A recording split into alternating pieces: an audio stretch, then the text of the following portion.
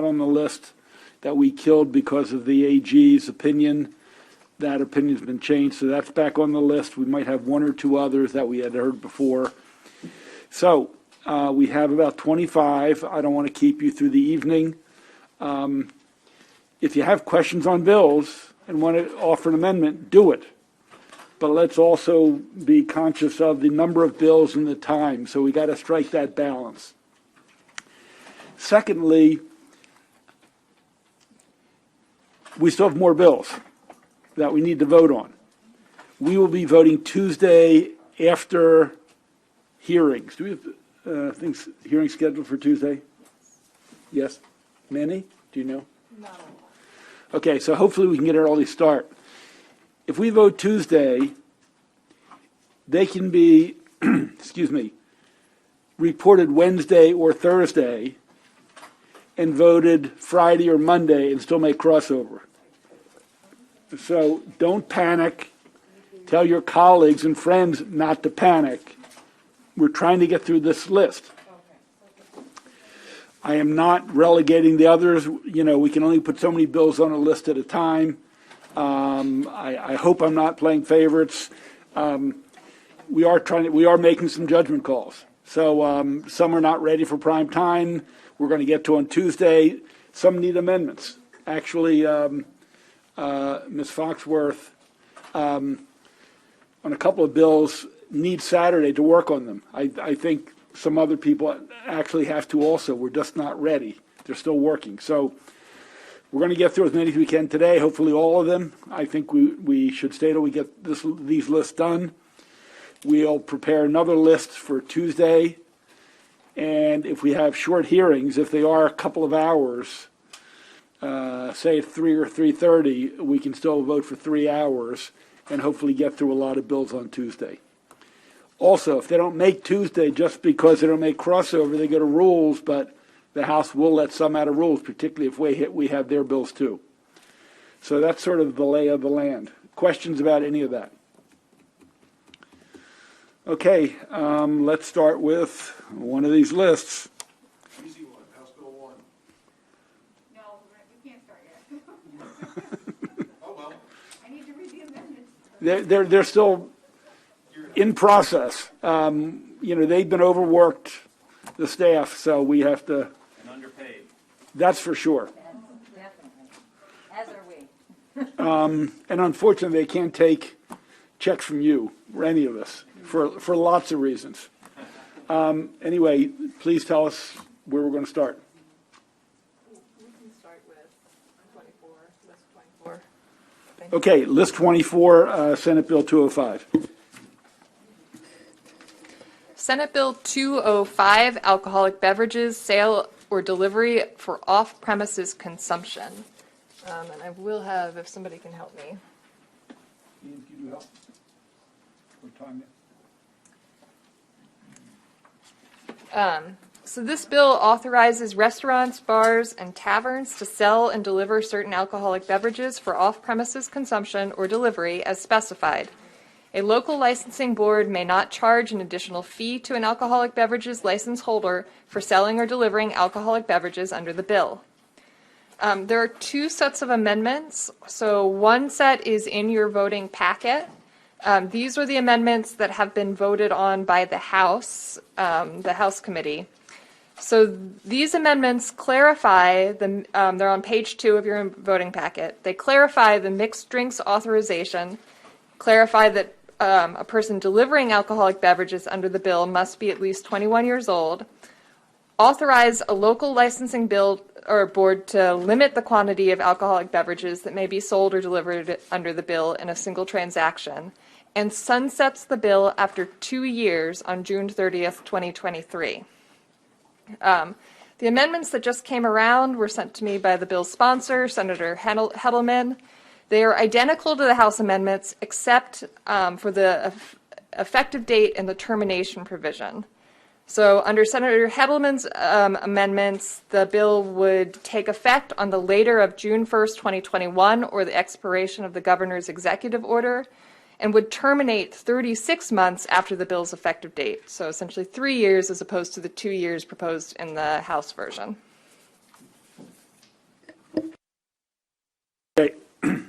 let's put something in front of us first. A motion on the bill and a second has been moved. Washington, seconded Riley.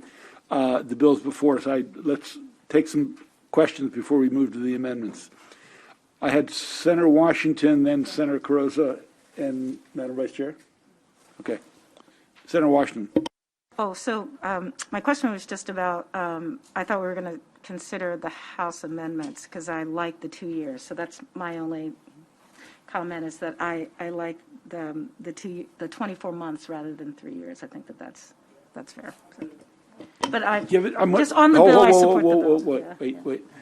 I'm going to, Senator Washington can finish her comments, then I'm going to go to Carozza, then I'm going to go to the subcommittee chairman who's been in contact on this issue. Yes, Senator. Senator Washington, were you done? I'm sorry. Cut you off, I apologize. I just wanted to, I'll defer to Senator Simon Ayers, the chair of Alcohol, just to be caught up, because I was getting calls and texts on what's in the House and what's in the bill. So if we can get that overview one more time. I know you ran through it, Ms. Martin, but I'm just want to make sure I have everything in front of me.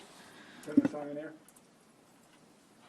So where we were yesterday was they came up with a date, the hard date of June of Brian, 2000. tell them who they is. On the House side. As a result the parties, of.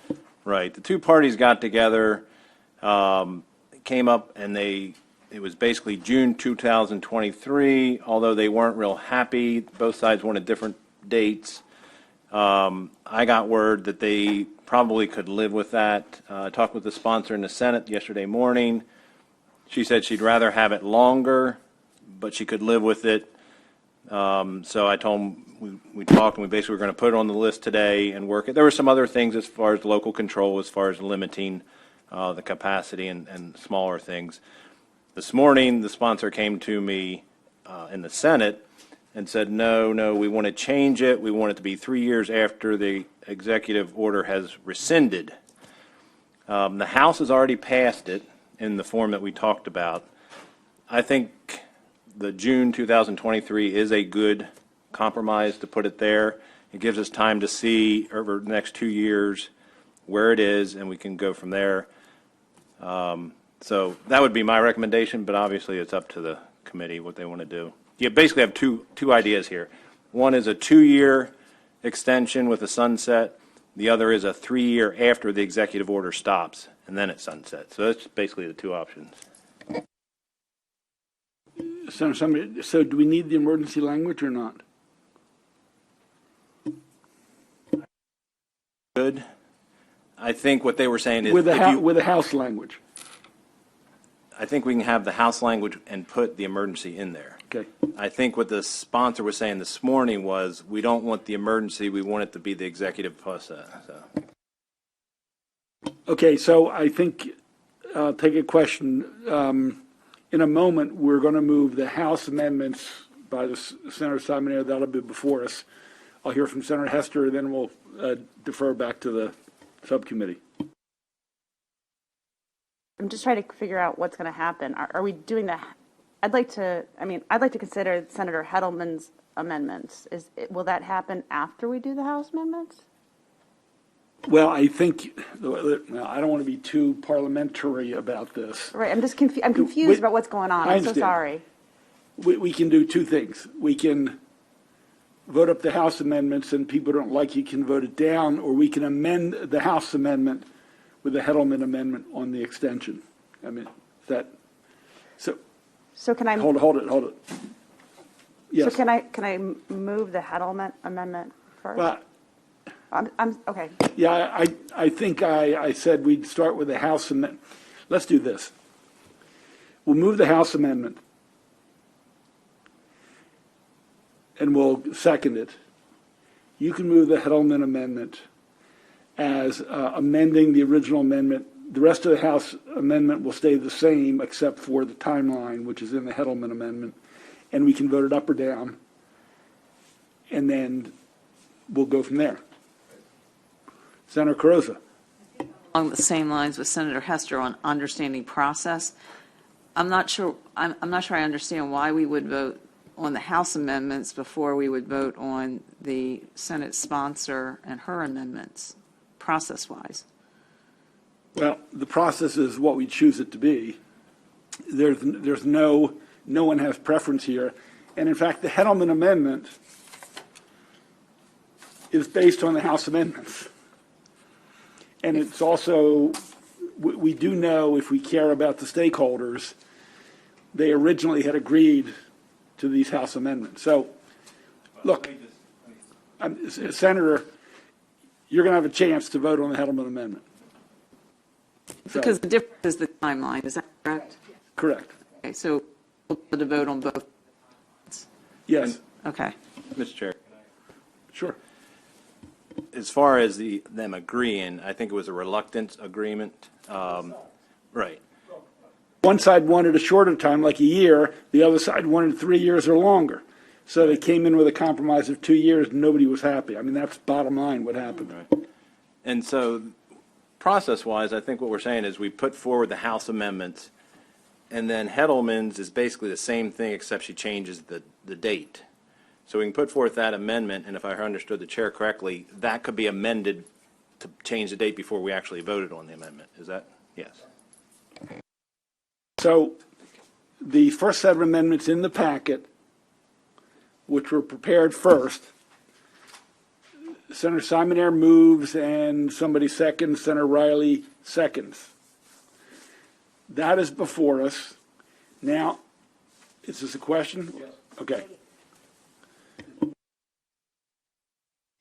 The reason for the delay is to see what type of impact it has on our social life, our DUIs, our regulatory scheme.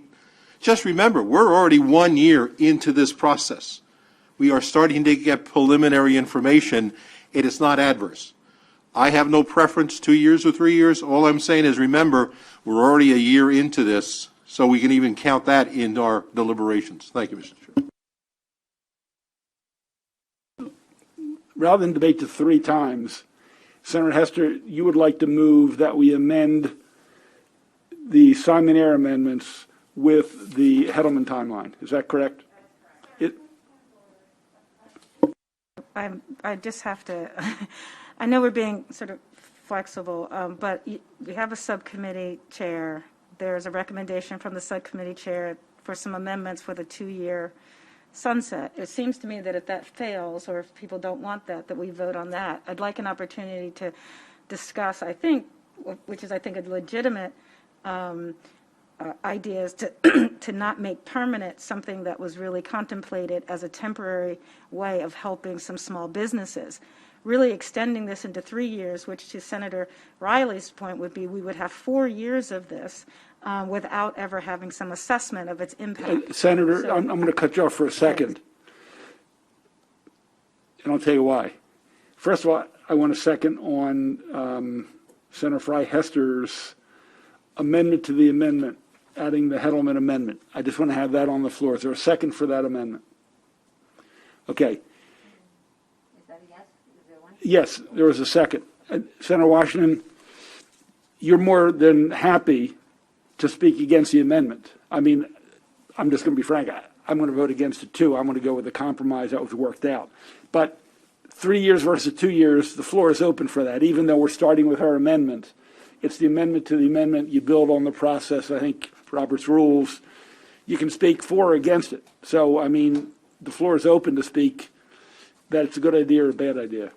So the floor is open on the Hedelman amendment, which means if you speak against it, you're probably speaking in favor of the amendment as it stands, or you want to change it. So, Senator Washington, you can continue now. I just wanted to be clear that we can still have the debate. On the Hester amendment to the committee or recommendation, I think we've had the opposition both from our mental health and behavioral health communities.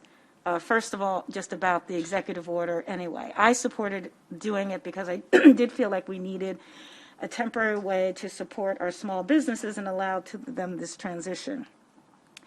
There are also, prior to COVID, individuals that wanted to codify this. So if we want to talk about, again, fairness to our small businesses who have liquor licenses, who spend a lot of money buying tens of thousands of dollars to be able to do what we're affording some individuals to do, into potentially perpetuity. So I do think there's not a lot of evidence yet about RDs being checked. There is not a lot of evidence yet on the limits about where to get some of these. And so I think a shorter amount of time is best. So I would encourage us to reject 3 years and go with the 2-year extension, which essentially is allowing 3 years to do this as a temporary measure, and then we can evaluate it. Thank you. Anybody want to speak on the other side in favor of Senator Freihester? Thank you, Mr. Chairman. The one thing that I've learned, unfortunately from the small businesses in Ellicott City, is that recovery takes a really long time. And so I'm speaking in favor of starting the clock after the state of emergency ends and going with the full 3 years. I really think it could take these businesses that long, and I'll add on 2 other points. I did ask during the hearing, I asked Mr. Wise to provide me with the impact that the pandemic had on the liquor stores and whether they had lost any money. And I did not receive an answer to that, and I really don't think that they're struggling right now. And then finally, I think that the delivery, I think the delivery is also, if you're delivering food and alcohol to people, that's safer in general. So that is my argument in favor of the 3 years. Further debate. Senator Gallion. Just a question. So, and I was trying to read and find this. I may have just missed it. So how much are they, what volume are they allowed to send out of alcohol? That's a great question, Senator. I mean, is it a 6-pack, a case, what? In the House amendments, which were just adopted, it says that the local board could set that. They could set the limit on how much could be provided or sent out for off-premises consumption. So do local boards already have something similar, or they'd all have to come back and just at their local meetings after this set something?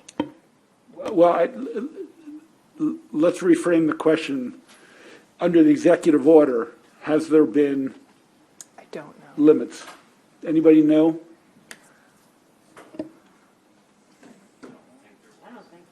Yeah, I don't think there was, and I think there were some places that delivered as much as 5 cases of beer, is my understanding. I could be wrong. Somebody can check that. This time we'll start with Senator Crozier, then come back to Senator Washington.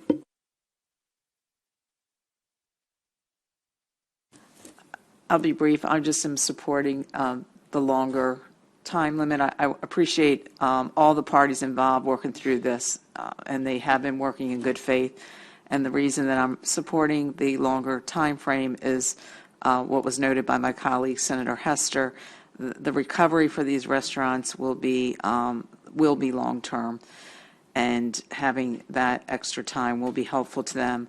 But I'm glad to see that everybody appears to be working together so we can pass something that will provide the aid that we need.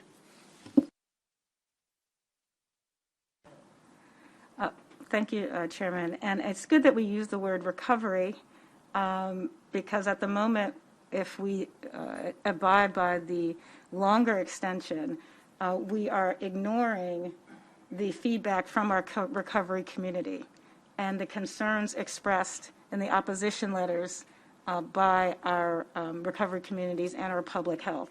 So again, I supported, the extension. I support it in terms of a very temporary measure, but I do think we need the shorter amount of time from a public health responsibility because we have both those accountabilities. We have responsibility for small business, but we also have a responsibility for public health. That's why we have laws about liquor and alcohol in a greater manner than we do in some other businesses. It's more highly regulated because of its public health implications. So I do think this is a good compromise, and I look for, I, again, would want to reject the 3 years and pass the 2 years. Thank you. Thank you. One thing I'll say is, what this is set up, I think, between the two parties is try to have time to evaluate, and the question is 2 or 3 years the proper time? And there's nothing saying that when we come back to evaluate it, we can't increase the sunset again. But if they come back and they say they've recovered, it's done well, then we can make an evaluation at it. If they come back and say, look, we're still struggling, the pandemic had gone on longer than we thought it, and we're struggling, then we can make another decision. It's just, the real question is, when do we want to reevaluate it? Not whether they're recovered or not. It's when we take a look to see when we're reevaluating it. So I personally think 2 years is a long enough time to see if it needs to be reevaluated at that time. 3 years seems a pretty pretty long time after the pandemic. Hopefully it'll be done. So that's why I'm supporting the 2 years. 2 questions for council. Number one, is there a report required to be sent back to the General Assembly at the end of this period of time? Yeah, she's shaking her head no. Number 2 is it's my assumption that this bill does not affect the current laws which prohibit public drinking, and of course our driving under the influence laws. This bill does not address either of those 2. It's just the carrying out of the alcohol in a sealed container. Right. Okay. Thank you very much for the clarification. Okay, I'm going to call myself here. Look,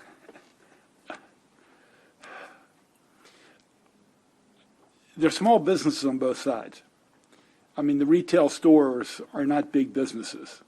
The restaurants are not big businesses.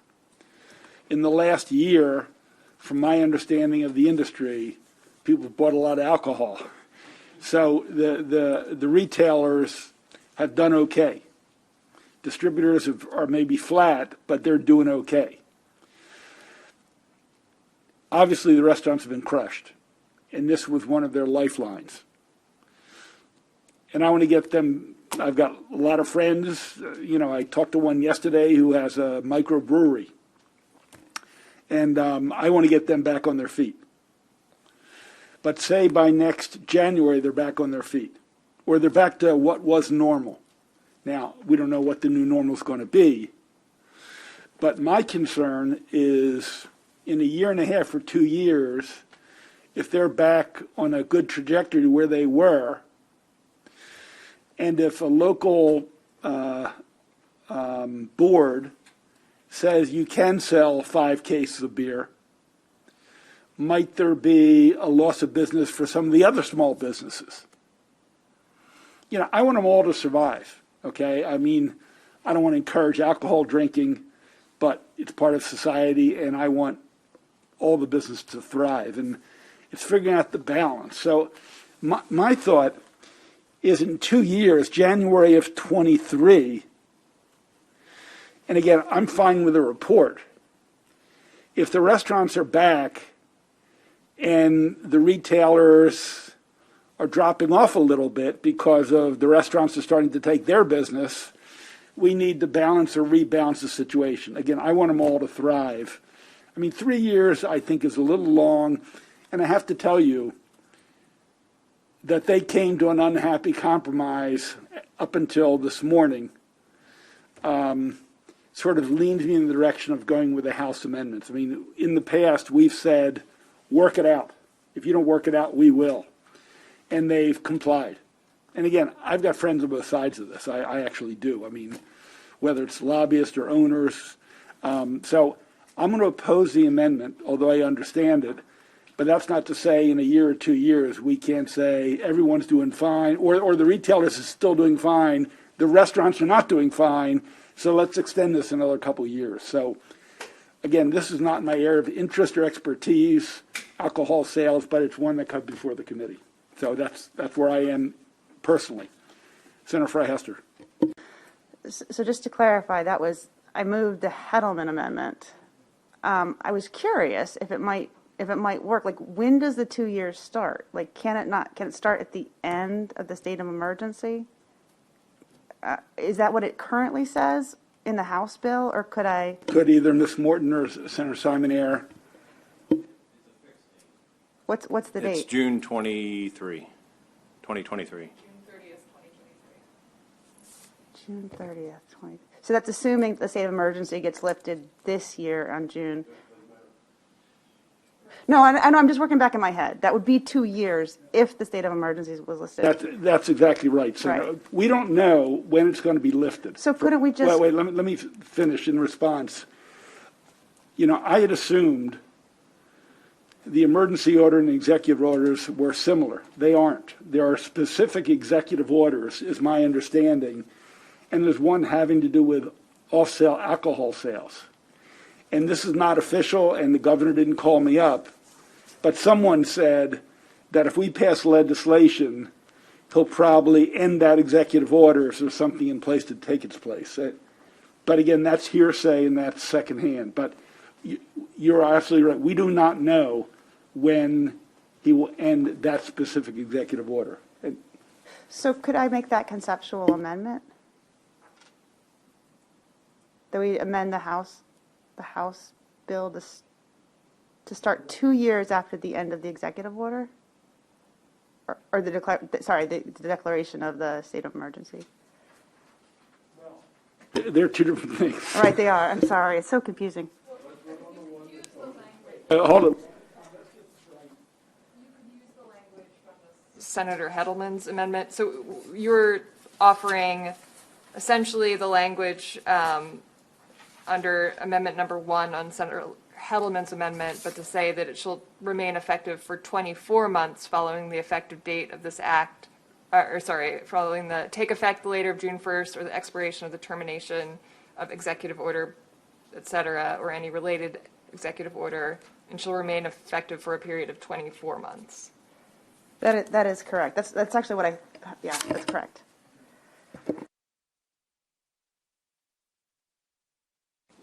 I think the practical thing of this is when is the legislature meeting, right? Whether you have it a June 2023 or a July or an August, it's when do we have to take action. So whether it shifts a couple months, I don't really think that affects. So.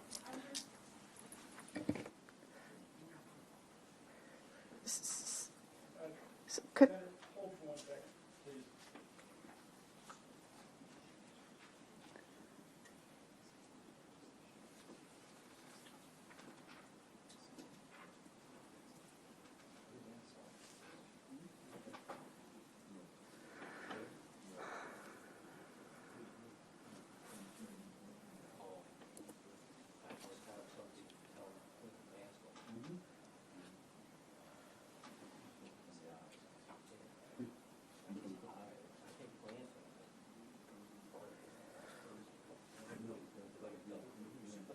What if the pandemic goes on for like another year? Like, I hope it doesn't, but like, what if the pandemic goes on for another year? Turn off your microphone. Yeah.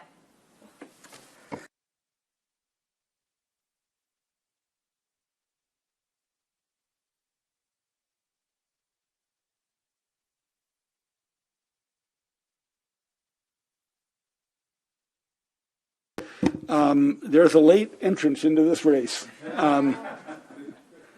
It has been suggested that we hold the bill if we can work. There are some other amendments coming.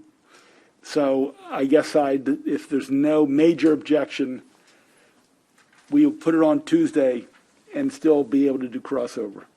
Plus the House bill is coming anyway. So we don't care whose vehicle it is. So that is my chair's request. I won't make it an order quite yet, but that's my request. Senator Gallion.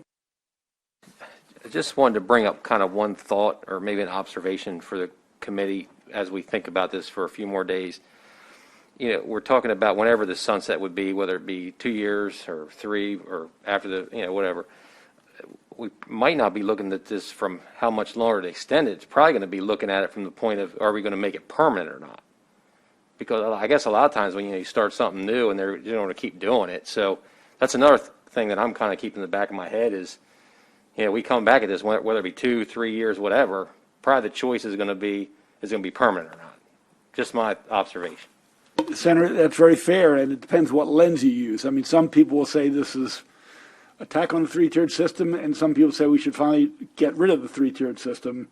That's why I think part of this has to do with the quantity. I think there are a lot of questions here, but let's not debate it now. We've spent 35 minutes on it. Let's hold it. Let's see if more amendments are coming, and there can be some offline conversations between the President's office, Senator Hedelman, Senator Simonaire, and the stakeholders to see where we are. So without objection, we are going to hold 205. So if you can save your amendment, I assume there will be different amendments, but okay, that's a hold. Next bill. Senate Bill 245, Public Schools, School Resource Officers, Requirements and Prohibitions. This bill prohibits school resource officers from entering a school building except under specified circumstances and from participating in routine discipline of a student. It also requires SROs to conceal their firearms unless responding to an emergency involving violence and to wear civilian clothing while on campus or in the school building. There is one amendment. It was handed to each of you separately in a packet, and at the top of it, it says Pinsky, and it's a SB 245. So what you're looking at here are working amendments from the House. And what these do is they would essentially strike the bill as it was drafted, and it would replace it by requiring the subcabinet of the Maryland Center for School Safety to adopt regulations to define school discipline-related school policies, rules, regulations, and procedures for the purpose of a specified prohibition. It would require SRO training to include an element about prohibited conduct.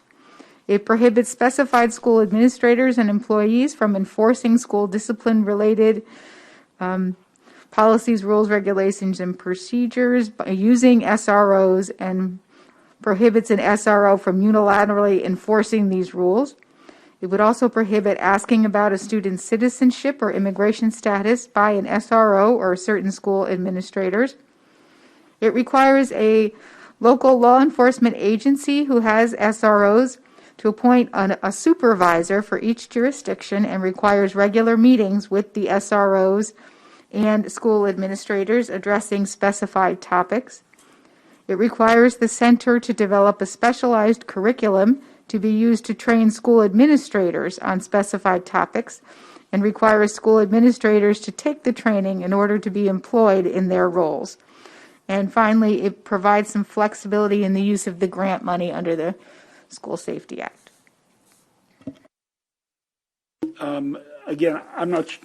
These are the House amendments, and whether they came under my name or Senator Ellis's name, I'm not tied to every word or sentence. Just so people are clear, I did not want to prohibit the use of school resource officers, and I want to leave that up to the counties still. And I also want to make sure those counties that don't choose to have a SRO still get their grant, and they can use it for children at risk, social workers, counselors, etc. I'm not locked into the specific language, so I mean it's really up to the committee, and I'd also defer to Senator Ellis. So let's first get the Ellis bill in front of us, so we need a motion. It's been moved and seconded. Now that bill, like I said, prohibits SROs, so I'm going to move these amendments to House amendments. Is there a second? Second. Okay. Discussion on the amendments. Senator Fry-Hester. Thank you. I just wanted to make sure that I was oriented right, because this is the first time I'm seeing this. The document, the amendment starts with the sub-cabinet shall, and I'd just like to be clear, is that like, which sub-cabinet is that? And is that existing law? Yes. So this is the Maryland Center for School Safety who administers this program and the grants, and the sub-cabinet is the entity in the center that does the administration. So if it is not capital, but underlined, it's existing language that they had to bring in setting the context for the capitalized, which is new language.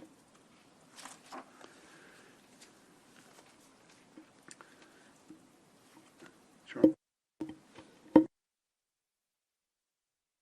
Vice Chair and then Senator Carozza. Chairman, so first off, thank you to you and to Stacy for for Ms. Goodman, for these amendments, because I did have concerns with the original bill.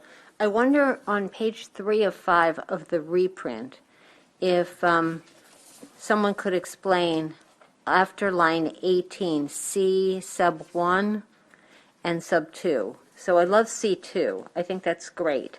But number 1, a school administrator or official or a school safety coordinator may not direct a school security employee to enforce discipline-related school policies, rules, regulations, or procedures.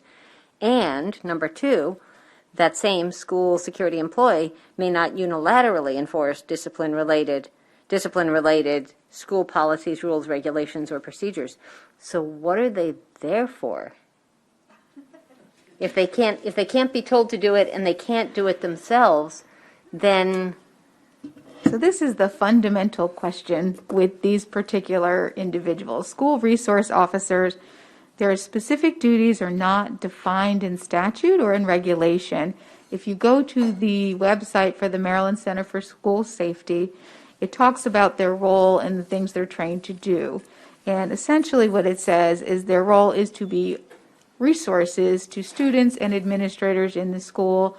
For example, liaison between law enforcement, to act, to prevent violence, to develop community policing type activities, developing relationship with students so they get to know certain law enforcement officers, or if there's a student, unfortunately, in the system, to be able to help them navigate the system.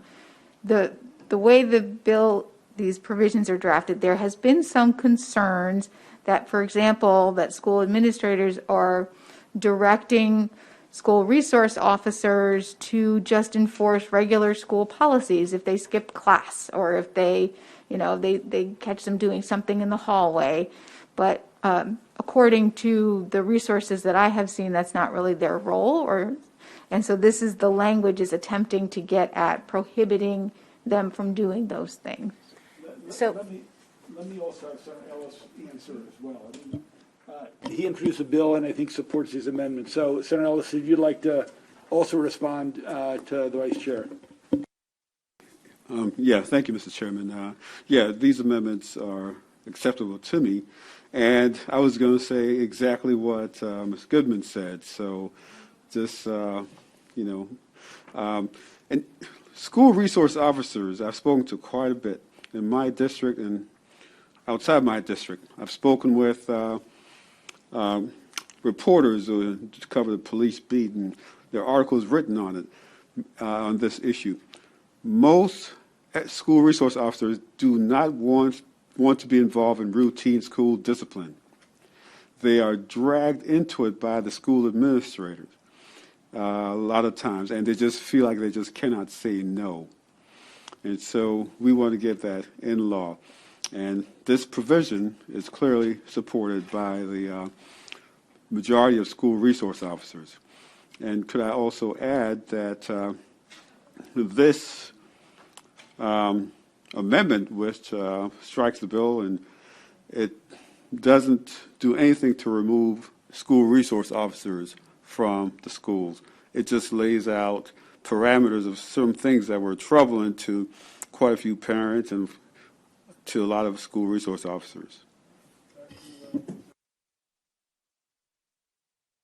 So I have a drafting question first. Ms. Goodman, could you explain why C1, sub 1, and sub 2 And then is this just two different, and then number 2, and then D sub 1, sub 1, sub 2, sub 3 are redundant next to each other? Is that just a different part of the code? It looks like it's the same thing, but it looks completely redundant? Well, let's just say it's obviously an error. Okay. All right. Okay. So let's assume that that's in only once. But I still, so let's see. So I am an SRO, I'm a school resource officer, and I'm walking down the hallway and there's a fight. Does that mean I wouldn't be able to break up a fight? I am a school resource officer and I'm using the restroom and there's a student in there using a controlled dangerous substance. Does that mean I look the other way? Is there, I mean, it just seems like we're paying these people to help keep schools safe, inclusive, respectful, constructive places to learn and socialize and mature and grow and ultimately flourish and become successful, law-abiding, residents of our state. So I'm totally on the don't ask immigration status. That's just weird. They're not the INS, the Immigration Naturalization Service. But these other stuff, I think it's too broad. So I have concerns with this version of the amendment, whether it's in there once or twice. I don't like it either way. Does someone want to respond before I get to, I have got 3 people noted. Anybody want to respond to Senator Kagan on her points? I think I had, we'll keep you in the queue, Senator Carrozza. I'm going to skip you for now, unless you want to speak to her question. Okay, we'll come back to you. Senator Washington, then Simon Ayer, on specifically on what was raised. Absolutely. So I think the overall goal of this language is to reduce interaction with police, right? And so, again, in school systems where they still have the concept of Mr. Officer Friendly, that's fine. But what you do have are, so breaking up a fight, I think maybe we can clarify that. So anything like a threat of violence or something, I think that we should say that they should be able to act. So I'm with you. But what is being reported and discipline is disrespect. This happens a lot. It happens to a lot of students of color. And the disrespect or talking back is perceived as a threat. I'm just saying what it is. And when you are a black and brown body, yelling, moving, waving your arms gets perceived as that. So back in the day, we had the vice principal, because my uncle was a vice principal, and he was the one that came in and dealt with that kind of thing. But in some of these school districts, they just have an actual police officer. So I think if we can, distinguish between threats to, the physical security and allow for that, but make it very clear that just sort of basic classroom management, that's the other thing, is if there's a student is talking or being respectful in the classroom, the police officer is brought in. We've seen images of, kindergarten students and young kids being dragged off by police officers. That's what's wanting to be distinguished. But you're right. I think we need to work on that language some kind of way. Thank you. I'm going to go to Senator Simon Ayer. Then I'm going to come back to Senator Washington for that amendment, and we'll take it up as amending the amendment to hopefully improve the bill. Senator Simon Ayer. Thank you. I looked this over last week because I had some other issue I was looking for, and this section confused me as well. But I think what you find in C11 is that's dealing with a school security employee versus D is dealing with a school resource officer. So that's why it's duplicated. It's dealing with two. So C1 says they may not direct a school security employee to do certain things. And then D says that they cannot direct a school resource officer. But maybe it could have been reworded differently to make it concise. She doesn't like my explanation, but... No, I think you're right. Not at all, Senator. In fact, I think you explained it very well. I was making okay. a different comment. I thought you were shaking your head. Even a blind squirrel, I said her. Just kidding. I appreciate the senator. I'm going to go back to Senator Washington, and I think what I heard, so I want to clarify this, and I am coming back to you, Senator Cruz, but we can always amend an amendment in front of us, is other, but may engage if students are engaged in physical violence. May intervene if students are engaged in physical violence. I don't want to have the threat of it because that opens the door to anything being a threat. So I don't want to put words in your mouth, but is that what you are suggesting? Except, I think you have this first thing, except as it relates to, the direct threat for students and staff in breaking up a fight, de-escalating aggression, that type of language, if there's a way to. Point out that the reason this bill has been sitting in the subcommittee in the House is because no one can figure out exactly what school discipline-related policies are, and that is why they added the language to have the sub-cabinet do that work. And I think if you notice in the first part of the bill, on page 2 of the reprint there, where it says adopt regulations defining discipline-related school policies, that would be the whole point, is for them to make those decisions, for example, to talk about violence, that could be stopped, and that other things like not skipping class would not be, I think that was the whole point of the bill. Well, Yeah, but could I don't think that negates what the senator is saying. And if we want to fine-tune it and be explicit, there's still a lot of gray areas around it that the group can work with. So I don't think it's out of order. Again, Senator Washington, I'm a little anxious of saying the threat of. Yeah, I agree. I think it's engaging in physical violence. Yeah. So Agreed. I'm going to count that as an amendment somewhere to go on the bottom of 3 of 5 as an exclusion that they can do. I'm going to leave it up to the committee council to write. But I'm going to assume that is an amendment motion from Senator Washington. Is there a second? I'm willing to second that, but I'd like to add to it. Can we? I hate to get amend the amendment of an amendment. Can we It's up adopt to you. it You want to first? just do the Washington Amendment? If we can. It gets a little ephemeral for me to they call it. Yeah, if it's on this amendment. Well, Washington Amendment. I mean, the bill's not going away. Look, anybody can offer an amendment, and that's what's in front of you at that particular time. You can speak for or against that amendment. Okay, then I will speak against any amendment and any legislation that weakens the current SRO program. Okay, that's out of order for now.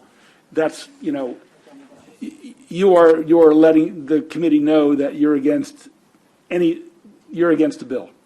But right now, this is a more narrow cast conversation. So we're sitting here as a committee trying to clean up an amendment of a bill that's been gutted that was meant to first eliminate SROs, and now we have an amendment that we're trying to clean up here, and we're amending, and the bottom line is we're weakening SROs across the state.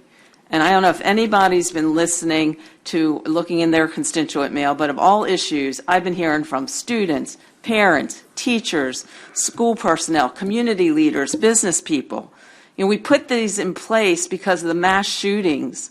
And these SROs, this is something that works. So we have a bill, and I respect my colleague who introduced it, but we have something that is actually working in our schools on any issue. Of all the issues so far this session, this has caused the most emotion. I mean, I've got email after email talking Senator, about why we would change this. When we get to the bill as amended for the final conversation, you can speak against it, vote against it. But is that what we're doing right now? We're cleaning up an amendment from the House?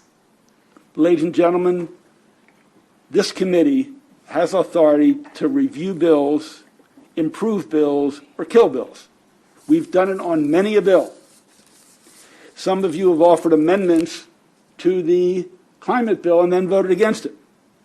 Okay, for example, so my understanding of Robert's rules is you put the bill on the floor, there's an amendment. If there is an amendment, you move it, and that amendment can be amended. Now, at a certain point, you get too many levels removed, so we're going to take a couple at a time. But I think it's only fair if at the end of the day you want to make it clear you are against a bill, that's fine, but you can't stop the committee from trying to improve a bill. Now, if at the end I just wanted to clarify what we were doing, that, and I've told you. okay, thank you. I have a question Now, on the amendment. if it's not obvious that we're wasting time of how many angels can dance on the head of a pin and it's going to go down, we are wasting our time. And if you would like me to take a straw vote to see how many will generally vote in favor if it's cleaned up, I can do that. I don't want to be too rigid, but I don't want to cut off discussion. Our responsibility is to make bills that are considered better bills. So just because someone doesn't like it is going to vote against it doesn't mean other people don't have the opportunity to debate it. I have a question on the amendment. Yep. Thank you, Mr. Chair. So on the amendment, the way I'm reading it, it is kind of prescriptive what these different programs are going to be required to do at each district, each county level or whatever. So my concern with the amendment is, okay, I've spoke with teachers, union leaders in both the counties I represent, and a lot of parents, and they're very happy with the program as they are right now. And I'm just speaking in those two counties. I'm not speaking as generally. So my concern with the amendment is it's kind of getting prescriptive and kind of telling them how they have to do this when what they're doing already is working great for those two counties from everyone I've heard from in those two counties. So that's my concern with the amendment. Well, I'm going to speak in favor of the amendment, Senator. And in my county, people like the SRO in those schools where the SRO is in fact officer friendly and where students come up to them and say, look, someone's dealing drugs in the school and you need to know about it, or MS-13 is planning on beating up a kid next week, and where that person, it gets to community policing, kind of school policing, but where they start beating on kids, that's a problem, particularly minority kids, even if they are minority police officers. And so I think we have to be clear. So the question here is, should they be doing discipline-related school policies? So if a kid is late to class, should they be getting in their face? I don't think so, and I just saw Senator Hester shaking her head no. And this is to do two things. To say you're not to micromanage and be the vice principal for discipline. You're a police officer. And if they do see drugs, and a kid snorting cocaine, that's a criminal offense. They can deal with that. So putting parameters, I'm not sure, Senator, this will change the practice one iota in those counties. I don't know. But I think it's appropriate to get as clear as we can on some parameters, but giving some flexibility. And now I'll stop there. I've got more to say, but I'm going to stop. Senator Hester. Thank you, Mr. Chair. I think that it really the definition of discipline really requires the sub-cabinet's insight. I would be in favor of the Washington Amendment.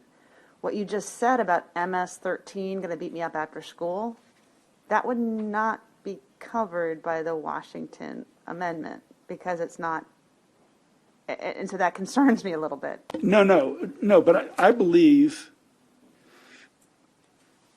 someone coming to the police officer saying there will be violence, and the police officer either telling more people in the department if they're going to need more squads, or the principal.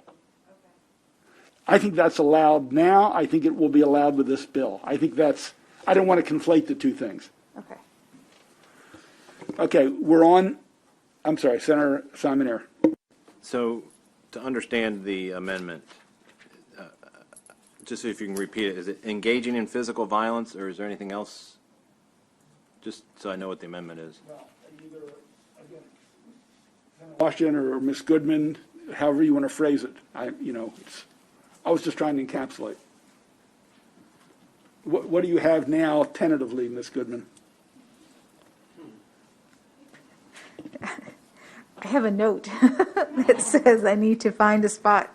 Well, you don't have to tell us say- what the spot is, Yes. but get as close as you can in what Senator Washington and myself are suggesting. Well, in this case, what you're saying is what they can do versus what they can't do. And in this, you have asked to say that, I know that, but my thought is how you work it into the provisions as they exist in the amendment, which essentially says that they can't enforce the discipline related, but is physical violence a school?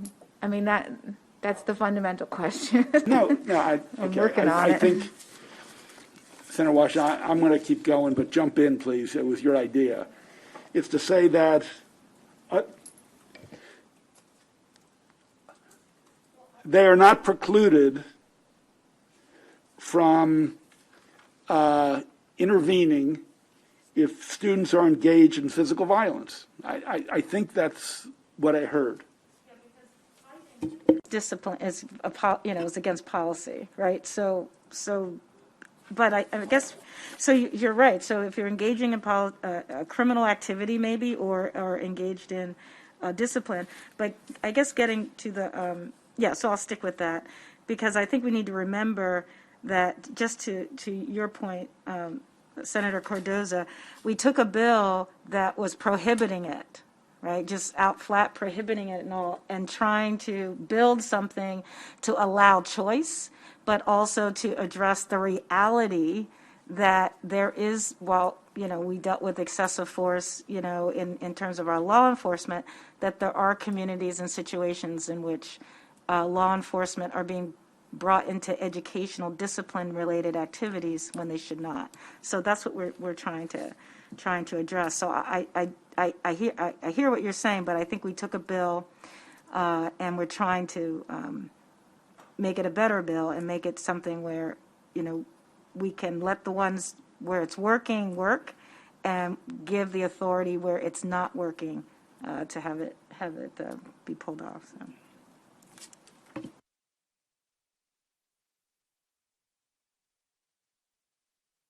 Yes, Senator. Seriously. But sometimes we have conceptual amendments and we vote on them. I'm not sure the amendment, I got the concept of kind of what we're trying to do, but I'd like to see what it looks like. If legal counsel can't tell us what the amendment is, I have a serious problem of voting on it. Let's go on to other amendments, or the bill is amended, and we'll go from there. Purposes of continuing with the other amendments. Okay. If that works. But you would like, Yeah, I Committee want to counsel to continue, keep but moving just, on it. yeah, I don't want to get. okay, right now, the amendment on the floor are the House amendments. Madam Vice Chair. Just a quick thing, because I think there are a lot of us who have strong opinions on this issue, and I think we all hear from folks back home who have concerns or love them or want to ban them or whatever. And I wonder whether there's a small subset of us who might just offline be able to sit down with Ms. Goodman and the sponsor of the bill and just brainstorm and see if there's something reasonable that is flexible enough for the counties that want them or don't want them and doesn't affect funding, addresses discrimination issues, but allows some local control and keeping our schools safe. Is that a remote concept, Mr. Chairman? Okay, let me do this. Putting aside the original bill, which prohibited them, if there was to be a bill that addressed SROs, but clarified what their role was, maybe not this exact amendment, and got into a posture that they felt it was needed to pass a bill to put some parameters on SROs, by show of hands, how many would consider voting in favor of it? Yes. I mean, some people are against this bill.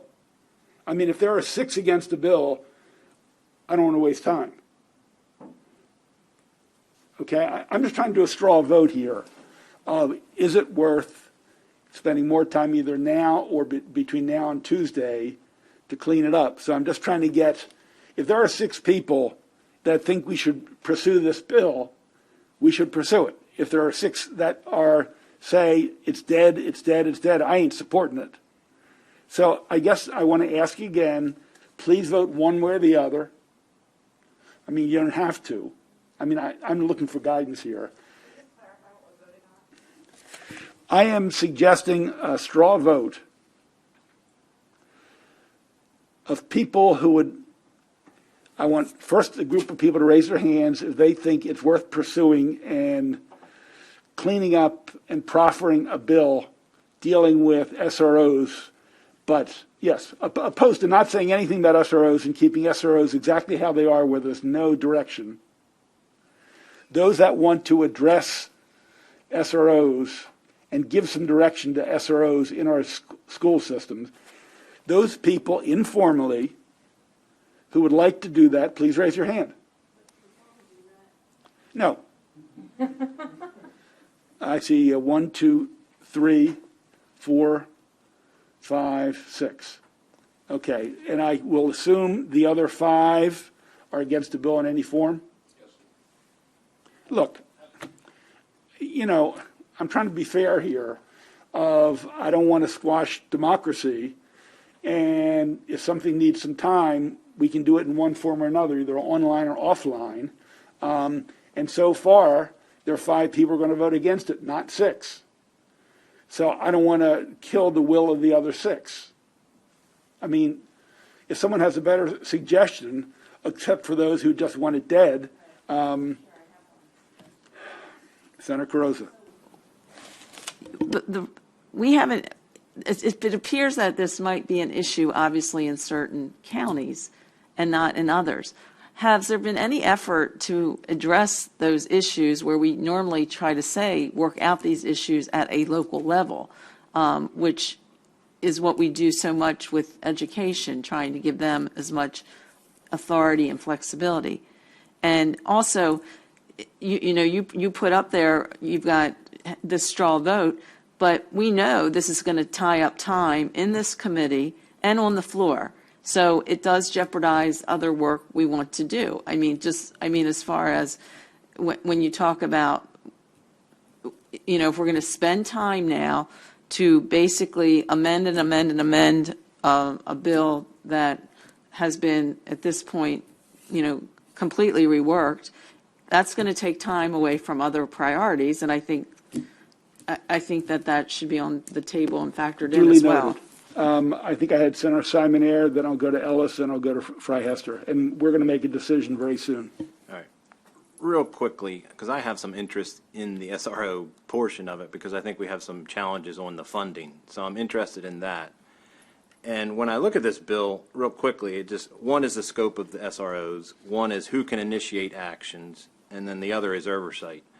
So, and I'm not sure even if my colleagues would support this, but can't they have, just put a simple thing in here, say they will adopt regulations to define their roles, and then it comes before a Senate AELR committee and they review those so they have a consistent policy?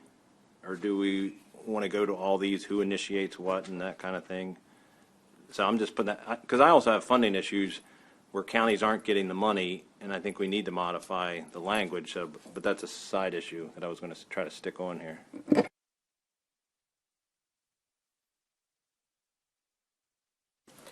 Yeah, thank you, Mr. Chair. All of you colleagues heard my initial presentation of this bill hearing, the witnesses. All of you are aware of George Floyd being murdered by an officer of the state.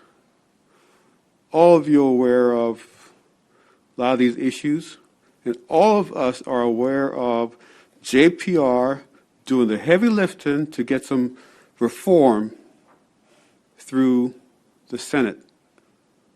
So it's now our turn to do the heavy lifting and work on this portion that has to do with our jurisdiction of educational issues. That's why this bill was assigned to this committee. So how can we spend time discussing liquor bills, and then we have this big issue in this society, and we say we have no time for it? It may not be an issue in certain of your districts that you know about.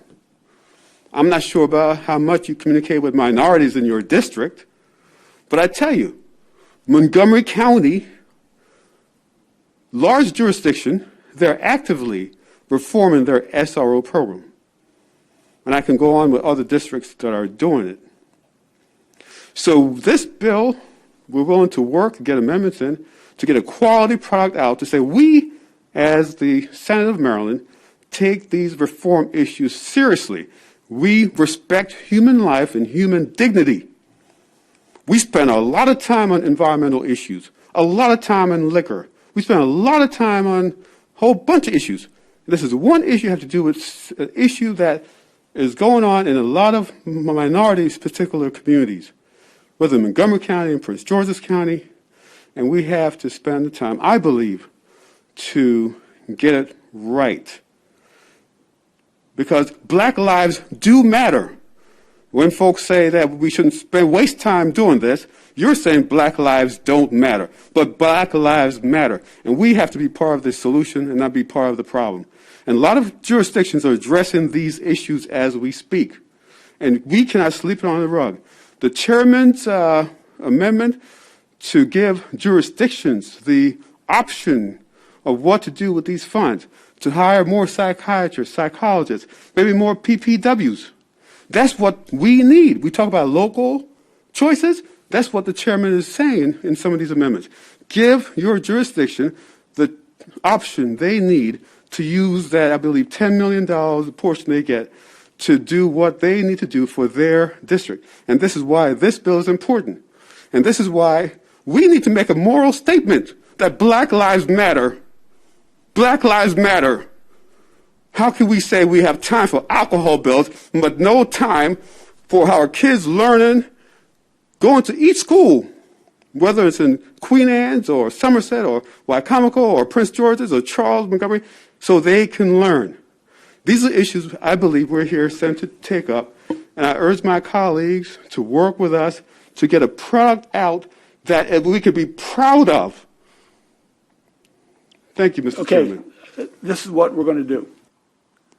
I'm going to assign 3 people to try to come up with a bill or a version of the bill with Ms. Goodman before Tuesday.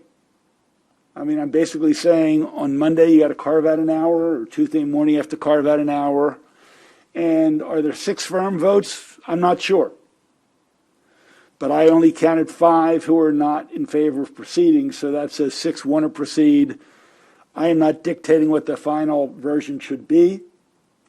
So I'm going to have the vice chair, the sponsor, and Senator Washington, along with Senator Goodman, try to see what they can come up with. That, surprise, that gets us to a place that we're not going to please 11. 4 or 5 have already said they're not going to vote for it. Either you're going to get the thing that can get 6 votes or it can't. So that is what we're going to do. Either it's ready Tuesday or it's not ready. We'll take it up Tuesday in a limited period of time, and that's what we're going to do. And I'm going to say one other thing in closing, because I'm going to cut down the conversation on this bill. 5 years ago, after the killing in Southern Maryland, I think it was Southern Maryland, right? The student was shot, I think, St. Mary's County. There was a school safety bill. And it was all about putting in metal detectors and response time for police when there's an errant shooter. And it was, let's get our kids safe, and let's have money for SROs.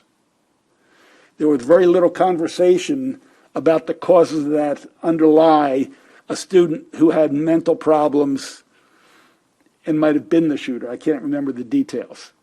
So there was a rush to judgment, and I think the question here is, was it a bit of an over reaction, and we're trying to get the twig back to where it should be. So there's an assignment.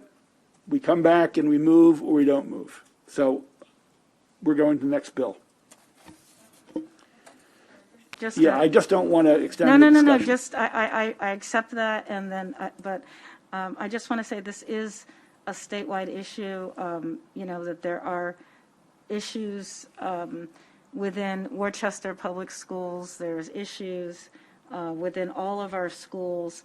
If it's, in addition to race, there are students who have disabilities that are disproportionately brought up. I mean, so, while it is disproportionately impacts around black and brown, it's also for students that have disabilities. So I look forward to figuring out something that we can all work on. Okay, and as we leave this topic, one of my friends who've been listening to this on YouTube said, for levity, you should move unfavorable, but with amendments.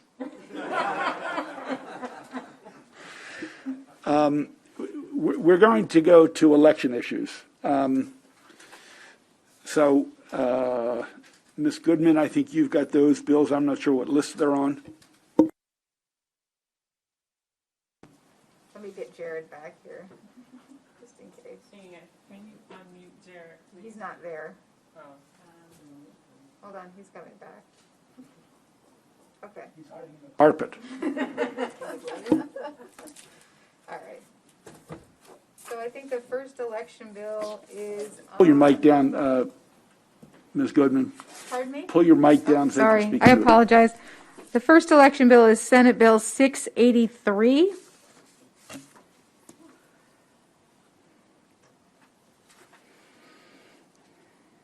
Okay, and this is Senate Bill 683 is election law permanent absentee ballot list.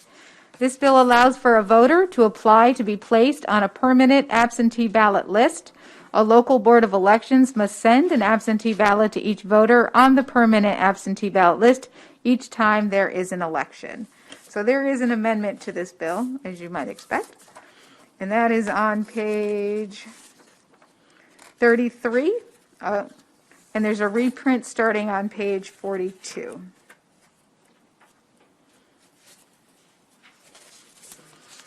So what this amendment does is it defines ballot drop box. It requires a local board of elections to designate locations of ballot drop boxes in the county, subject to criteria established by the state board of elections. Requires those locations to be approved by the state administrator, and the state administrator must approve the locations if it meets the state board of criteria. If the state administrator finds that those locations do not meet the criteria, they must send it back to the local board for reconsideration to be in compliance, and the state administrator must give a detailed explanation of why it is not in compliance with that criteria. If after reconsideration and resubmission to the state administrator, the county locations don't meet this criteria, then the state administrator may add additional drop box locations in the county. Further, the amendment requires that the envelope that is used to mail the absentee ballot to the voter must include a statement requesting that the recipient send it back if the intended recipient no longer lives at the address. It also requires absentee ballot applications to be sent by a local board of elections to each voter at least 90 days before a primary election. This bill also incorporates the amendments put on the House bill, and one of those amendments is a requirement that the State Board of Elections send a written communication to each voter on the permanent absentee ballot list with certain information. It also requires a voter to notify the local Board of Election of changes if they are on permanent absentee ballot status. And there are provisions for removing a voter from the permanent absentee ballot list. And there is one last provision here. And so this provision on page 50, this is probably going to come out in a different way, but this would have authorized the State Board of Elections to use voting centers instead of precinct polling places after consideration of certain criteria.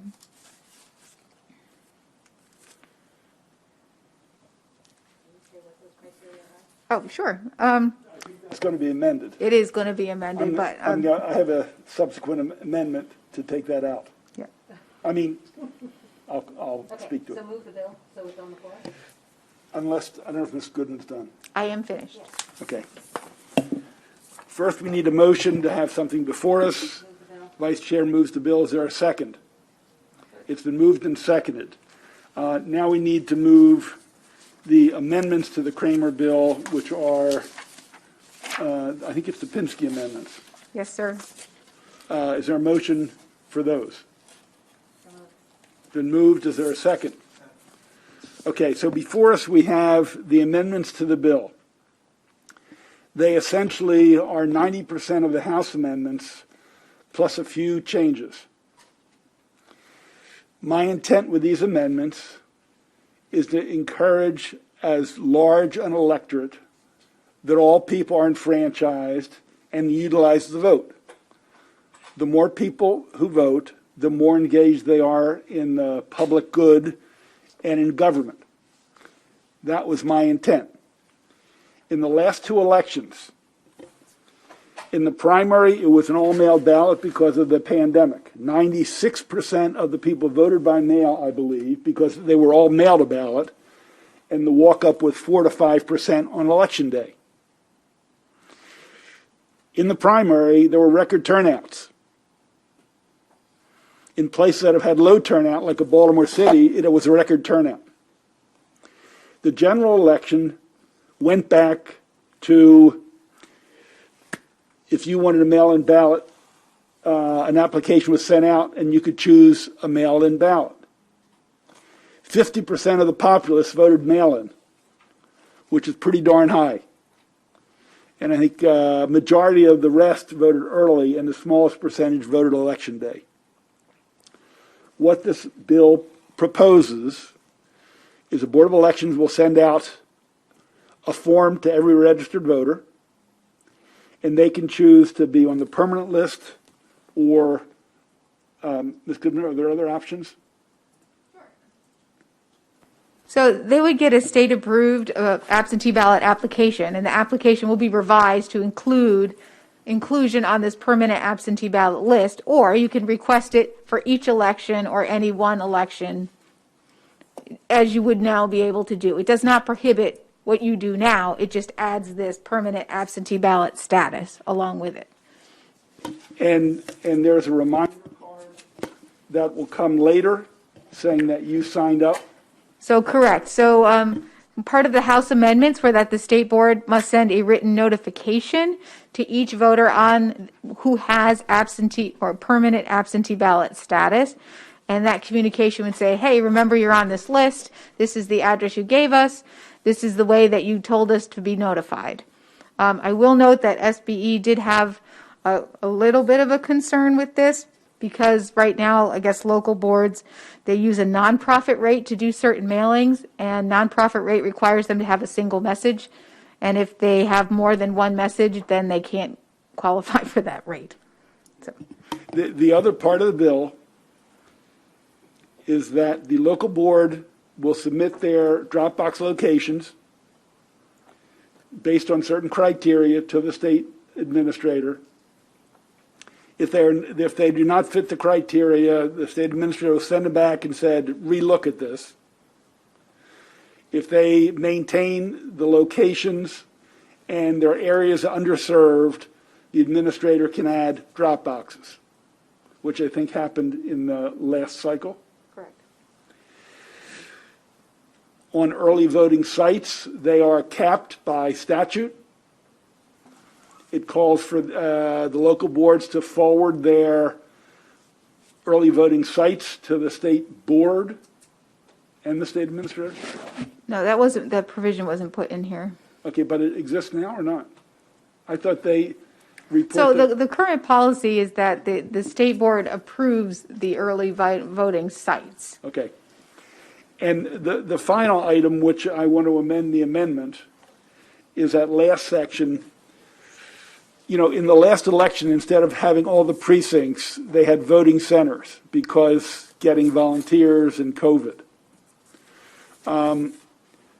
I think at some point, if the number of people on election day gets so small, maintaining 1,000 or however many precincts we have might go the way of the dinosaur. So originally I said that if it doesn't reach a certain number, it gives the authority to the state to make voting centers. I would like to retract that and replace it that they give a report after the 22 cycle as to how much precincts were used on election day and report that to the legislature. So if we want to go ahead and consolidate going forward, we can do that. So it softens that section, if it were. People understand the amendment to the amendment? Is there any objection to that? It takes what was originally more authority away from the state. So essentially, if we find out that only 5% of the people do walk-up, but it's requiring thousands of people to staff a precinct for like 18 voters, it's nuts. So it doesn't automatically change that. It calls for a report back on that. Okay. No objection. That amendment is adopted. Okay. So the amendments. Discussion on the amendments. Okay. There's no discussion, if you'd like. Okay, it seems like there's no discussion. So I will start discussing. So let me start with, in the interlineated, page 47 in the packet, or bill number pages 304, line 23. Page 47. Page 47, line 23. Okay. Stacy, can you start by explaining to others, just so everyone's on the same page? And then I'm going to tell you my concerns about that. You talking about a subsection D? Yes, D1 sub 3. Okay. So D1 Roman 3? Okay. So voters shall specify in an absentee ballot application one of the following methods by which the voter chooses to receive an absentee ballot, and that authorizes a voter to choose by the internet. So to amplify for anyone watching at home, it offers three options: to get your absentee ballot in the mail, to get it faxed to you, or to get it on the internet. So last year's election, and I have the numbers somewhere, and if Ryan is listening, maybe he will just message me. It was like 322 people or something out of everybody who voted, which is fine. And I think faxing should be an option. Ms. Goodman was kind enough to share the reality after a hurricane that people didn't have electrical service, but they had access to phone lines, and so there were phone lines that were set up, including fax lines, and so we want to be as flexible as possible. The problem with internet-delivered ballots are plentiful. First off, they are super vulnerable to being hacked. Second, they are onerous for the voter and for the local boards of elections. And, now arguing a little bit with myself, and it really must be an option. If someone is defending our country and representing our country and they're in Afghanistan, or they're in the hospital, or grandma's sick and they had to fly to Dubuque, they would not otherwise be able to vote unless they had an internet-delivered ballot. I totally get that, and we would not want to preclude that option. But including it here as an equally viable option is to have more provisional ballots, more ballots that aren't returned because, I just thought I could vote online. So no, you mean I'm going to have to print it out on a printer? Well, I don't have a printer, or my printer's broken, or I'm out of ink. And then they've got to find a number 10 envelope. Then they have to pay for a stamp. And they've got to do all that. And when it gets back to the Board of Elections, The Board of Elections cannot scan your home printed printer, hello, Jared Damaris, cannot print from your piece of paper on your home printer, so they have to have bipartisan teams, one Democrat, one Republican, sitting there and say, okay, for governor, this voter voted for Jones, and they sit there and they fill out Jones, and the person of the other party watches and makes sure that they fill out Jones, and onward, and then it's that new ballot that is now going to be valid and hopefully accurate is what can be scanned. So it's online delivered, it's vulnerable. The National Institute of Standards and Technology totally recommends against having anything online. I think it should be much narrower and not listed equally among the three. An amendment, Senator? No. I don't have, so the amendment, and Jared, I'll toss it to you or Ms. Goodman. So I think internet delivered ballots should be available as an option, but should not be included in a mailer that says pick A, B, or C, and they're all three perfectly fine.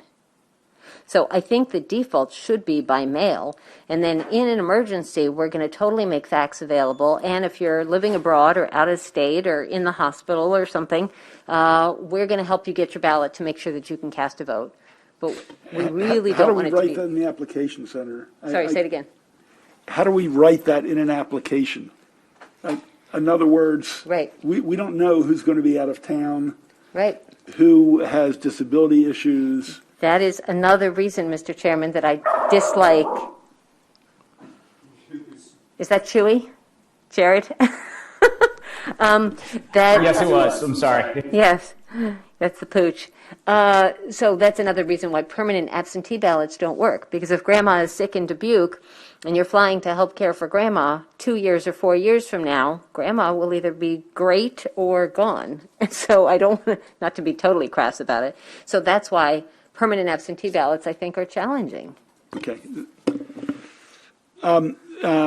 Mr. Damaris, do you know how many internet ballots there were in the state last year out of the total cast? The ones that went through the internet? Yeah.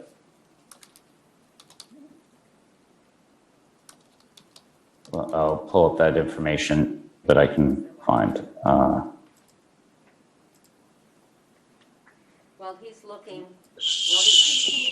So a total from the 2020 presidential general election, we sent out a little bit over 1.7 million absentee ballots to voters. Mailed ballots. In that election. Mailed ballots. Mailed them. 1.7. What? 1.7 mailed ballots. 1.7 million mailed ballots were sent out. The question is, how many ballots from the internet out of the total cast were there? So the total ballots sent on website was about 180,000, or a little bit over 10% of all the ballots sent. Were sent by the internet?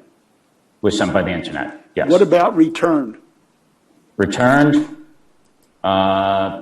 How many total were returned and how many total internet were returned? Received, total ballots received, that was sent by the internet, was about 116, a little over 116,000, which represented over 7% of the number of absentee ballots received. Okay.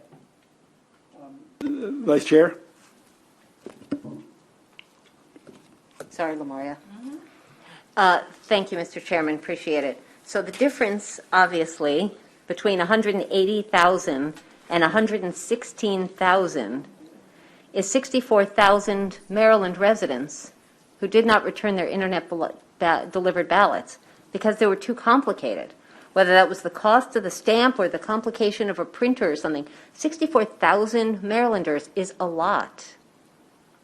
Yeah. So I don't think we should give them equal standing to the 1.7 million that got it in the mail, and certainly not for permanent. For one time, I'm going to the hospital, One time I'm going to be out of town, one time I'm deployed abroad, totally get that. I'm on board. But over and over and over, I think that we're creating a problem. But Senator, it's also possible they just went and voted on Election Day. They requested it, and they voted on Election Day, so we don't know it was too complicated for 64,000 people. So the problem, Mr. Chairman, is they couldn't. The problem, Mr. Chairman, is that they couldn't do that because they would have to cast a provisional ballot because they would already be on the record as having asked for and been sent a ballot. So if they say, forget about it, this is too hard, or my printer's broken, or I don't have a stamp, and they show up on Election Day, they say, sorry, Mr. Smith, you've already asked for a ballot, you don't get to vote. So you can do a provisional ballot, and then they figure out whether your internet-delivered ballot was ever submitted or not. So, Jared, If they show up. if someone requests an internet ballot, didn't return it, went on Election Day to vote, voted provisional, is that vote counted if they didn't submit their internet vote ballot? Right, as long as they didn't submit the other ballot, then the provisional ballot would count. So we don't know if the 64,000 who didn't return the internet ballot, we don't know if they voted or not. Right, I mean, this is right. This is not internet voting. This is the blank ballot delivery to a voter. Right. Just like as if it was a ballot delivered via mail to the voter. It's just a blank ballot that's being delivered there. And one more question, and I'll turn it back to the Vice Chair. The State Board of Elections has wanted to provide the internet request, which has to be sent by mail in return, for a number of reasons. I think you talked about the disabled, people that don't have transportation, who are going out of town, whatever. Do we know if the SB wants to maintain or retain internet voting? Internet request, I should say. Right, I was going to say, we do not want internet voting. But That's not in the law. We've been offering this process now for a while, and we've had a lawsuit regarding it as well to make sure that it's open. And federal law requires the offer of at least electronic ballot delivery. So these are all the rationales behind us requesting as many different options to get the blank ballot delivery process to a voter. And it's just to make it as easy as possible to the voters. Okay. Madam Vice Chair, do you have an amendment? I guess I'm not sure how to proceed. You've got a concern, but I'm not sure if there's an amendment. Senator Washington, you're also well-versed on this issue. Is there something you'd add? Two, so where it's one of the following methods by which, and you're saying to strike two via email. I mean, three, sorry. So you're asking to strike that. That seems to be what you're saying, if you're saying that they're not, and I agree, because the vulnerability is high there. The return rate is 67% versus 92%. It's not equal for the other reasons. However, because of some of the other considerations, I think there needs to be some other place. But I think you could put a motion, and I would second that, to simply delete that email from that sentence. That's where I am. Senator Hester? Thank you, Mr. Chairman. I was just trying to clarify what Jared had said about whether they did or they did not want the ability to send or receive the ballots by the internet or by email. I'm just looking at number 23 says internet and number. Yeah, just for clarity, Senator. Yeah, please. In the state of Maryland, hold it, Jared. In the state of Maryland, we do not have a vote by mail. You may not vote on the internet.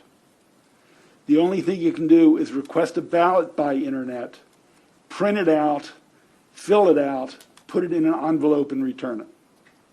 SB said they want as many options, and the vice chair thinks this is a bridge too far. Or I don't want to put words in her mouth, but that's serious concerns that she would like to remove it.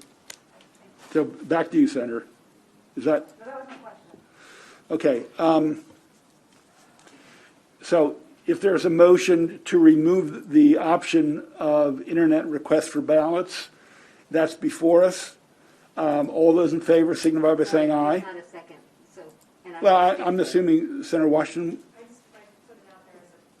Option if the chairwoman's not So moving that. I just want to clarify, so I'm happy to second it for purpose of discussion, but I want to clarify with Jared or Ms. Goodman, if we take out on page 47, line 23, if we take out the internet, I'm not seeking, I'm about to do a double negative, I'm not seeking to make internet ballot delivery unavailable or inaccessible. I just want it to be secondary or tertiary. I want to make it so that not everybody does it. And then we have even greater than 64,000 Marylanders who don't end up completing a ballot. Well, we don't know if you're making that assertion. Well, that was what, during our hearing, Mr. Chairman, I asked Nikki Charleston what percentage of provisional ballots were by people who had requested an online ballot delivery, and she did not have and never followed up with what percentage and what number that was. But I can tell you anecdotally. But I just asked the same question, and they don't know how many of the provisional may have been those 64,000. 100%. I can tell you, I think a lot of them were, and I don't have the data and was not given the data. But that's then, yeah. Again, I'm unclear on the motion, if the motion is to make it tertiary. I don't know how we vote on that.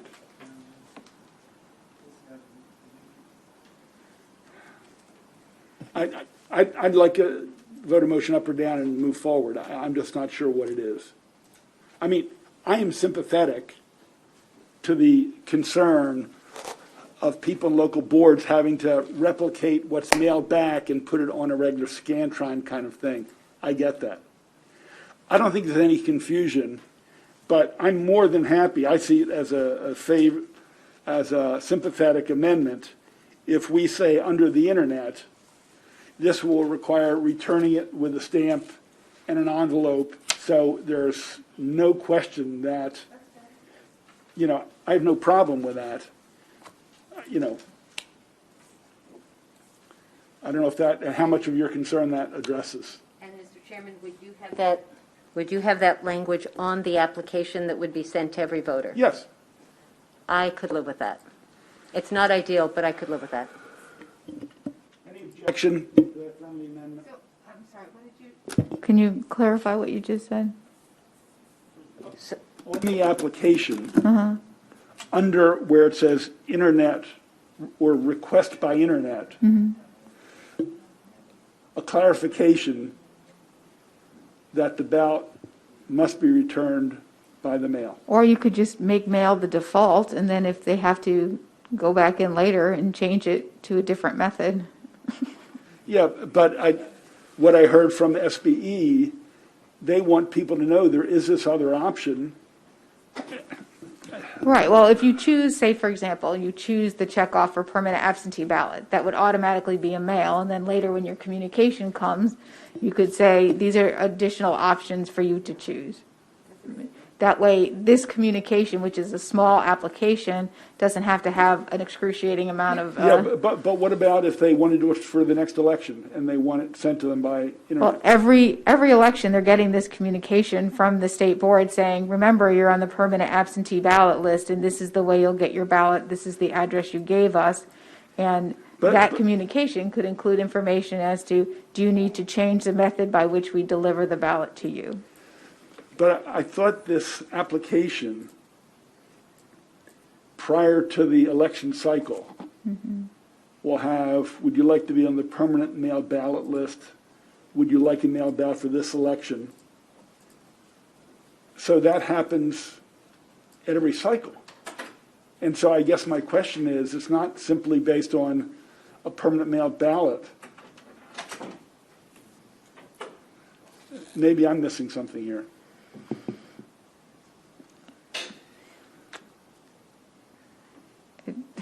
I think it's running into the issue of space and ability to explain. I mean, they're obviously concerned, so you can either be very upfront about it and just say, these are the methods that we offer, please choose these, Or you could make one as a default and then have to opt into a different method. But, okay, if you want not to be on the permanent list, Right.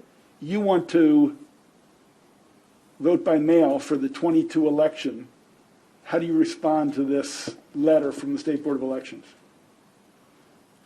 Jared, can you explain what's on the ballot application now? Does it allow you to choose the method now?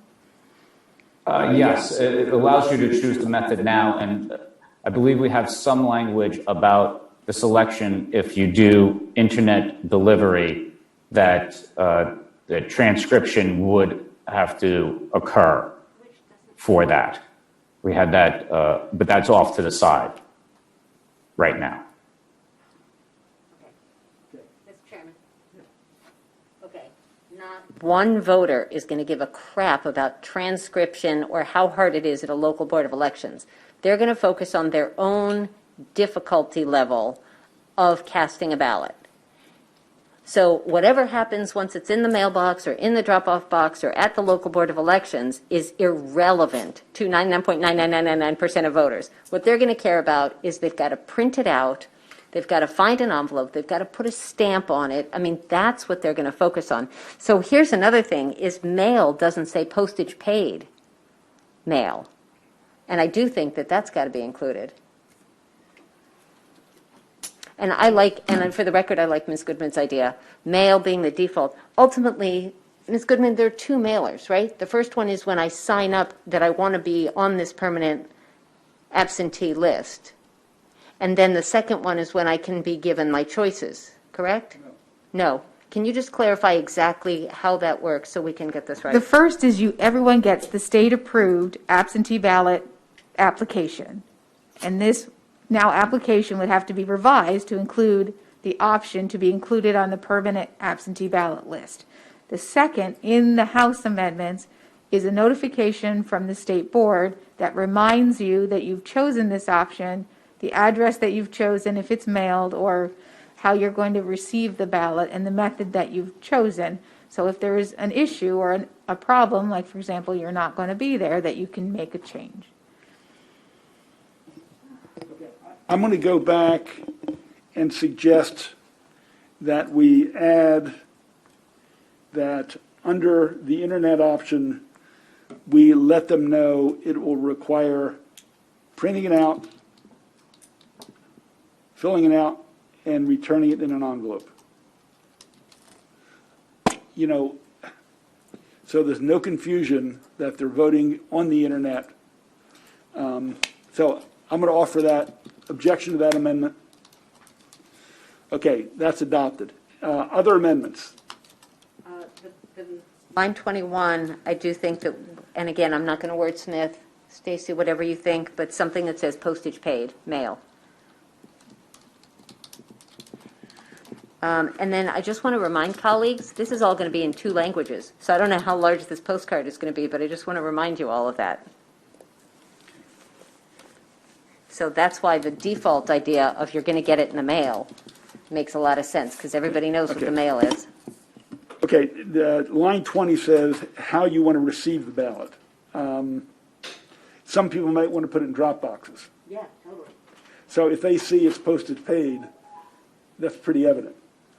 Anyway, the motion is to add that it's postage paid, return under mail. Those in favor of that amendment signify by saying, raising your hand. Those opposed? Let's try that again. That was sort of haphazard. I saw about 3 hands. Those that want to add, this says receive an absentee ballot by mail. Mr. Chairman, all 3 of them, a mail ballot, a fax ballot, and the internet delivered ballot could all be returned to a drop-off box. But only the mail ballot can be put in a postage paid envelope. Yeah, Anyway, this is where election law is hard. Jared, Well, do you have any it's- thoughts? It's how many words you can put on the Yeah, form is the totally. question. My bills don't look easy. Well, if we get to it. I know.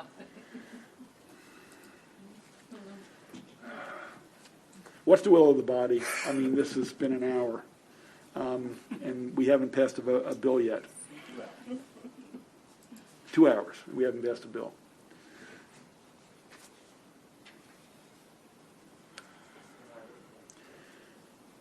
I mean, personally, I think people got their ballots, and if they saw postage paid, they know it's postage paid. I'm not sure they're going to request mail conditional whether it's postage paid or not. Because if not, I mean, maybe they'll go and vote. I don't know. I think it's micromanaging, but it's up to the committee. Put the amendment postage paid. What do you think? Okay, what is the amendment? Ms. Goodman, My understanding is that the amendment would be on the page 3 here, the reprint, in line 21, it would say, the voter chooses to receive an absentee ballot by prepaid mail? no, it's not receiving it by prepaid. Well, of course, any mail you receive is prepaid. We're talking about returning it. Well, but that's not what this is about. This is about how they want to receive it. So why we would add that there? Senator Hester.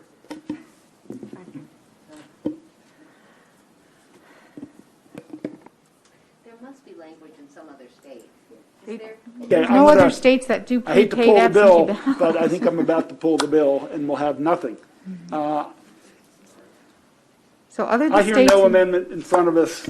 The Pinsky Amendment, discussion on the Pinsky Amendment. Any objection to the Pinsky Amendment from the original bill? Senator Carozza.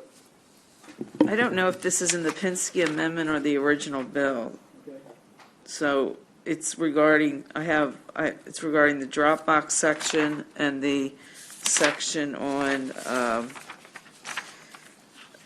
polling locations. I think it's the amendment by Ms. Goodman, I think it's on page 44. So I was on Of the page, packet. I was on page 44 of the packet, and under Dropbox, where it starts talking about the local board shall designate locations in the county.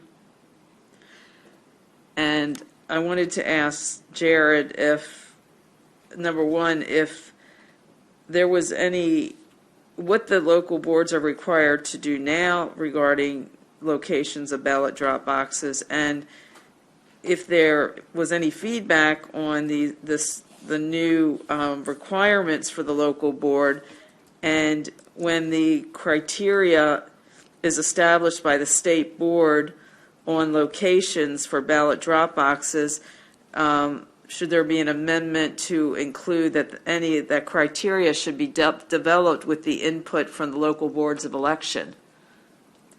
So that would be page 44, in the section under section 2-304, 2, under B2. So the local boards are always the ones best equipped to designate locations in their county. They're on the ground and they're able to do it. It's important that the state board develop the criteria, because then you'll have a universal standard applied throughout the state. The state board, constantly looks at many factors. A part of that, these are never developed in a bubble. Of course, we always get input from the locals, and they're always welcome to give us input as to the criteria. And since the criteria has to be established by the state board, it would be in front of an open meeting so people can make comments on that criteria at the time. So I think that this amendment, and as drafted, is sufficient enough for us to proceed with the drop boxes and their locations in a manner that would best suit Maryland voters. So what is the current practice with location of drop boxes? Well, since 2020 is almost an outlier of an election, and this was the first time with drop boxes, we put them all at early voting centers and also vote centers. We have some basic guidelines as well that they were developed with LBE input in the 2020 as well.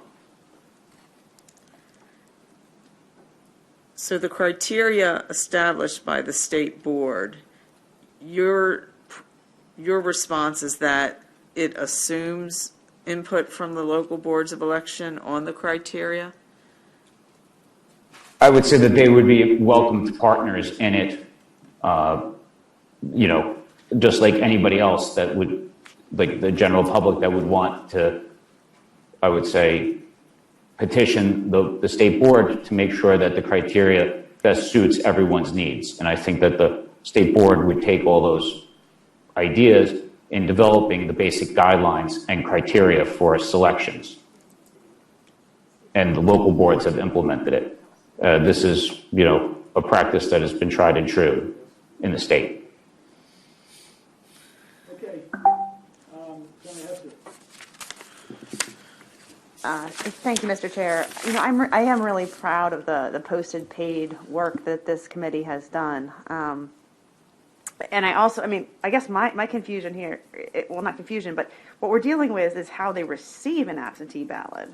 In any of these cases, as you said, they can return it, at the drop box, through the mail, which is posted page, or can they drop it off at the polling center?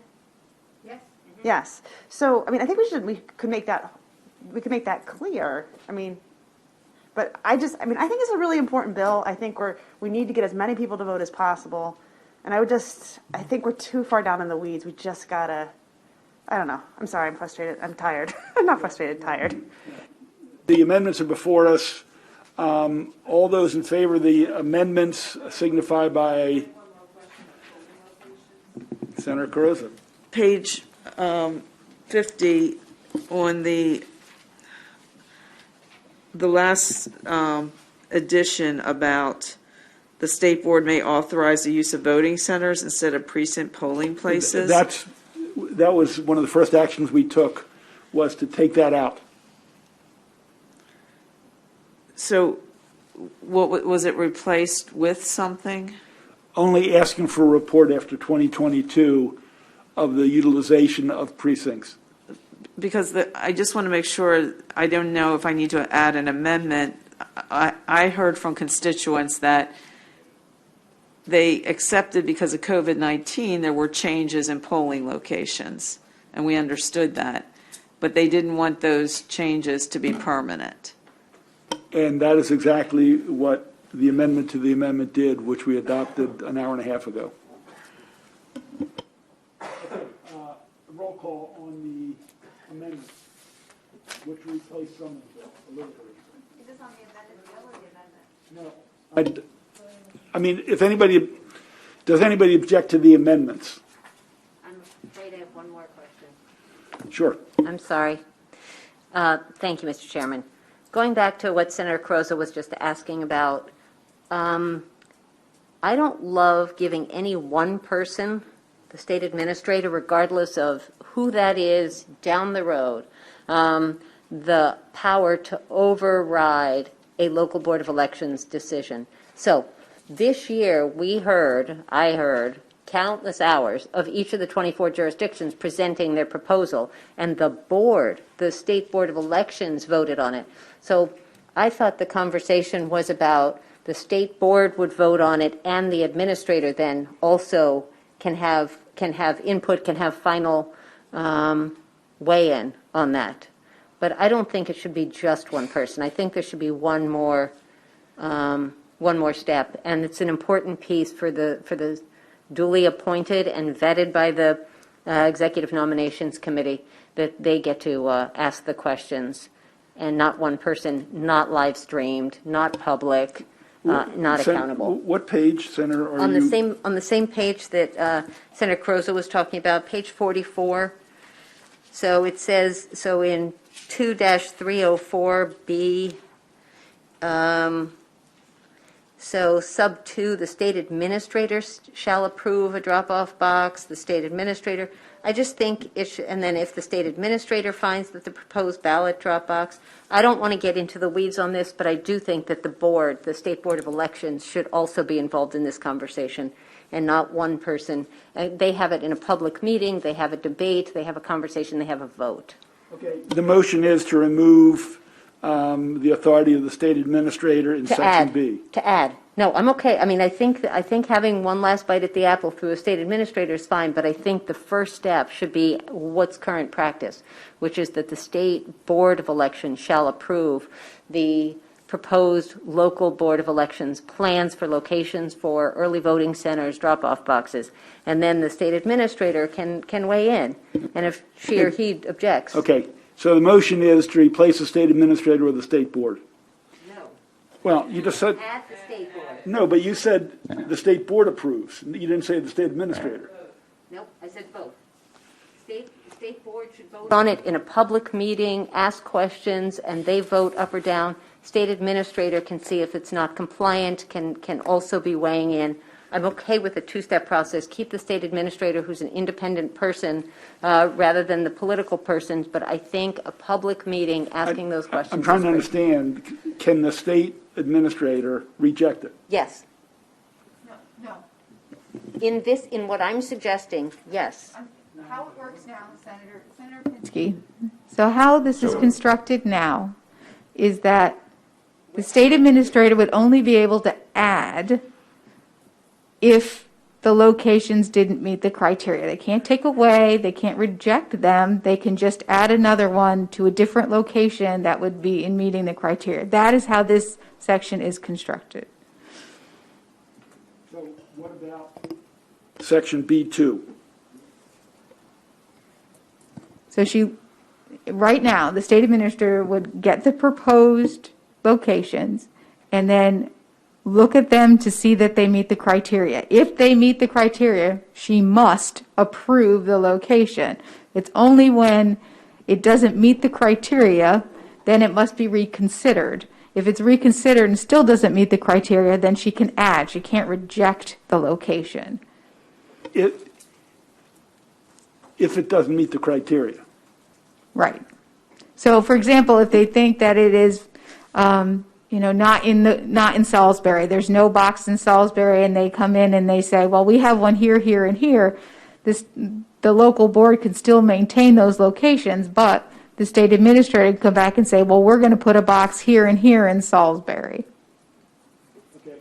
So given that, what is the amendment? So Senator? Jared, can you help us so with this current revised language, would the state board still have the ability to approve or reject the local thing? I understand what Ms. Goodman is saying. The administrator could only add, not subtract, not oppose. Does that mean the state board would still have that authority? Under Or do we need to clarify that? 2-304B, that entire provision, the state board is not involved. Right, and I think we should. It is all with the local board and the state administrator. Okay. So the steps are the local boards would submit the locations to the state administrator, and then the state administrator would approve those if they comply.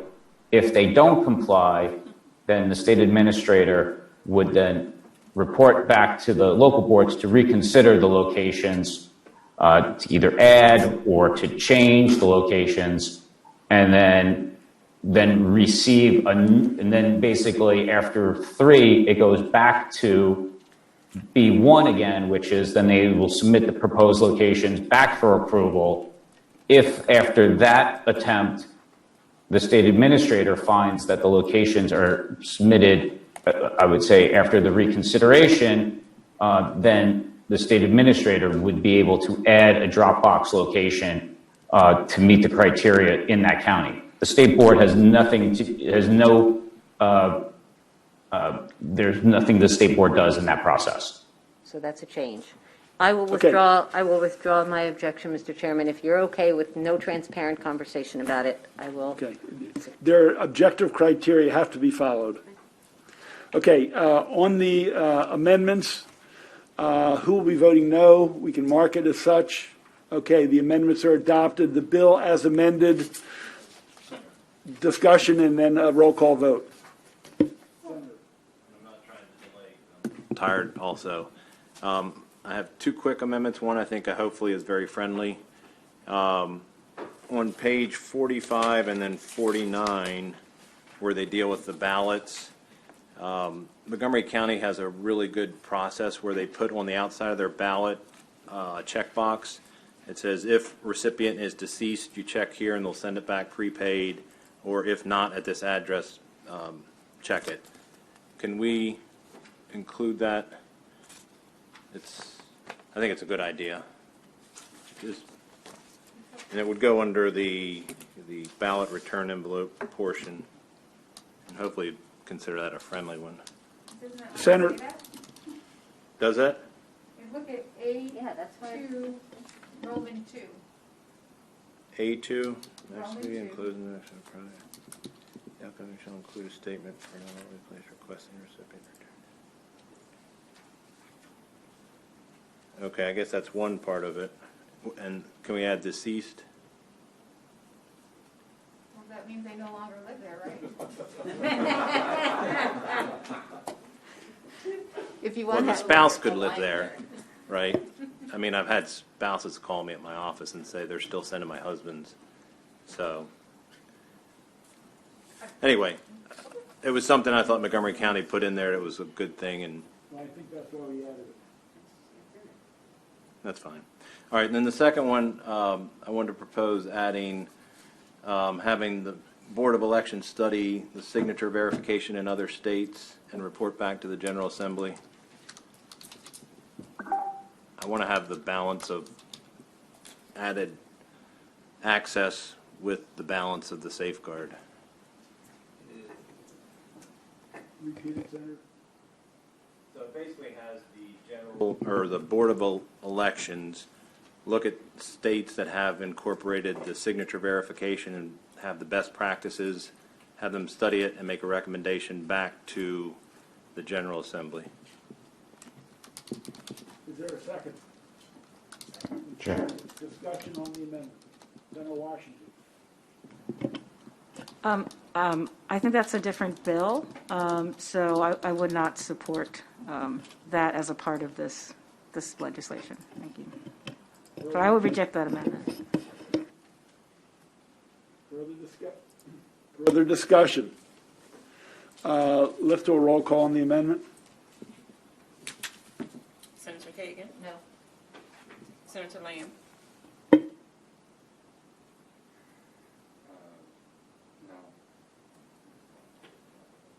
Senator Hester? No.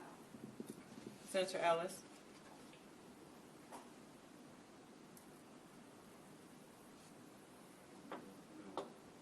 Senator Gallion? Yes. Senator Carozza? Yes. Senator Washington? No. Senator Riley? Yes. Senator Patterson? No. Senator Simonaire? Yes. Senator Penske? No. 4-7. Amendment dies 4-7. Other amendments before we go to roll call? Can Can I just make one?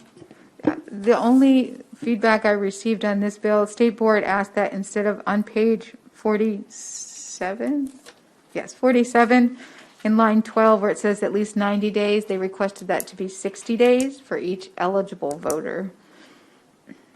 Apparently, they were sent in that time frame, and that would allow them to send it earlier if possible. But 90 days seemed to be a stretch. So moved. Any objection? Seeing none, the amendment's adopted. The bill as amended, roll call, please. Senator Kagan? Aye. Senator Lamb? Yes. Senator Hester? Senator Ellis? I'm sorry? Yes. Senator Gallion? To explain my vote. Put your mic on, Senator. To explain my vote, you know, I look at this COVID and this pandemic, and we had the huge increase in the mail-in because of that. I guess I'm kind of a traditionalist. I believe in election day, not necessarily election month. And, already, folks can request these.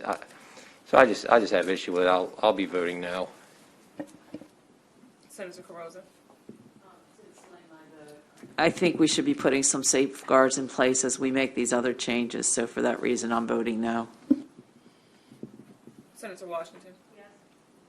Senator Riley. Yes. Senator Patterson. Yes. Senator Simon-Air. Yes. For the bill, sorry. No, if I can explain. I vote No on the bill.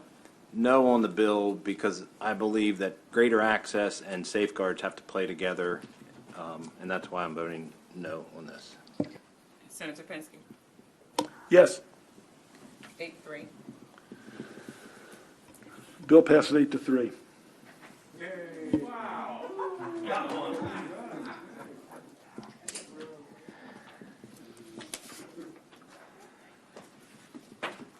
Okay, let's go to 361. Did you want to do the other election reform? No, I think we need a break from election. Just with Carrie. We might send it to the group that's working on SROs. All right. Senate Bill 361, Public-Private Partnerships, Process and Oversight. This bill establishes the Public-Private Partnership Oversight Review Board, alters the review and approval process for public-private partnerships, or P3s, valued at more than $500 million, and expands the requirement for all P3 agreements. It also specifies that P3 agreements for roads or bridges may not include a non-compete clause that would inhibit any transit or road maintenance projects instead of only state-funded transit projects. The bill takes effect June 1st, 2021. Provisions related to specified existing transportation facility projects terminate February 28, 2022. There is an amendment in your packet, and then there's another one that where's some assistance passing out.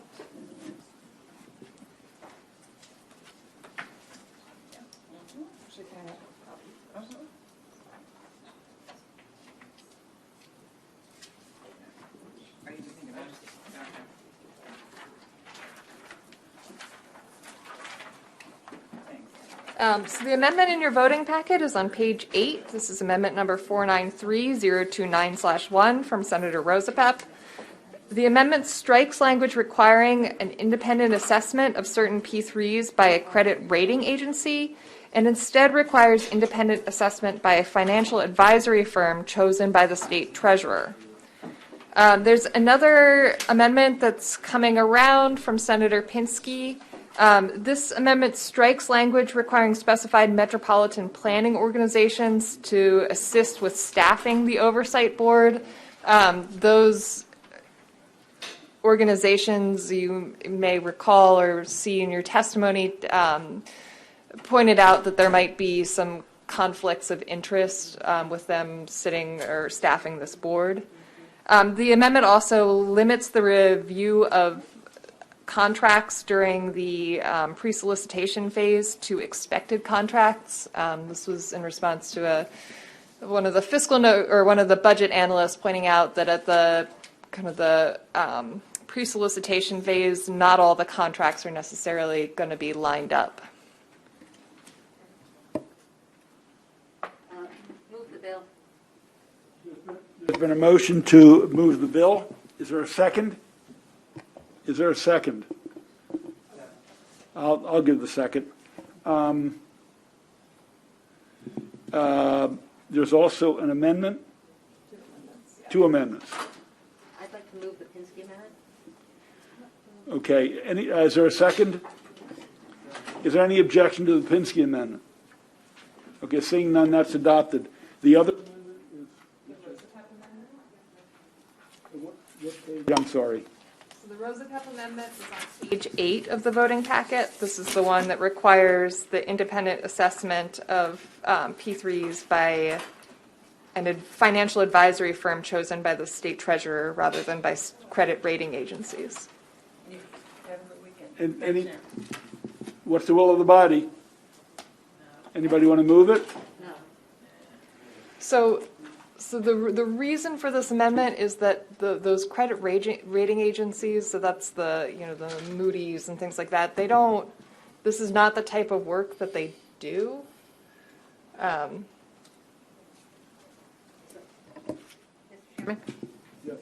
So I'm all about transparency and accountability, as I think you guys know by now. I don't love giving any one person that much authority. And what if our future state treasurer for 50 years from now comes from a financial advisory firm, and she or he picks that one firm because the buddies are there or something? I'd like it to be a little more diversified. So, Ms. Morton, I hear what you're saying. So the concept of it being chosen, I wonder if it's by the Board of Public Works, I wonder if it's by some other entity, but not just one person. Okay, is there a motion or an amendment? We got to be, do we have an alternative? Okay, we'll just vote on this amendment. Well, no one moved it. No one wants to move it. I mean, I would move it, but if there's no second, it dies. Huh? Ms. Morton, is there an alternative for one person? Whatever you want. Yeah, we're the policymakers. Yep, I get it. Okay, we've adopted one amendment. The bill is amended with only one amendment is before us. Senator Riley, then Senator Carozza. Thank you very much. I want to make reference to the testimony that was sent to us by MDOT. They had 8 very specific issues that indicate that this bill guts the P3 agreements that was passed by the General Assembly 8 years ago unanimously. It creates additional delays, roadblocks, and hindrances. Your amendment, Senator Pinsky, removes one of their objections, but there's still significant obstacles. It'll delay and increase the cost and might even kill most of the P3 projects. So I'm speaking against the bill. Okay, Senator Carozza. I wanted to ask along those same lines, and I was trying to, I know there was the history of this when we passed the P3 law, but do we know exactly what projects this legislation will affect? It's prospective or not? No, it's now. No. Well, parts of it. If Senator Kagan can speak to it. But my understanding is that there are 2 that have used P3 so far, the Purple Line and the road expansion in Montgomery County and possibly northern Prince George's.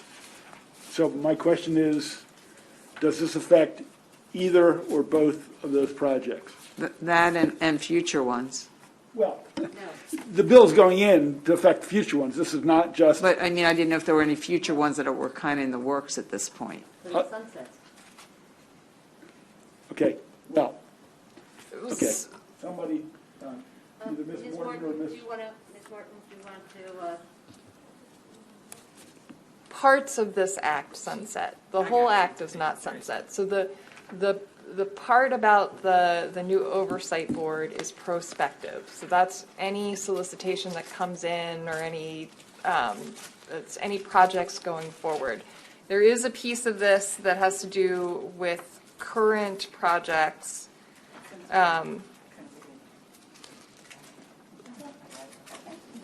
There's a piece prohibiting the transfer by sale, lease, or other agreement, the full or partial ownership, operation, or management of an existing transportation facilities project to a private entity, or issuing a public notice of solicitation for a public-private partnership for an existing transportation facilities project, which would include, and this is all on the last page of the bill, page 10, includes the Thomas J. Hatman Bridge, but does not include the I-495 and I-270 P3 programs. And that provision would sunset. So I think I suspect that it's to target that bridge project. How would the Hayden Bridge be affected again? I missed that. The bill would prohibit the transfer by sale, lease, or other agreement, the full or partial ownership, operation, or management of that bridge to a private entity, or the issuance of a public notice of solicitation for a public-private partnership for the bridge.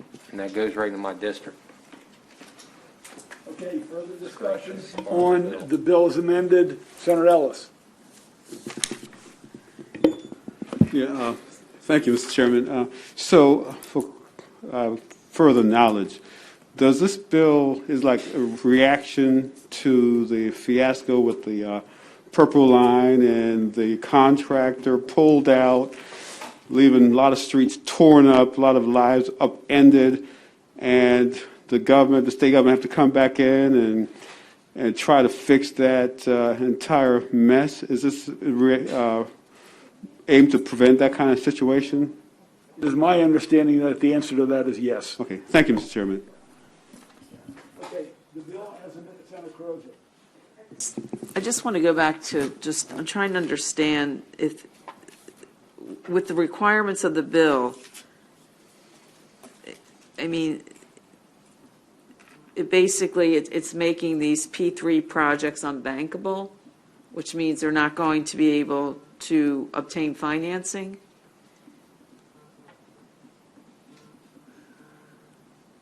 Is that correct? That's an assertion by the Department of Transportation. It is not what the law says. It is an oversight board. There are extra steps before proceeding with other P3 in response to some disasters we've experienced. But these are department experts that are telling us that they might not be able to obtain the financing. Right. And, they are the experts. They're also the ones who are partly responsible for the fiasco with the Purple Line. So you can take it as you want. And I assume their letter, was it a letter of opposition or a letter of information? Strong opposition. Whoa. Yeah. Well, that can clearly be a reason for you to vote no, Senator. Other discussion on the bill as amended. Roll call. Is this on the amendment? It's on the bill. On the bill.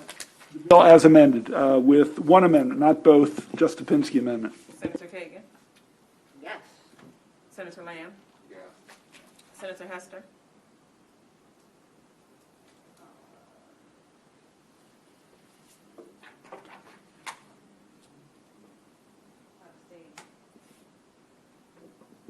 Senator Ellis? Yes. Senator Gallion? No. Senator Carozza? No. Senator Washington? Yes. Senator Riley? No. Senator Patterson? Yes. Senator Simonaire? And Senator Penske? Yes. We got 6-4-1. Okay, the bill as amended passes 6-4-1. Next bill. Senate Bill 417, Power Plant Research Program, Review of Application for Certificate of Public Convenience and Necessity Alterations. This bill establishes a 6-month deadline for the Maryland Department of the Environment and the Maryland Department of Natural Resources to review and make recommendations on a completed application for a Certificate of Public Convenience and Necessity. The bill also adds additional specificity for evaluations and recommendations made by the two departments. The Public Service Commission determines when a Certificate of Public Convenience and Necessity application is complete and may waive the 6-month deadline for undue hardship or on agreement of the parties to the proceeding. A provision that allows state agencies to modify recommendations after the Public Certificate of Public Convenience and Necessity hearing is removed. There is an amendment in your packet. This is on page 9, amendment number 894-632/1. This amendment would conform the bill to the House cross file, which is passed and is in our possession now. It would allow the Public Service Commission to waive the 6-month deadline for good cause instead of requiring the parties to meet the higher threshold of undue hardship. Okay. Is there a motion on the bill? It's been moved, it's been seconded. Any objection to the amendment which will conform it to the House version? It actually lowers the bar instead of raising the bar. Seeing no objection, that is adopted. The bill as amended is before you, Senator Carozza. Mr. Chair, I was trying to just catch up and look at the testimony. I saw that DNR supported with amendments. I didn't know if some of those issues were factored in, or if I just missed it. Senator? I don't know. I don't remember what their concerns were. I mean, the PPRC falls under DNR. The problem has been that they're taking forever to review, approve these incentives to the Public Service Commission. So essentially, it has blocked all solar expansion, which I think we all come to understand is fairly important. But if the PSC doesn't have it in front of it, they can't act on it. The solar industry is saying it would create hundreds and hundreds of jobs and economic development. And this power plant placement office is required to submit, actually within 60 days, their report along with environmental review to the Public Service Commission. The Public Service Commission has actually gotten very frustrated, and they are promulgating regulations to speed this up. So it really is simpatico with the actions of the Public Service Commission. I'm not sure if that answers your question or not. So Senator Carozza, the Department of Natural Resources originally, the amendment that they were requesting was this for a good cause amendment. They have since walked that back a little bit, and they're still concerned about the bill, but that's where it is. Further discussion, the bill as amended. Raise your hand if you'll be voting against it. Senator Salmonero, Senator Gallion, Senator Carozza. Okay, the vote is 8 to 11, 8 to 3. 8 to 11, it's a big committee. It would fail that. Yes, we're not B&T yet. The vote is 8 to 3. The bill is amended. Passes. Next bill. Senate Bill 526. This is the Legal Education Success Collaborative established. This bill establishes the Legal Education Success Collaborative between the University of Baltimore School of Law, the University of Maryland School of Law, and Maryland HBCUs to increase diversity in the legal field. Beginning in fiscal 2023, the governor must appropriate $200,000 to each scholars program at UB School of Law, UM School of Law, and $50,000 to one HBCU selected by MHEC for supporting coordinator position to promote the scholars program to students at all Maryland HBCUs. On page 10 of your packet is an amendment from the sponsor. And what this amendment would do requires the cooperative to be administered only by the University of Baltimore Law School. It strikes the required $200,000 appropriation and substitutes $125,000 each year at UB School of Law and University of Maryland School of Law. Strikes the $50,000 to the Maryland HBCUs, inquires University of Baltimore and U of M Schools of Law to provide match funding of up to $125,000. There is no opposition at the hearing, and B&T said go ahead and talk about this with the fiscal impact. Okay, the bill, is it moved? Someone moved the bill? It's been moved, seconded. Any objection to the amendments that reduce the cost of it? On the amendments? Yeah, on the amendment. Okay. Historical Black College portion of it? I didn't. No, out of the portion of which they would be administering the program, that's all. One more time, please. The cooperative, instead of being administered jointly by the University of Baltimore Law School and the HBCUs, it would just be the University of Baltimore Law School who would be administering the program. But the historically black college is still They're still in it, they're just not administering, Okay. that's all. Okay, any objection to the amendments? If not, I'm sorry, Senator Ellis. Thank you, Mr. Chairman. I just have a question on the bill. Did you say, I think Mr. Goodman, did you say that MHEC would determine which HBCU is selected? So, let's see here.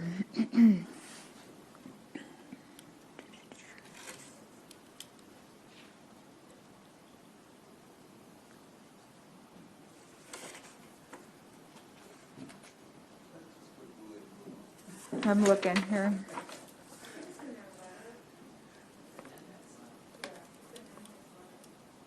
Yeah.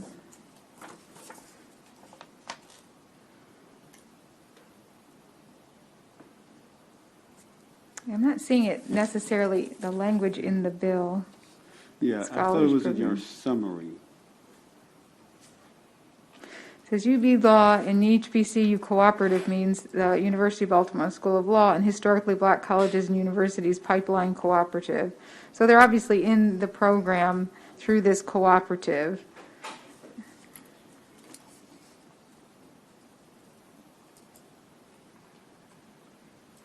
It does say in one Maryland HBU selected by MHEC for supporting the coordinator position. I think they took the coordinator position out. That was oh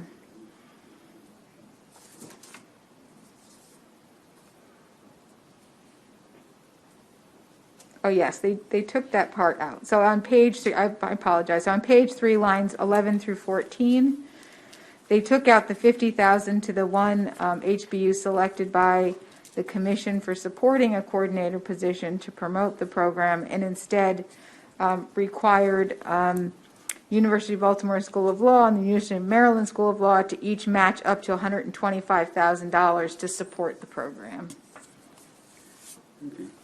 Okay, thanks. So can we require those other institutions to spend money? I mean, I'm sorry, Senator, okay, repeat. can we require those institutions to spend money on a particular project? You said we require UB and Maryland School of Law to. Well, it's opening the door to other money. I mean, they will, my understanding is they will do it. They would like this program. Okay, so That's my understanding. they're okay with that? Well, I can't vouch for them. Stacy, do we know? Yeah, they put this together. It's a cooperative, and they were working together to, because they do get money. They get money out of this program to support their programs and to support students who go to those colleges who move on to these other law schools. Okay, thank you. Senator Washington. Thank you, Chairman. The way I read it, Senator Ellis, is that making sure these two institutions have skin in the game, and that this person is a part of their infrastructure and not just sort of this separate outside person, that's kind of a liaison. So in order to get the 120, they need to match it, and they also have to build it into their programs. So I see it as an improvement. Okay, I think there was no objection to the amendment, so the bill as amended, will anybody be voting no on 526? Seeing no red lights or no hands, will be marked as 11-0 and go to the floor. Let's go to HB1, get that out of the way. So this is on your voting list 26. So if you recall, this committee voted on SB1. HB1 was the same as SB1. And I'll remind you that this is an emergency bill. It's contingent on the final settlement of the Coalition of Equity and Excellence in Maryland Higher Education versus the Maryland Higher Education Commission lawsuit by June 1, 2021. Ladies and gentlemen, the HBCU bill. Just cut to the chase here. Okay, sorry. So we're looking at it now because there was amendments made in the House, and what these amendments do is they establish a separate account in the Cigarette Restitution Fund consisting of payments received as a result of litigation by participating manufacturers related to the state's enforcement of some cigarette laws in Title 16, Subtitle 4 of the Business Regulation Article. If there's a balance in that account, the balance must be used to supplant the general fund appropriations for payments required under this act, and requires the Department of Legislative Services to contract with a consultant for a capacity and capability study of the Maryland Higher Education Commission to carry out the new requirements established by the act. There's a report due to the governor, president, and speaker on or before September 1, 2022. This is post B&T. It is agreement with the House, and this bill can move forward. Any objection to the amendments? Seeing none, the bill as amended is before you. Will anybody be voting against it? I believe the first time around it was unanimous. Senator Simon-Ayer. Yeah, just a question. So through this amendment, is that basically saying that the Cigarette Restoration Fund will help fund this basically instead of the general fund? Right, they're saying if they get payments from that particular lawsuit that go into this account, and there's a balance in that account, they will use to supplant the general fund payments. Okay, and what was that fund used for that they will no longer get? It's not an existing, it's established in this act. So this is a new account in the Cigarette Restitution Fund. So what's feeding this fund? I mean, you're saying that they're fencing this off out of. Right. What I'm asking basically is this taking it from some other program? I think the way we sent it over to the House was the general funds were going to pay for it, I guess. Right, and what they're saying is that lawsuit regarding whatever our enforcement of certain cigarette and tobacco laws, if they get a settlement and there's money in that fund, then that money will be used to help pay for our requirements under this bill. This isn't an existing one we're getting money in. This is future. Okay, thank you. Okay, on the bill, Senator Ellis. Really quick, Mr. Chairman, colleagues. I thought the cigarette fund was in the Senate bill sent over to the House, and this is putting that in the House bill. That's why we're voting on the House bill. Ms. Goodman, can you respond? Sure, I think Senator Griffith came up with the idea, so we're actually making the House bill look like the Senate bill, and Yeah, and we voted unanimously for that bill. right. Thank you. Okay, will anybody be voting against the HB1 as amended? Seeing no lights, no hands, HB1 passed unanimously to the floor. We're going to take one more bill, and then we're going to take a 5-minute stretch break and bathroom break. But we're going to be here a while longer, folks. We got to clear the decks a little bit. Next bill.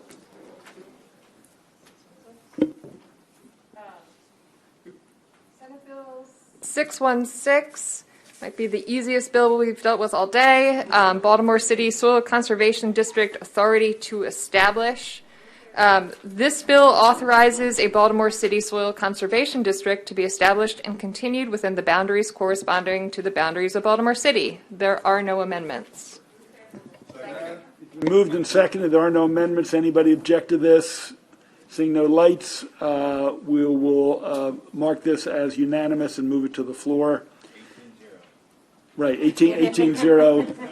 Ladies and gentlemen, when I say 5 minutes, I mean 5 minutes, and then we'll probably take up the other election bill. Okay, a 5-minute recess.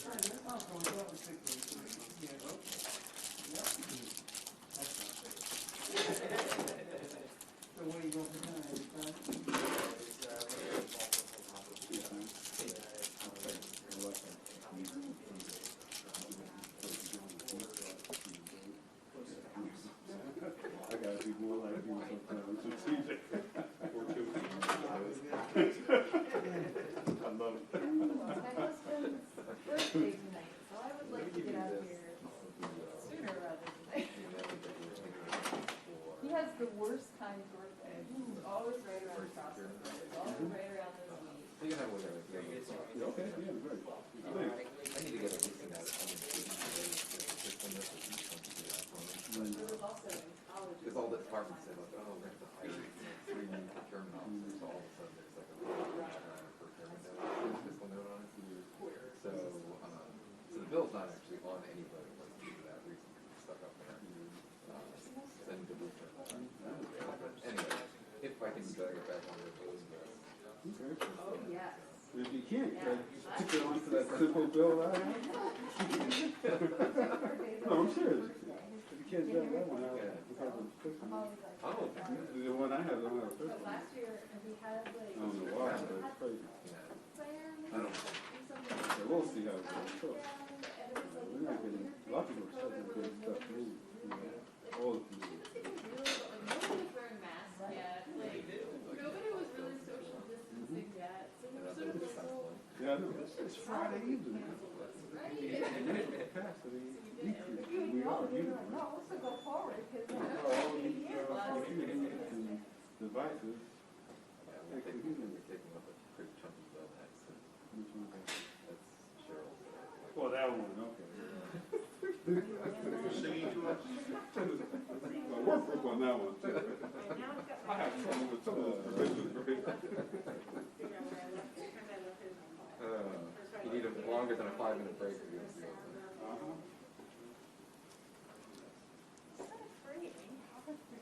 No,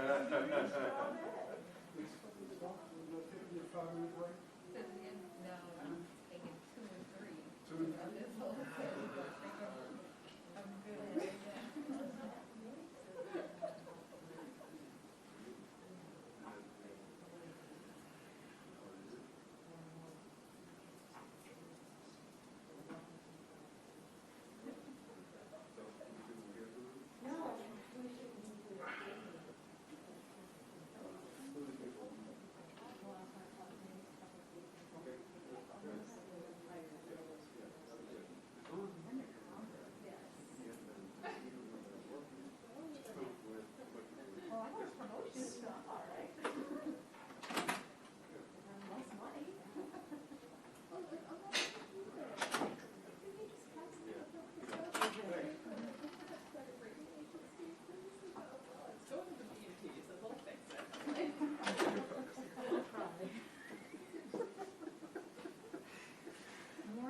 Maria's still here, right? She's just in her office.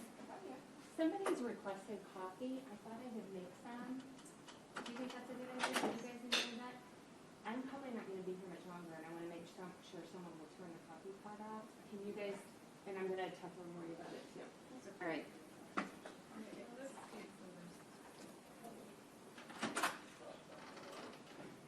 Oh, goodness.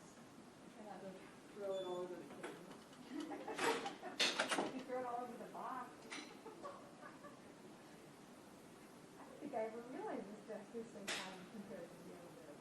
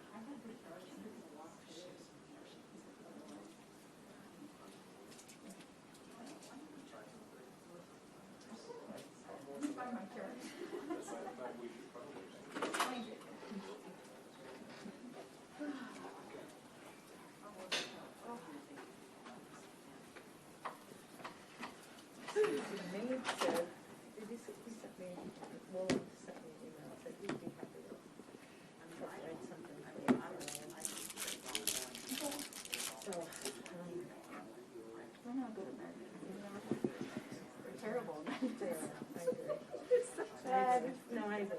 But I can't turn my colleague under the bus. No, I know. So it's, it needs to be done, so it needs to do something, so how would you want to? It's got to be Monday. My daughter's getting confirmed tomorrow. I'm going to work on the FAFSA stuff. I'm going to work on your PEP stuff. So. All right, so I guess maybe what I could do is maybe ask him if you have something already working on, or have some ideas. If you want to reach out to people who want to, I think we should have a very focused, what are we doing here? Yes, Let's exactly. do it. Yeah, okay. That's the best way to go instead of No, I know. brainstorm on your own time. Let's go We're in. past brainstorm. Yeah. But he said, I'll just read what he said, but he said he felt, one, he thinks it's needed for clarity. Love what you signed up for.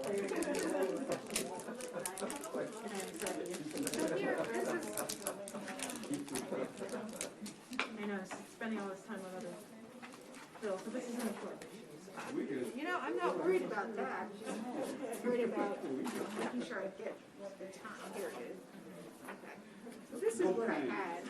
There's nothing defined per se, and that's what makes it a little bit sketchy. So if you want to take that and look at it.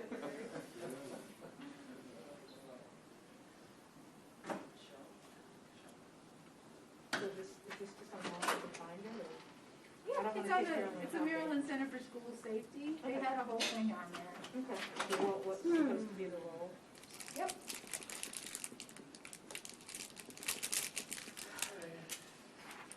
Katie and Obi are in the kitchen. Should we get them? Well, here's the thing, that bill's been sitting there for a few years now, and they can never come to a consensus about what they want. So if we can at least come to a consensus, maybe they can work for months. Got it, yeah. Sounds good. Okay, I'll look at, these. Okay. Are you saying? Yeah, sure, go ahead.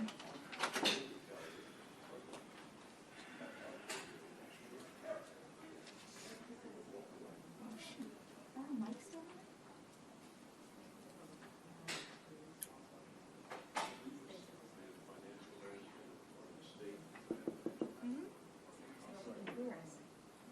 We can't stop it.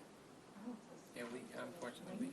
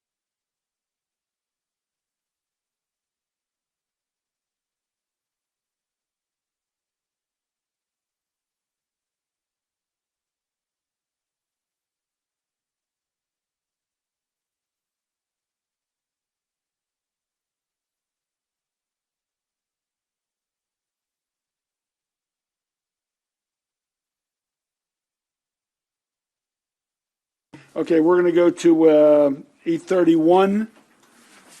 Ms. Goodman, I think that is you. It is. Okay. We're back for Senate Bill 831, Election Reform Act of 2021. So in that separate packet that you were handed, you should see a chart. And you should see a copy of the amendments, or no, the on page 59 of your packet is the beginning of the reprint with Senator Kagan's amendments in there. So, but I'm going to walk through this. I'm not going to read a traditional thing because there's too much in there. So we're just going to walk through this with that chart. I gave a chart. It should have been included in that packet with all the other amendments. Unless it accidentally didn't get... Is it in there? Flipped, it says Senator Lamb on the front, and it's further in the back of that. So you'll pull out the last 2 or 3, whatever, the last paperclip section, and use it along with the interline copy on 59. And Ms. Goodman, just if a section is out, just say, pages 3 to 5 are out, or whatever's changed. All right, so we start with, there's certain requirements relating to the public availability of meeting minutes and other State Board of Election meeting materials on the State Board's website. That's on pages 3 and 4, which is pages 61 and 62 of the reprint. So I'm just going to go by bill pages at the top right corner of the reprint. This establishes requirements applicable to local boards of elections for live video streaming of meetings, video archiving, and posting of meeting minutes and other meeting materials, which mimics the requirements that are now in place for the State Board of Election. Those are on pages 7 and 8. The bill as drafted redefines majority party and principal minority party under the provisions governing the composition of local boards of elections, but this provision is removed in Senator Kagan's amendments. Those were on pages 4 and 5. The next provision allows a registered voter who has declined to affiliate with a political party to change to a party affiliation at any time. Any individual may register to vote. Senator Kagan had an amendment that requires a voter changing party affiliation to use a ballot marking device. Senator Pinsky, can I ask, do you want to go through it first and then go through and talk about various provisions, or do you want to talk provisions as they occur? Page 9 and 11, 9 through 11.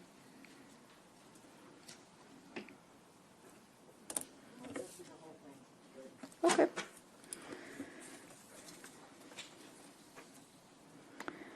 The next provision requires each candidate except an unopposed candidate for governor, U.S. Senator, and representative in Congress to participate in at least one public debate before the primary election and, if applicable, the general election. Senator Kagan's amendment removes this provision. That's on page 11. The next provision would have established a Maryland Debate Commission staffed by the State Board and developed guidelines for the conduct of debates and host debates before each primary and general election for specified state candidates. Senator Kagan's amendment removes that provision. That's on pages 14 through 17. I'll do pages first then. Pages 11 through 14 establishes plain language requirements for ballot question summaries included on petitions and on the ballot. Senator Kagan's amendments makes this applicable to the English language translations and other language translations as well. On page 17, there's a provision that establishes in a primary election to nominate candidates for judge of the circuit court, any registered voter of the county, regardless of party affiliation or lack of party affiliation, is eligible to vote in that contest. Senator Kagan's removes this provision. On page 18, this requires candidates for a single office to appear on the same page of a paper ballot or either on the same page of the ballot shown on the screen of an electronic voting device or on more than one screen as long as voters is not allowed to select all the candidates for that office until the voter views or hears all the names of the candidates for that office. An amendment was added to exclude party convention delegates and to add to the extent practicable by the state board. On page 17 is a provision that establishes that the State Board of Elections may not certify a voting system unless it determines that the voting system will enable, to the extent practicable, a voter to review all the candidates for a single office on the same page or screen. This was removed in Senator Kagan's amendments. On page 19, this requires a specified additional identification information to be provided on the absentee ballot application as approved by the State Board of Elections. The same information required for an online absentee ballot application or a request to receive a blank absentee ballot through the internet. Essentially, this provision would have required an individual to have a driver's license to request an absentee ballot. This provision was removed in Senator Kagan's amendments. On page 19, establishes requirements related to the sufficiency of absentee ballot applications, including a notification of a voter of an error and the ability of the voter to correct the error. On pages 21 and 22, there's requirements for the sufficiency of absentee ballots themselves in regard to curing procedures for those. There's also procedures to follow. I think this is on, I don't have it in front of me, 19 or 20. Procedures to follow if two legally sufficient ballots in separate envelopes are received from the same individual and the sufficiency of a ballot not returned using specified envelopes, if applicable, a privacy sleeve. Senator Kagan's amendment revises these requirements for how to notify a voter of an error in an absentee ballot application. On page 20, this provision eliminates the ability of a voter to receive an absentee ballot through the internet unless the voter is a specified uniformed services or overseas voter, a voter with a disability who's unable to mark a ballot independently by hand, or any other voter who would be unable to vote if they could not receive an absentee ballot. This provision was removed in Senator Kagan's amendments. On pages 22 and 23, the provision establishes that language or information that visibly identifies the party affiliation of a voter may not be included on an outgoing absentee ballot envelope, and language or information that visibly identifies the address, the party affiliation, or the zip code of a voter may not be included on an absentee ballot return envelope or an absentee ballot return envelope template provided by a local board of elections to a voter who is sent an absentee ballot through the internet or fax. Senator Kagan's amendment keeps this provision for an outgoing return envelope, but removes it for the envelope that is sent to the voter with the ballot packet in it. On page 22, the provision requires that if a local board of elections uses only two envelopes, an outgoing envelope and a ballot return envelope, instead of three envelopes, a privacy sleeve that encases the absentee ballot and fits inside the ballot return envelope must be used. Senator Kagan's amendment revises this to require the two envelope and privacy sleeve scheme. On pages 7 and 22, this provision requires each local board of elections to designate locations in the county at which a ballot drop box will be placed, including one at each early voting center. An amendment was made to the definition of ballot drop box to because it was too narrow. It only would accept absentee ballots. Instead, they actually used to accept a lot of election-related material. And the State Board of Elections asked to remove the term outdoor from that definition because some of these are indoors.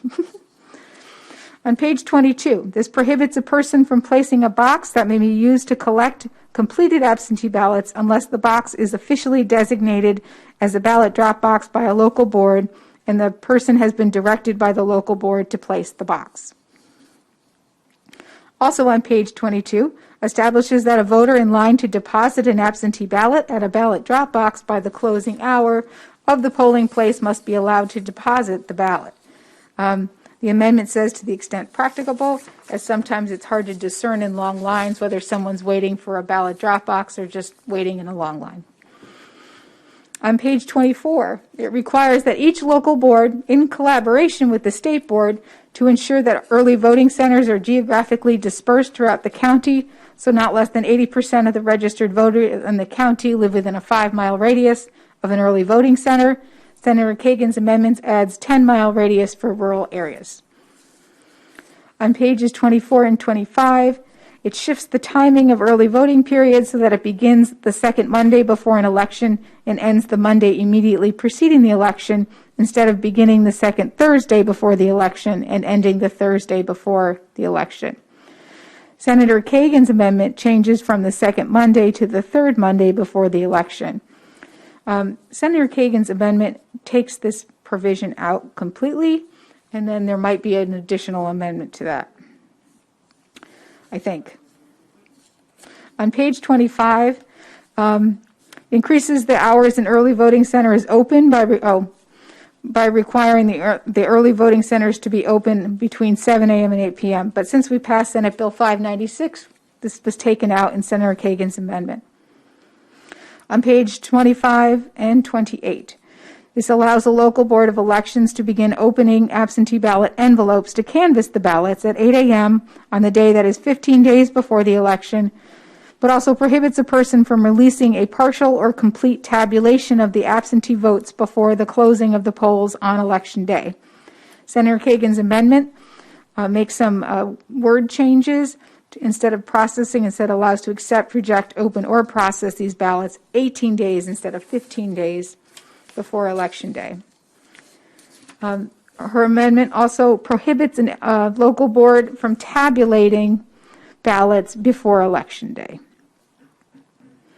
On pages 26 and 27, it establishes curing, notification, and other procedures for absentee ballots or oaths that contain an error.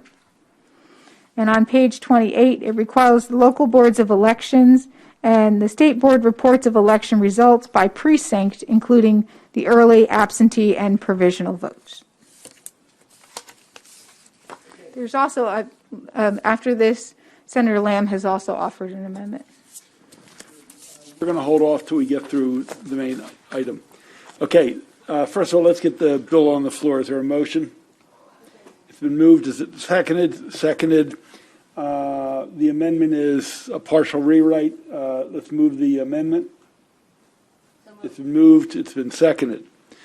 Okay, ladies and gentlemen, I want to keep this as focused as possible and not replay earlier in this evening. We will clearly take questions. If you want to amend the amendment, that's fine.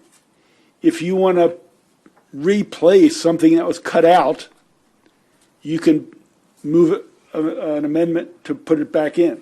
Okay, I mean, there was the original version. The sponsor has accepted a number of amendments, which was cutting back on some of the issues. So instead of a full kitchen sink, it's a partial kitchen sink.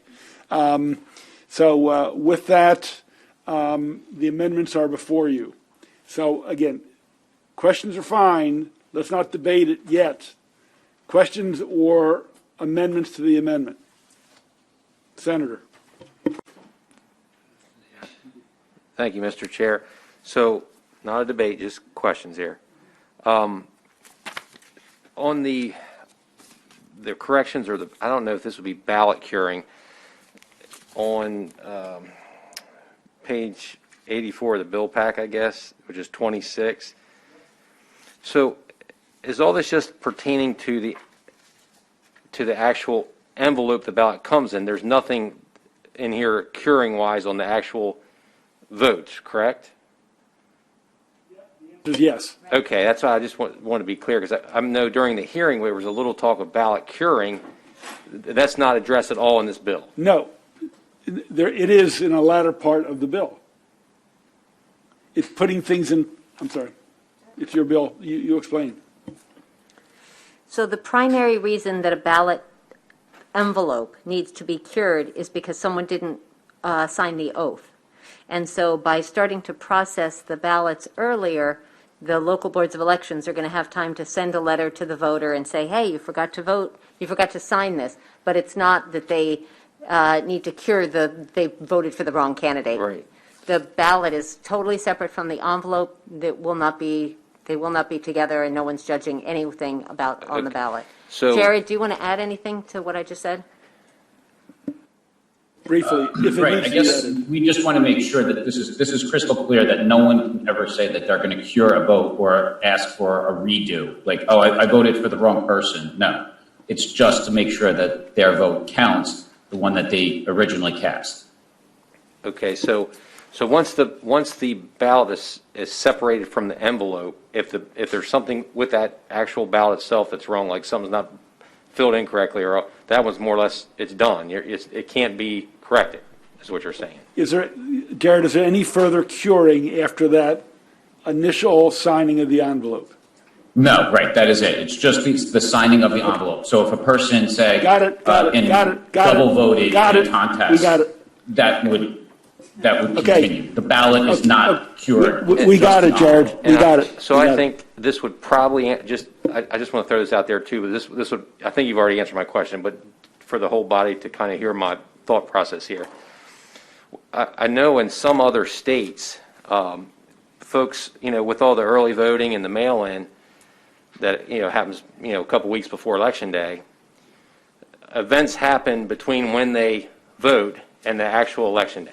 So you could have like a huge event that occurs on the day before election, or like candidates accused of, I don't know, sexual harassment, or it could be a bunch of things that a lot of stuff comes out. They're pretty much stuck. They can't. There's no way for them to change if they, say, John Doe. The answer is yes. That is correct. Your first vote counts. You don't have a choice. The problem is if you come a second time, Right. Do you count the second one? Do you count the first one? Right. The policy has been decided that the first one counts, and people are making that decision knowing we have early voting, that you can't do a do-over. Okay, thanks. Okay. I'm not sure who I had first over here. You guys decide. Thank you very much, Mr. Chairman. And I'd just like to start by commending the Vice Chair on her attention to detail. This is certainly a big bill. I'm trying to understand the implications of the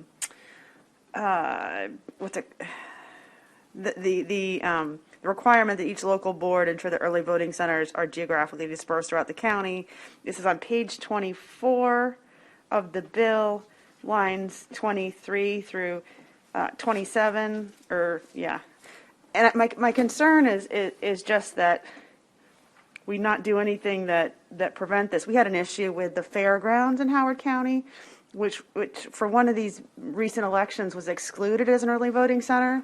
And the folks in the western part, I have a quarter of Mount Airy in my district, and they had to drive like past the fairgrounds, like all the way to Mount Hebron High School to, and I don't know how many miles that is. It could be like 15, but can you just clarify how this works with the 10-mile radius for the rural area? So thank you for the question, and thank you very much for the kind words, Senator Hester. First off, I know that Senator Lamb is also focused on locations and considerations, and Senator Washington had some questions because she thought 5 miles in urban area was too distant. There is some conversation about deleting that portion of the bill so that we're not doing a cookie cutter thing. So seeing nodding and stuff, I think I'd like to suggest that we excise that part of the bill. We've spent a lot of time on portions of this, and some of it we got right, and some of it maybe not ready for prime time yet. So Ms. Goodman, if we can excise the 5 mile, 10 mile portion of the bill. So Lines 23 through 27, and the after 27. Okay, they can always promulgate regs, so we don't have to put this in. Jared, did you follow that? Yes, I did. Is there any compelling reason why this has to be in the bill? No, I mean, this is Okay, current policy, fine. so this is Okay. fine to exercise it right now. Okay. Any objection to removing 23 through 27? No objection. Thank you for picking that up, Senator. Thank you. Yes, Senator. Oh, yes, for objection. So I was going to bring up that issue with the 5 miles, 10 miles. I know the last election, my district, Waldorf, 74,000 folks, no early voting sites. They had to go straight south towards La Plata for that. One drop box, and so I have a problem with that. And so I thought that was an excellent feature to have in there, you know, because somehow in my district, I know, we had a oversight with that not being done as far as providing early voting in the major population center of the county. So I was hoping we could talk about more instead of just drop it like that, because that's a big issue. Well, Senator, as I recall, in Charles County, after that was brought to the attention of folks in the primary, that was corrected by either the state board or the state administrator. Well, and I think the Dropbox part of it, we just took care of in the other bill. yeah. If they don't follow the policies, the administrator can add additional drop boxes. Yeah. So, I mean, during the election, I mean, we got a drop box. We pushed hard, and we got one drop box in Central Waldorf, right? But this is talking about, I thought this section is talking about early voting. Yes, it is. And that's very important, you know, for a lot of folks to really have a requirement for voting locations in population centers that's convenient to folks. Because other than that, this is like a suppression of the vote. And so, you know, I feel strongly, and I love that idea, and I share the sentiments of Senator Hester. A lot of thought deep went into these issues, Senator Kagan, and, you know, I think we shouldn't just, should I say, fold too early with this, because in my opinion, it's very important. Ellis,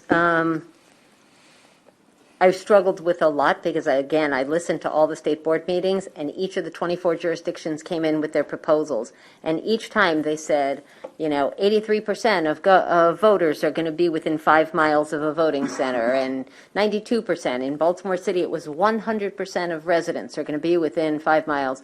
And so, but there were some inequities, and St. Mary's County was a problem that didn't get fixed. Yes. And this is what I was trying to address. The problem that is that in Garrett County, 5 miles is absurd. They go 5 miles probably to pick up their mail. Mm-hmm. So we came up with, and I discovered that in our law books, we do have a definition of rural and urban. So that's what I was trying to build on.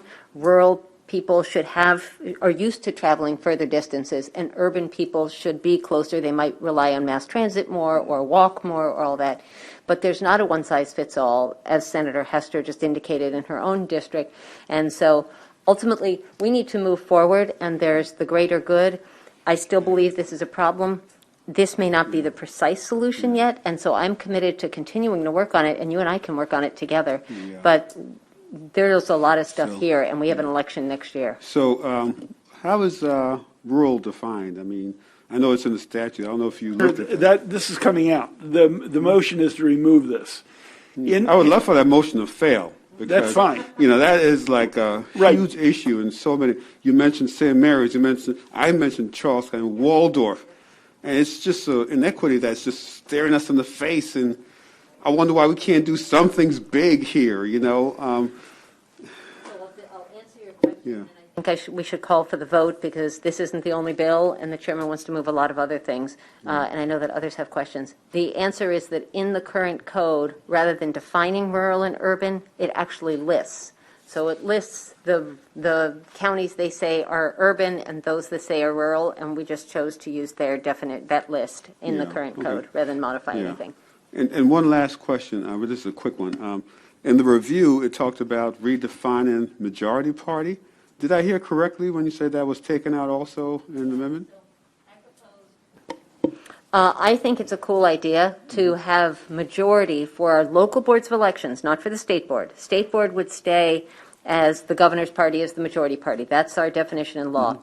What I proposed in this bill, as it originally brought in, was in a Democratic majority county, the Democrats would have the majority on the Board of Elections, and in a Republican majority county of voter registration on the presidential election, the most recent general election, that would be what's used. And so in Hartford County, there would be always and forever, regardless of who's governor, there would be a Republican majority. And in Prince George's County, always and forever, there would be a Democratic majority, presumably, regardless of who's governor.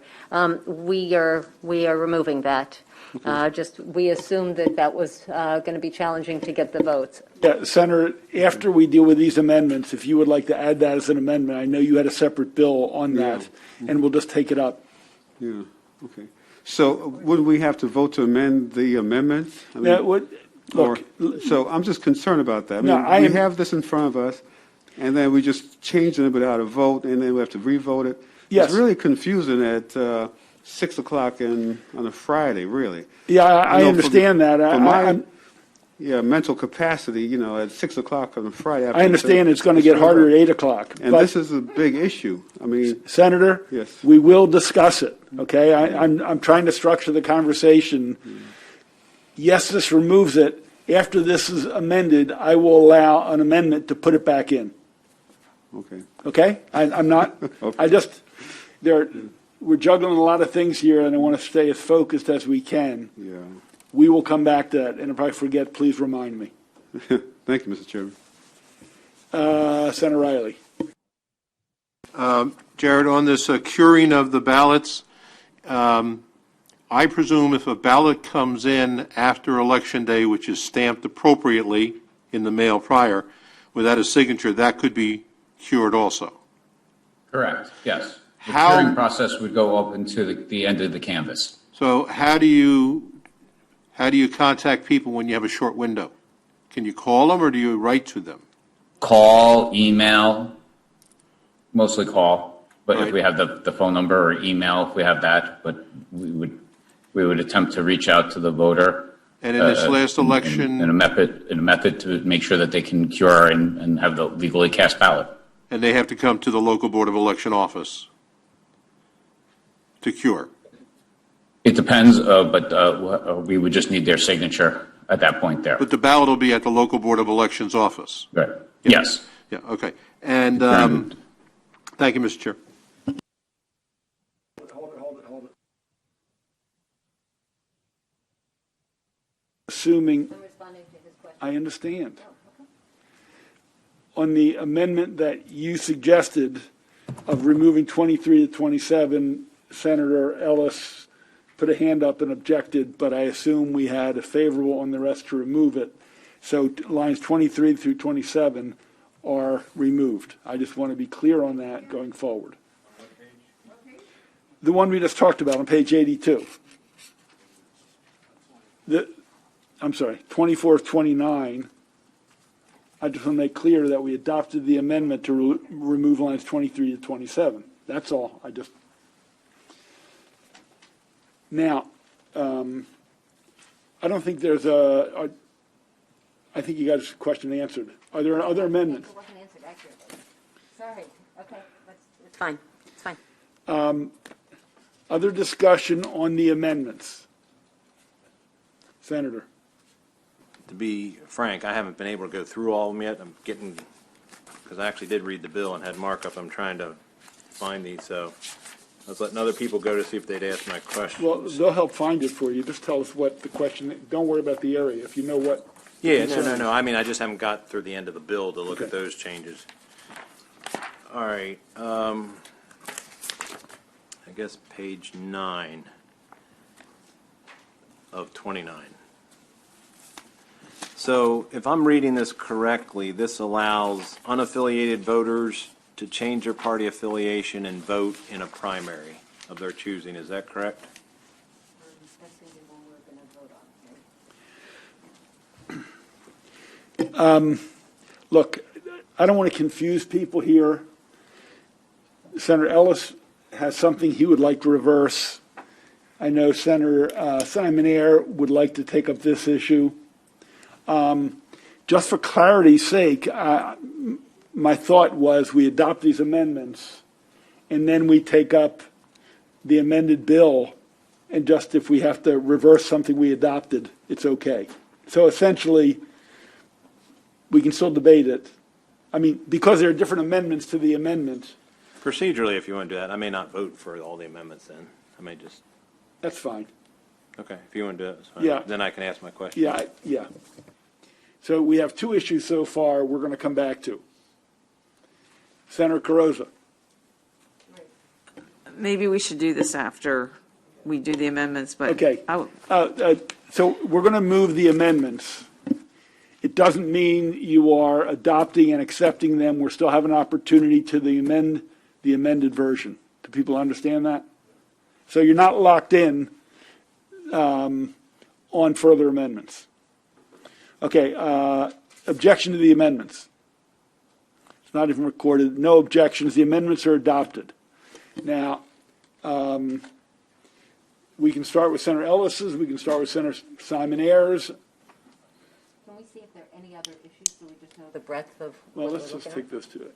Let's at? not, Okay, there are three, you mean his. and then we get, yeah. We did, we did. rural urban, we did. We just removed 23 to 27. He wanted to bring it up again. Okay, that's fine. Okay. I'm fine with that. Let's go back to Senator Ellis. Senator Ellis? Okay, so what would you like from me now, Mr. Chairman?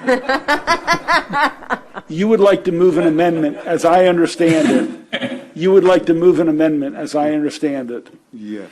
that makes the local majority party the ones that have the majority on the local Board of Elections. Okay, yeah. Is that, do I have that?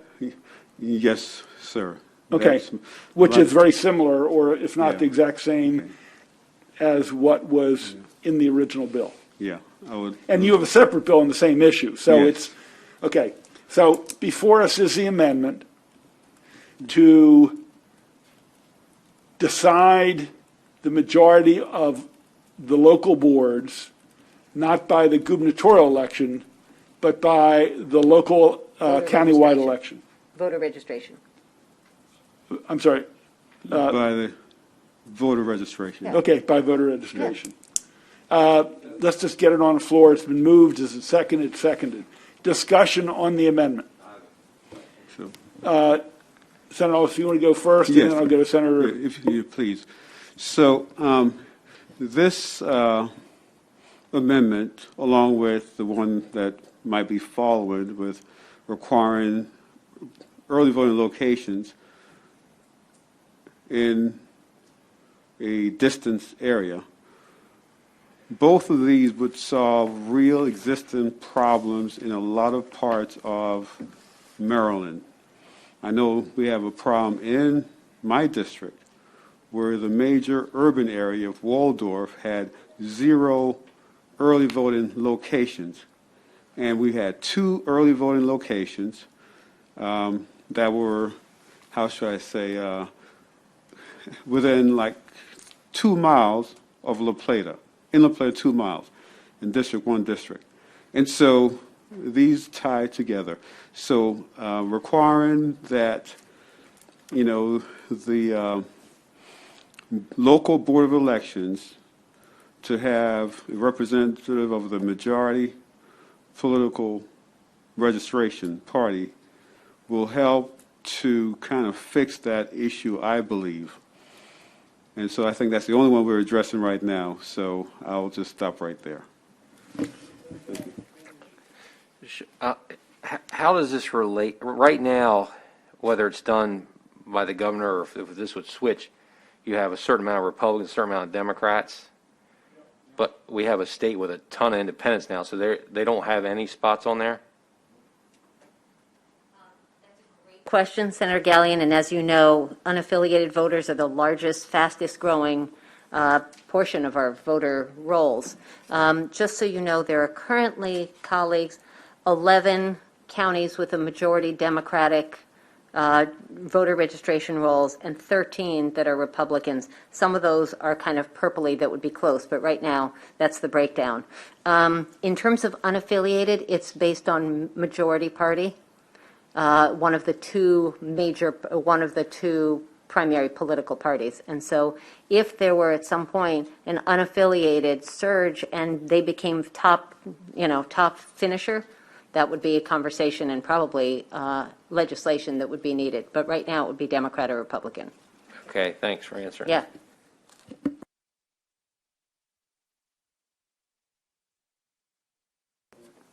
I'm sorry, I have two questions. The first one is, can somebody just clarify where we are in the bill again? Page 4 and 5 of the bill.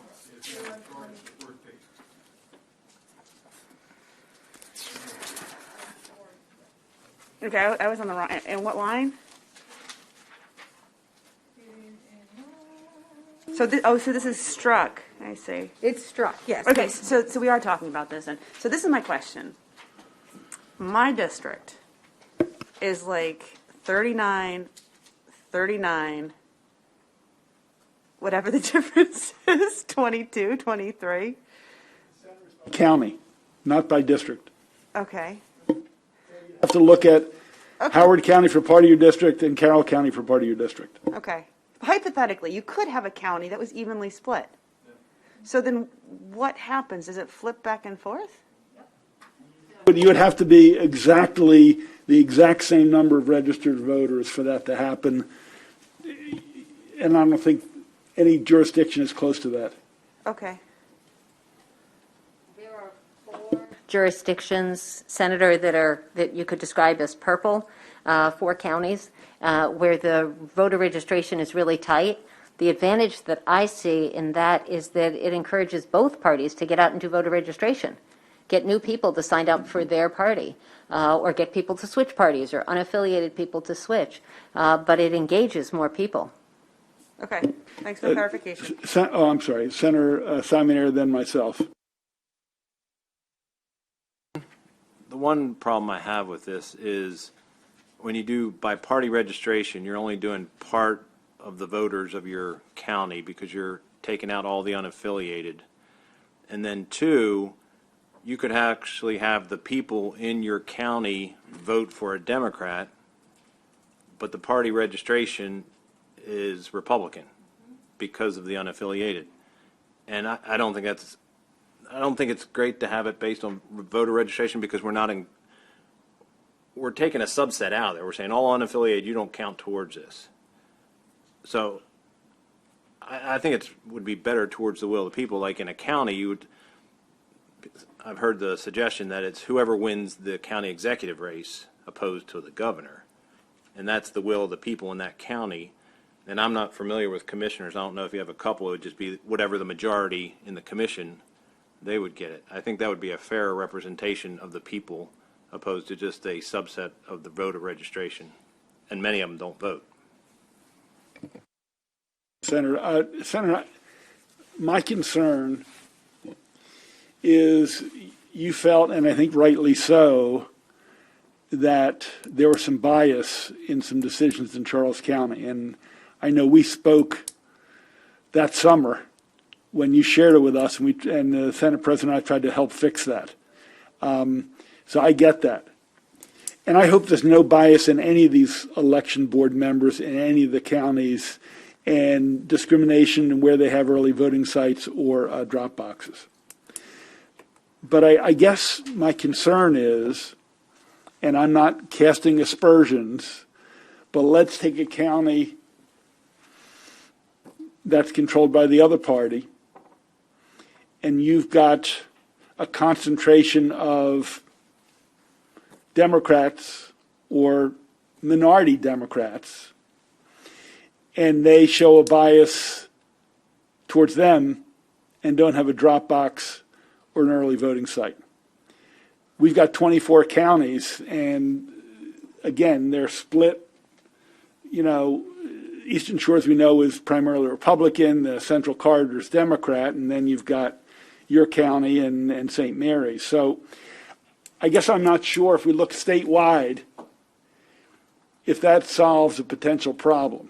I mean, we shouldn't have this problem. We shouldn't be concerned that there's going to be discrimination on voting locations. And I have to tell you, I received calls from people in Baltimore City who felt that the Republican majority, who happened to be African American, just very conservative, didn't place drop boxes in the appropriate places to get core numbers of voters in the city because there wasn't mass transit or whatever. So it's a complicated issue, and bias is run by party, by race, by a lot of ways. And I just wasn't sure if dividing up the state, these 11 are going to be controlled by Democrats and these 11 are going to be controlled by Republicans, is the solution to the problem. That's all. So I'm going to be voting no, but I understand it and I respect it. Okay. We'll vote soon. You want to have a final comment, Senator Ellis? Yeah, and so, so this, I mentioned earlier that it's like a multi-legged stool, right? This one issue will not solve it. That's why I really love the issue with requirement for locations being at distance-wise and work out that issue. Charles County is one issue. I mean, we have an issue in St. Mary's. I mean, Lexington Park. I mean, which is a minority area, Democratic area. Folks have to go way outside of Lexington Park and St. Mary's County by Patuxent River Naval Air Station, go way up North County to vote.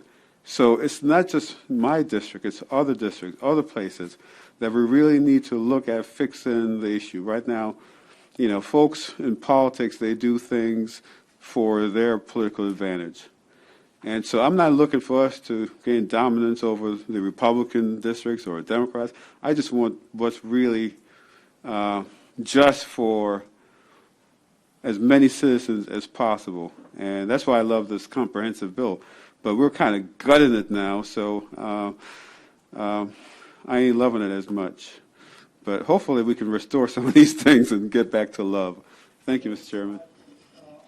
Excuse me. On the Ellis Amendment, going from the statewide governor's race, deciding both state and local election boards, to shifting the local boards being decided by registration. Those in favor of the amendment, please raise your hand. Those opposed? Okay, it passes 6-4, I think. Did I have that right? Okay, the amendment's adopted. Senator Simon-Air, you've got an issue you want to put forth. Just start as a question.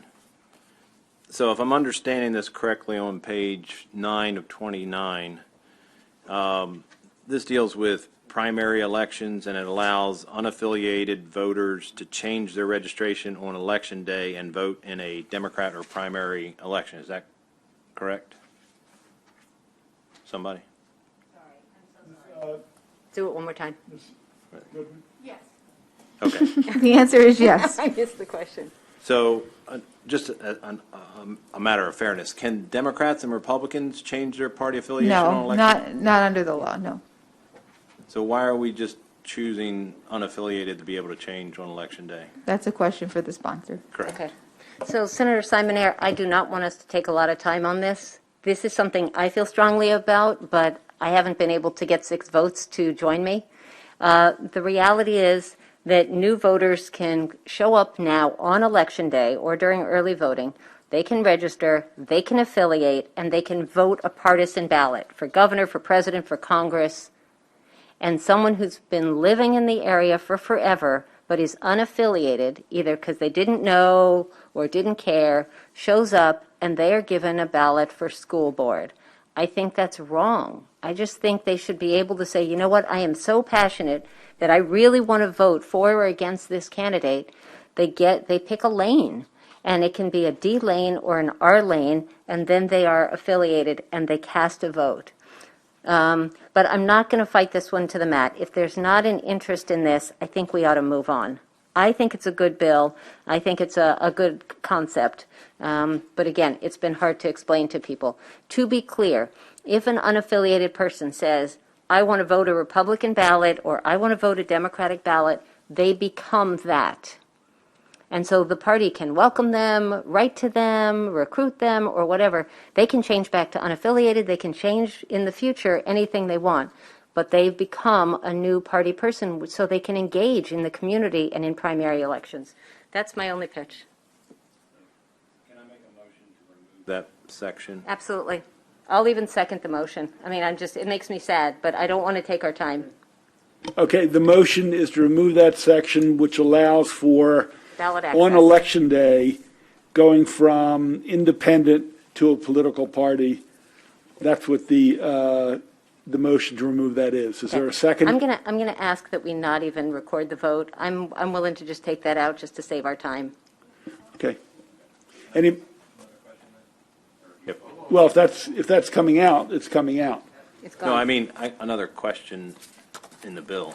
Yeah, no, we'll get to you. Oh, okay. Senator Washington, Vote, I mean, I want to be registered. I mean, I support it. I have been, I guess I oppose removing it. I have been opposed to, open primaries and all that, but I feel that this is, the person is choosing a lane, they're choosing to affiliate. I do feel that the way that the voter elections have been registrations have been progressing, more people are choosing to opt out of the two parties. I think this is a first step towards figuring that out, to the point if we ever get to a non-party system. But since we have the system, we're allowing people to affiliate. So I would vote. So the amendment to remove it is on the table. Senator Washington spoke against it. I'm going to speak in favor of the amendment, the Simon-Ayer amendment. Right now, you may change from an independent to a Democrat or Republican. You just can't do it on Election Day.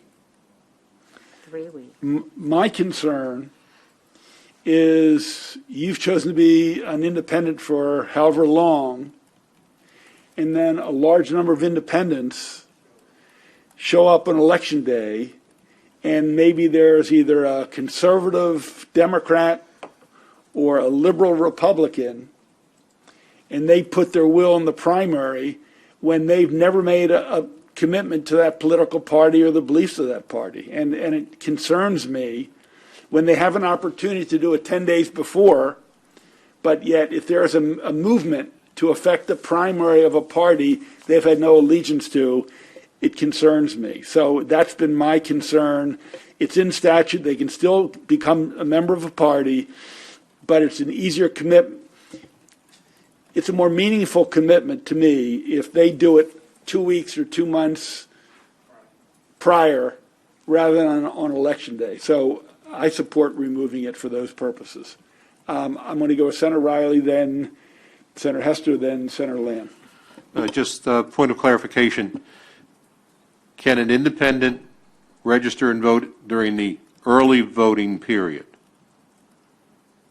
No. Okay, thank you. And the chairman said 10 days in advance. Just to be clear, it's 3 weeks in advance is the deadline to change your party versus Election Day. You can walk up and affiliate. Senator Hester. That was my question. Senator Lamb. I was just going to say that actually the chairman took all of my arguments, and I just think that it's moving towards the slippery slope of an open primary. So I'm opposed to it as well. Vice Chair. Thank you, Mr. Chairman. I totally oppose open primaries. This is about engaging people who want to be engaged. And but D's to R's, R's to D's, come in and vote for the weakest candidate of the party you don't support, I think is terrible, and I will never support that. I think slippery slopes only happen if we vote for legislation that modifies the law. Motion is to remove the language that would allow an independent on Election Day to affiliate with a party on that day. Roll call. This is a Simon-Ayer amendment. So the original language, if you like the original language, you'll vote red. If you agree it should be removed, the Simon Air amendment, you'll vote green or aye. Roll call. No.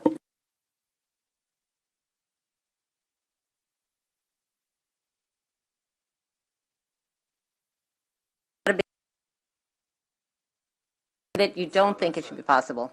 Simon Air and Pinsky. You're a yes. I voted green.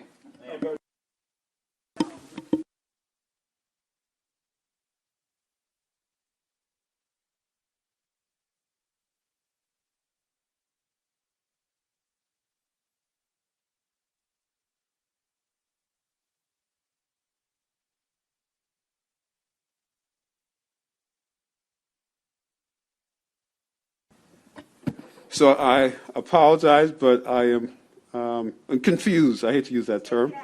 But, so what are we taking out?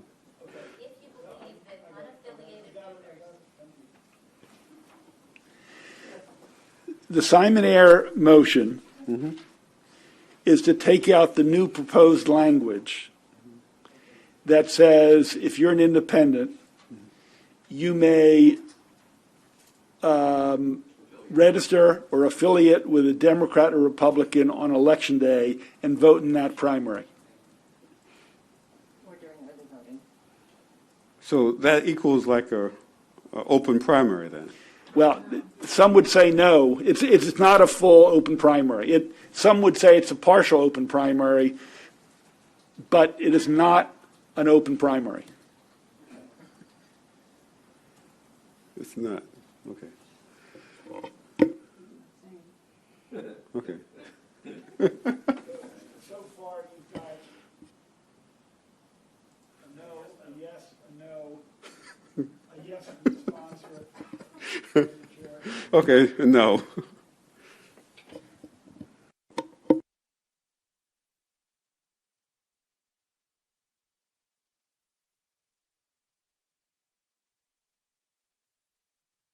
Just we have to take a picture of it. I am a no, yes.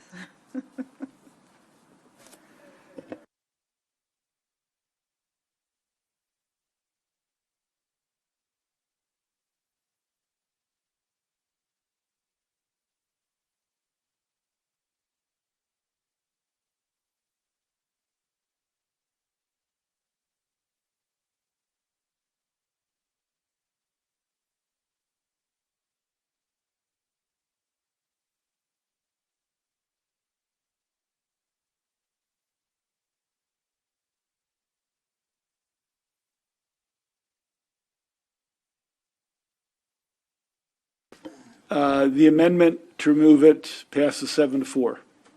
Okay, other amendments on the bill, or the bill's amended. Senator, well, I want to get as many out of the way before we get to your Senator Lamb.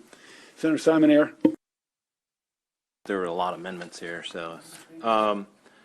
Page 20 of 29 and a couple after that, 19 and 20 and so forth. Talks about the voter application for a ballot and the actual ballot, and it mentions an error. And it says if there is contains an error, can we define what errors are? Because it says that both on that, or it says with the ballot, it says when viewing the identification or detecting whether to invalidate the ballot based on an error on the envelope or the oath. And then it's also with the application. Can we define what those errors are so we're very clear? One more time, where were you reading just now? I think 19 through 23 or 22. Page 19. 19 of 29 on page 77 starting. Okay. That's the application for a ballot. Ms. Goodman, can you?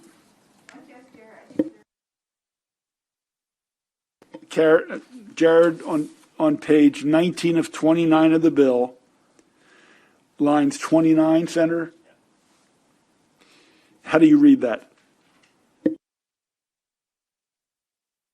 What is an error? What?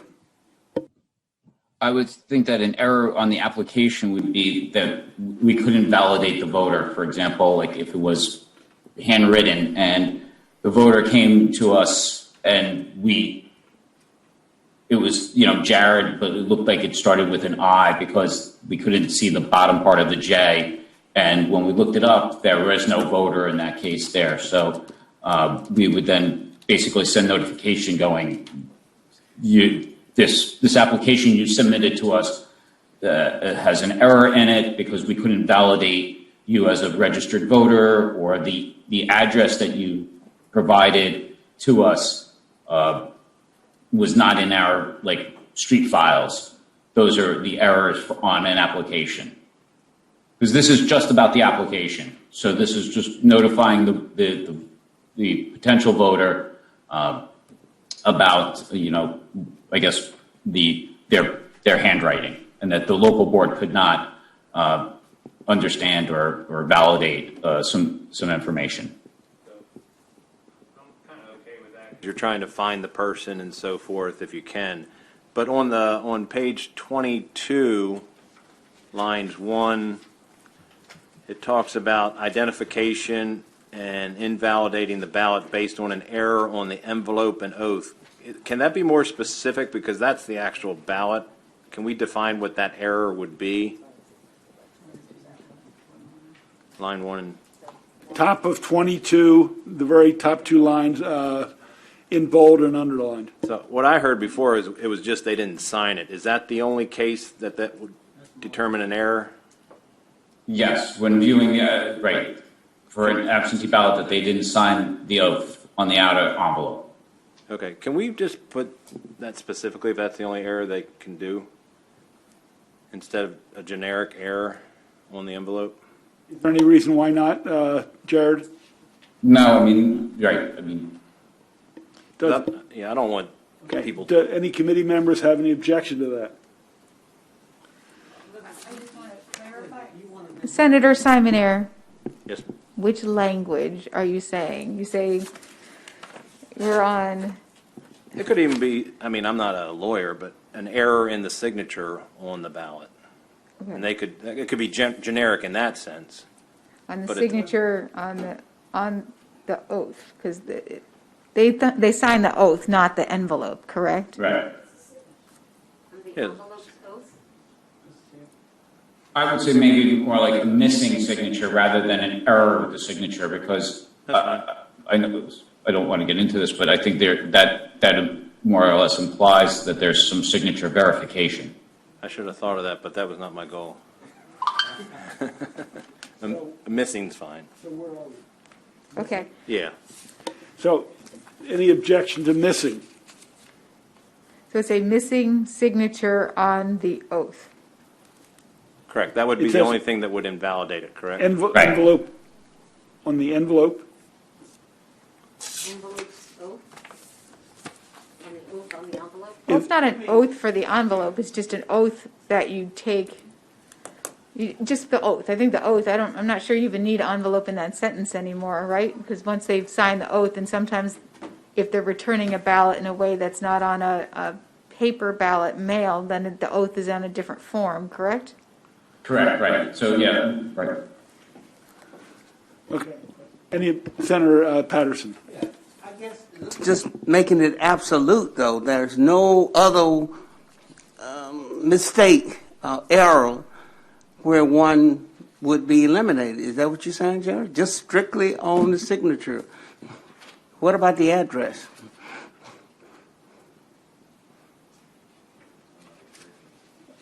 But this would be the returning of the absentee ballot, Senator. Okay, so it would be clear. Right. The application might have an error with the address. Okay. I don't know, it just scares me a little bit with so narrowly defined. It just might be some time that there may be some other reason to have it reviewed. And this way it's just saying no other way this can happen if it doesn't go this way. Madam Vice Chair. It is current? Well, then why you asking? They're giving them an extra chance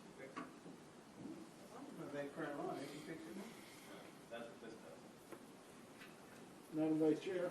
I was just going to clarify that the other reason that an absentee ballot could be rejected is if it arrived too late, and that would obviously not be something that could be cured. So I just want to be clear, everybody understands that, and this section is about curing, fixing it so the ballot can be accepted.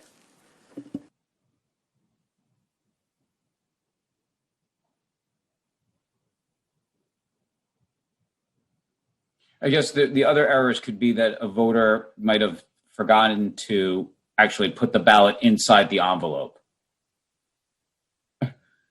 Right.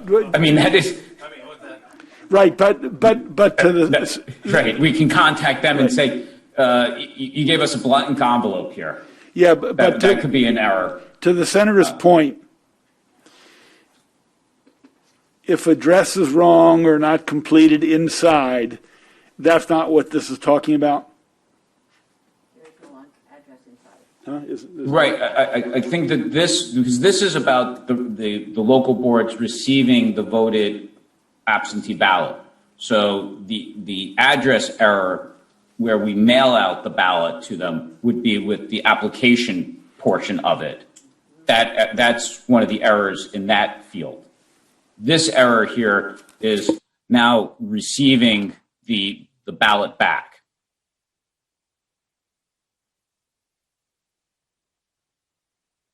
If you want. If it's helpful, this is the reply. This is not a Maryland reply, but I have the privacy sleeve if we want to see that. This is the return envelope that you put your absentee ballot in. On the back side, it just says that's where you sign and date the oath, and that is, I do solemnly swear, and I voted, and da-da-da. And if people forget to sign that, then the ballot inside, which no one has looked at yet, cannot be counted yet. So this bill would say you're going to send them a snail mail letter, and you're going to either email, call, or text. So you're really going to work pretty hard. You have no idea who this human being is. You don't know where they live. You don't know which party. You don't know which candidate.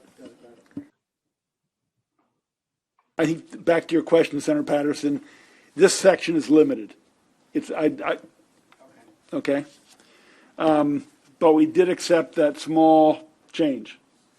Okay, other amendments. Can I make since we're in this section on curing, the state board had a concern about the snail mail letter notification, because once you've received the ballot and you want to work quickly to cure, the concern is, again, this was an issue in the last election when there was issues with people getting their mail, and there was concern that it would be expensive and that voters would not receive the information till later. And if you're texting somebody, you mean you're getting that information much more quickly.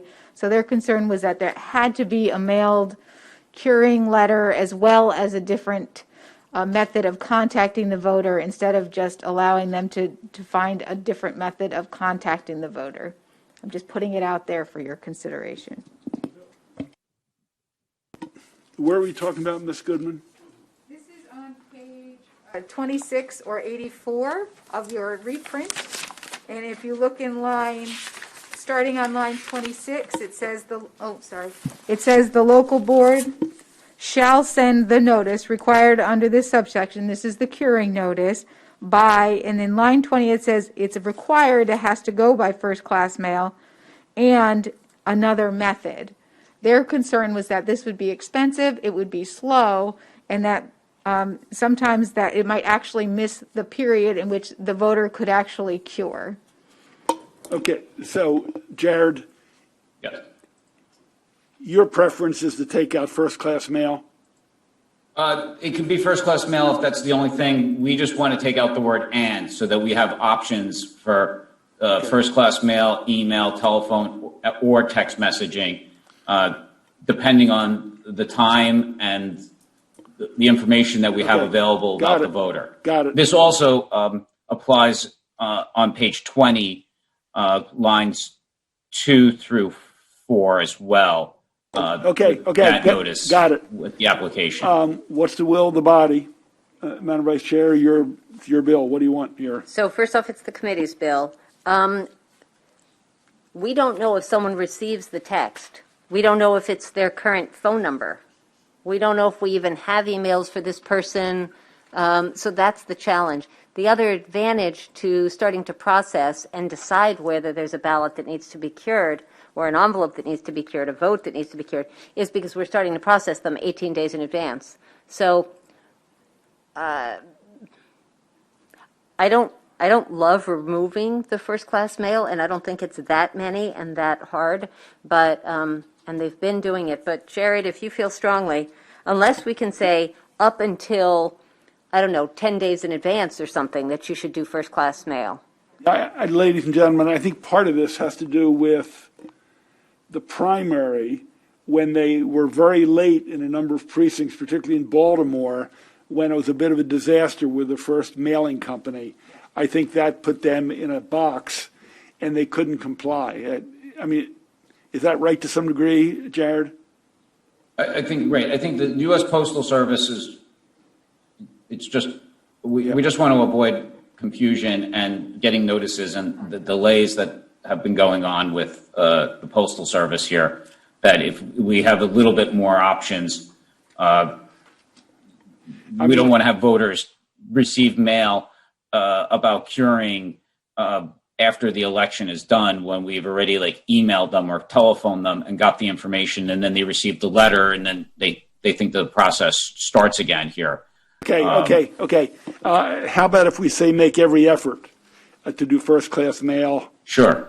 Or, and then the rest of them. So we take out the and we say make every effort. Yeah. Any objection, committee? Okay, done. Other amendments before we get to Senator Lamb's? Senator Simonaire. Thank you. And this is probably just a clarification. I know one of the things you were going to do is take off the party affiliation so it wasn't identifiable, but under internet and fax, it's struck. Can you just explain why? I'm sorry, page 23, lines 11 through 14. So I guess they print out a template. Couldn't they print out one with a party affiliation on it? This was particularly struck, and only for the return ballot envelope, is because the local boards use this process to sort the ballots at the back end, and they're very concerned that it's going to be much more expensive if they can't decipher between the various ballots when they get them in the first time. So that was the biggest concern. So there's no party affiliation or information on the envelope that would go to the voter. So when it's mailed in the mailroom, but on the way back, when it comes to the local board, this gives them an additional opportunity to sort at the beginning, especially in a primary where this could be a very, it just gives them time and saves some money. Not as big of an issue, but in a general, when it's going through the post office and they're seeing mail coming in from Democrats or Republicans, it gives me pause that they can identify what they might be voting for just by party affiliation. I don't know why we can't put that inside the envelope or something.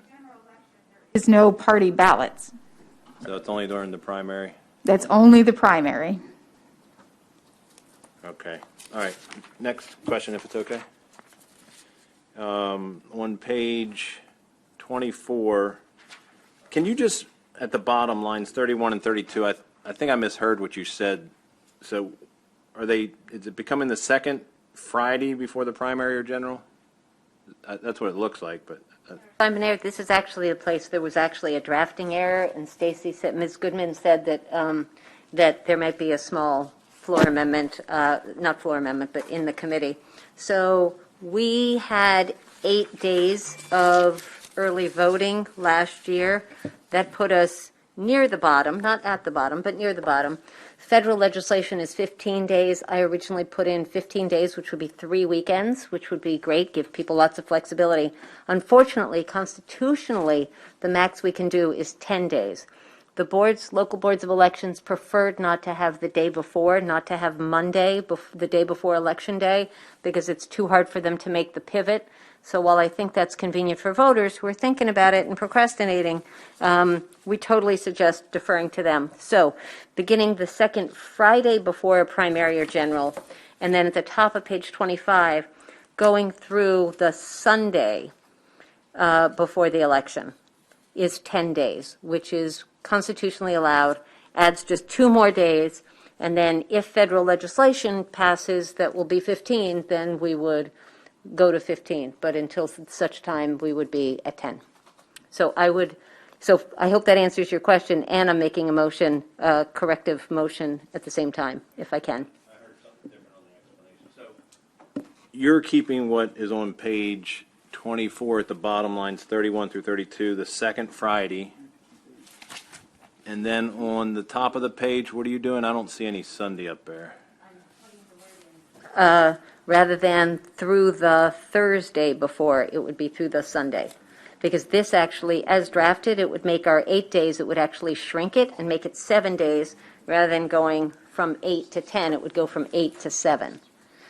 So it was not the intent to reduce the number of days. Okay. Okay, so I understand what you're saying. Is that a motion, or is that?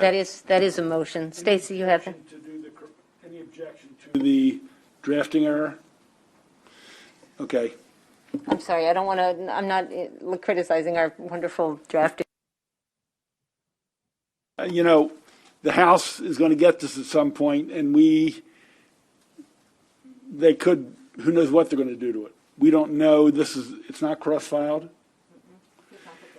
So they might love it, they might hate it, they might amend it to shreds. We don't know. So I understand, but at the same point. it's legislation that we're putting our imprimatur to. That's absolutely true. Okay, on page 25, lines 25, it says the local board may not open, process, accept, or reject. What is the definition of process? What are we doing there? Jared, you want me to do it, or you do it? Jared, you have the question?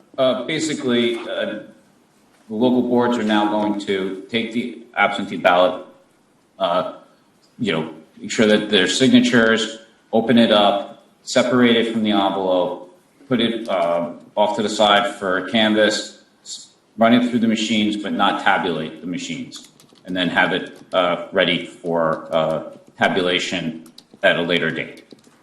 Okay, so tabulation is a separate function that the chief election judge does? Well, that's, done in front of the board and the board of canvassers, and yes. Okay, so they have the capability not to tally, but to enter. Right, exactly. It just it goes through the machines. It's explicitly prohibited. Okay. All right, that's fine. And then I'm assuming we're going to make the changes I see on here, Stacy, on page 26. There's another reference to envelope and oath. So if we can put that there. And that may be it. Thank you. Okay. I know Senator Lamb has an amendment. Senator Ellis, you have an amendment?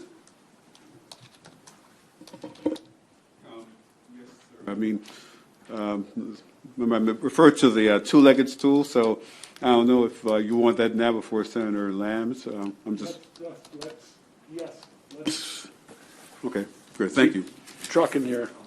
Yeah, so with the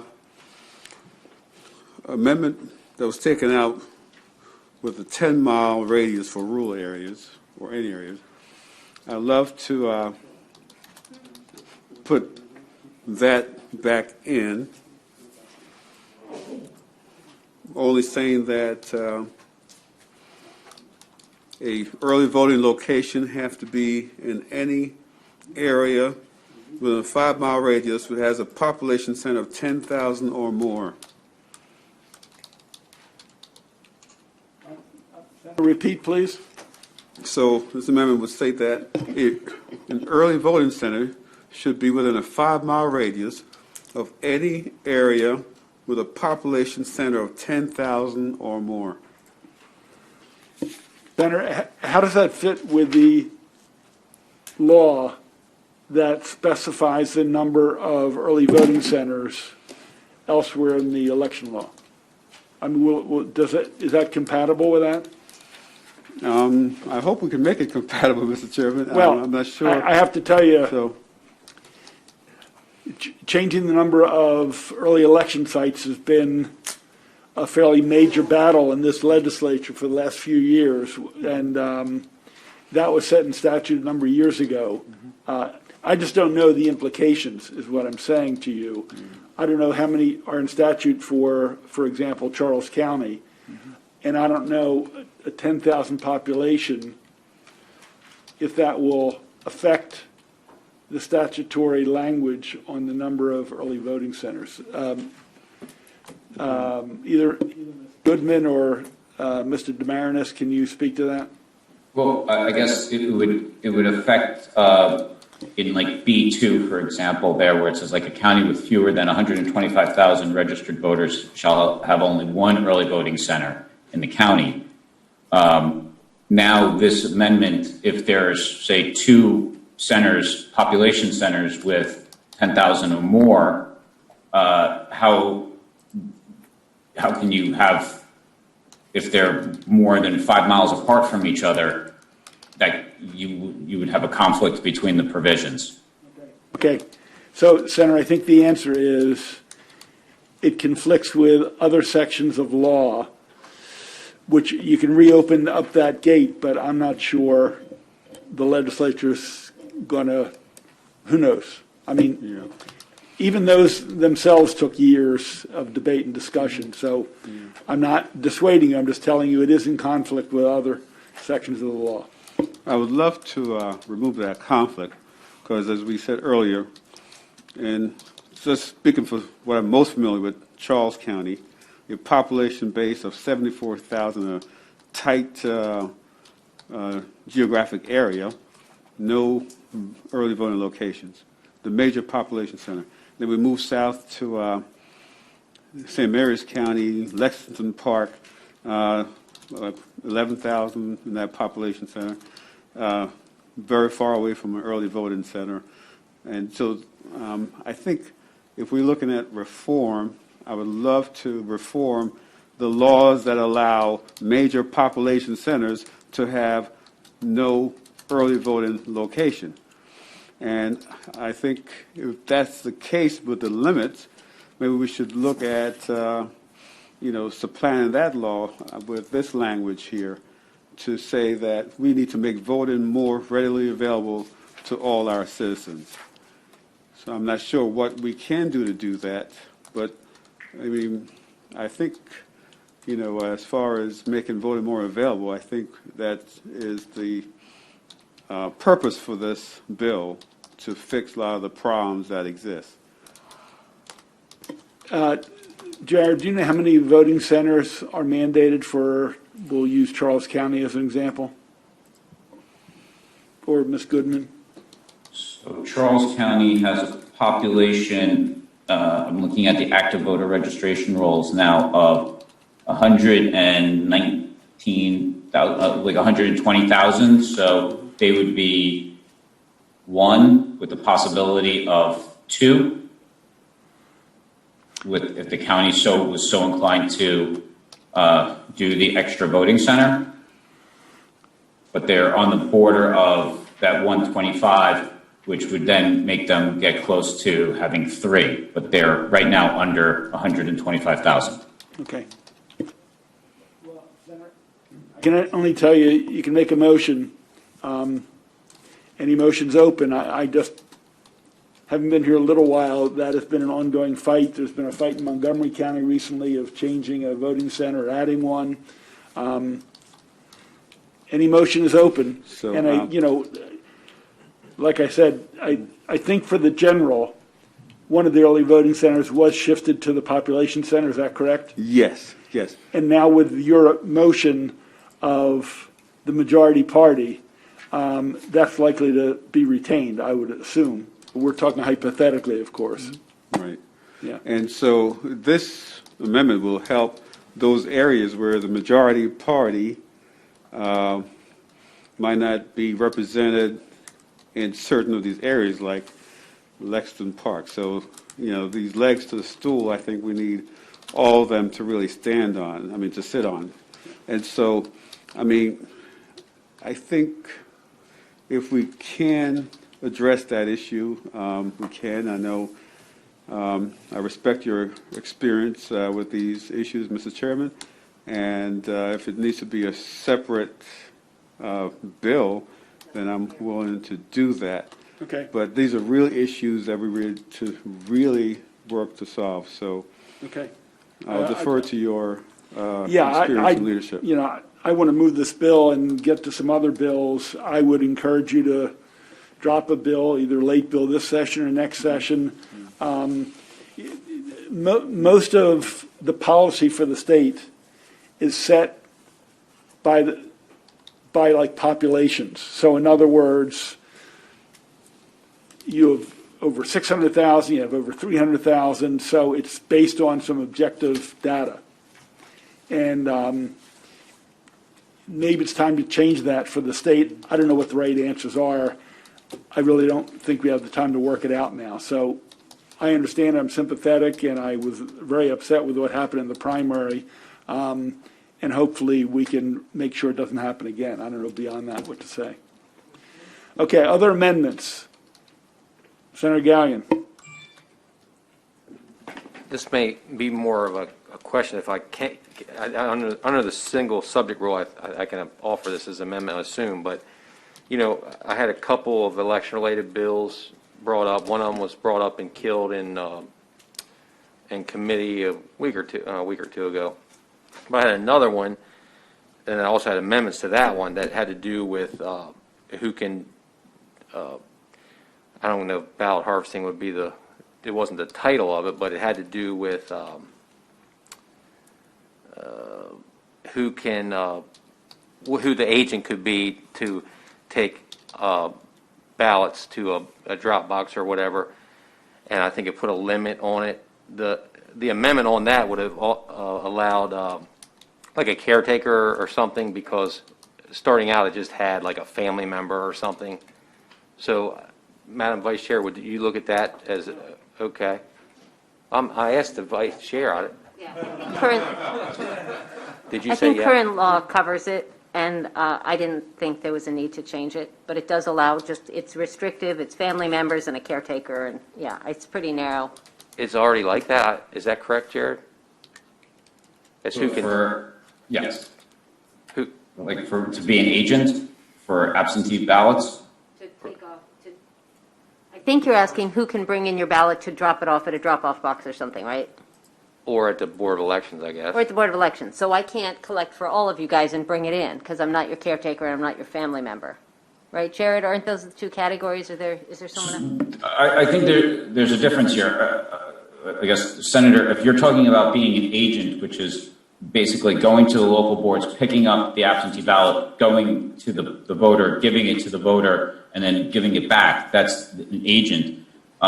Those are, statutorily defined. If a person has already voted an absentee ballot and is going to the drop box or giving it to someone else, there is no prohibitions on who does that. We've said best practices is that candidates should not be touching the ballots, but those ballots are sealed, and there is no restrictions on who brings a voted ballot that's sealed to a drop box. Okay, so the bill I had introduced would take care of that.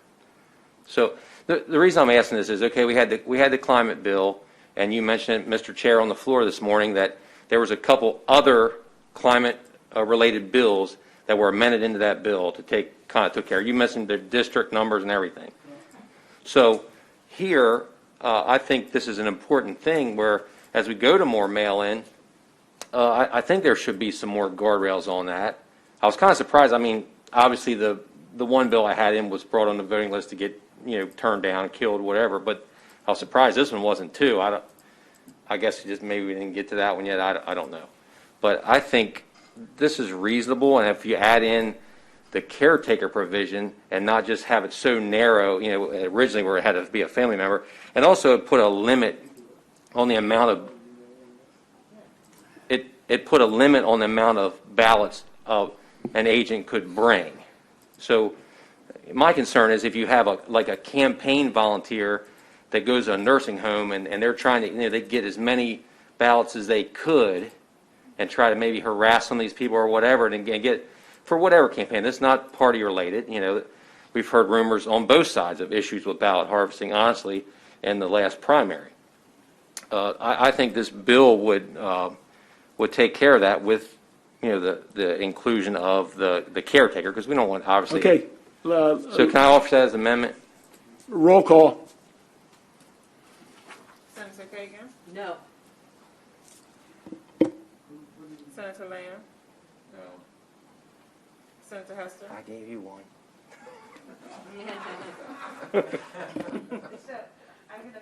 But just to explain my vote, I do think it's a really interesting question, and I actually had a few people call me about this during the last primary. So I think we should, address the senator's bill, but I think it requires more thought than right now. So I'm voting no. Sorry. Senator Ellis? Yes. Senator Gallion? I'm voting yes, but I also, if this goes down, I would hope that, I would appreciate it. Maybe we could get that on a voting list since we're dealing with election stuff. Thank you. Senator Carozza? Yes. Senator Washington? No. Senator Riley? Yes. Senator Patterson?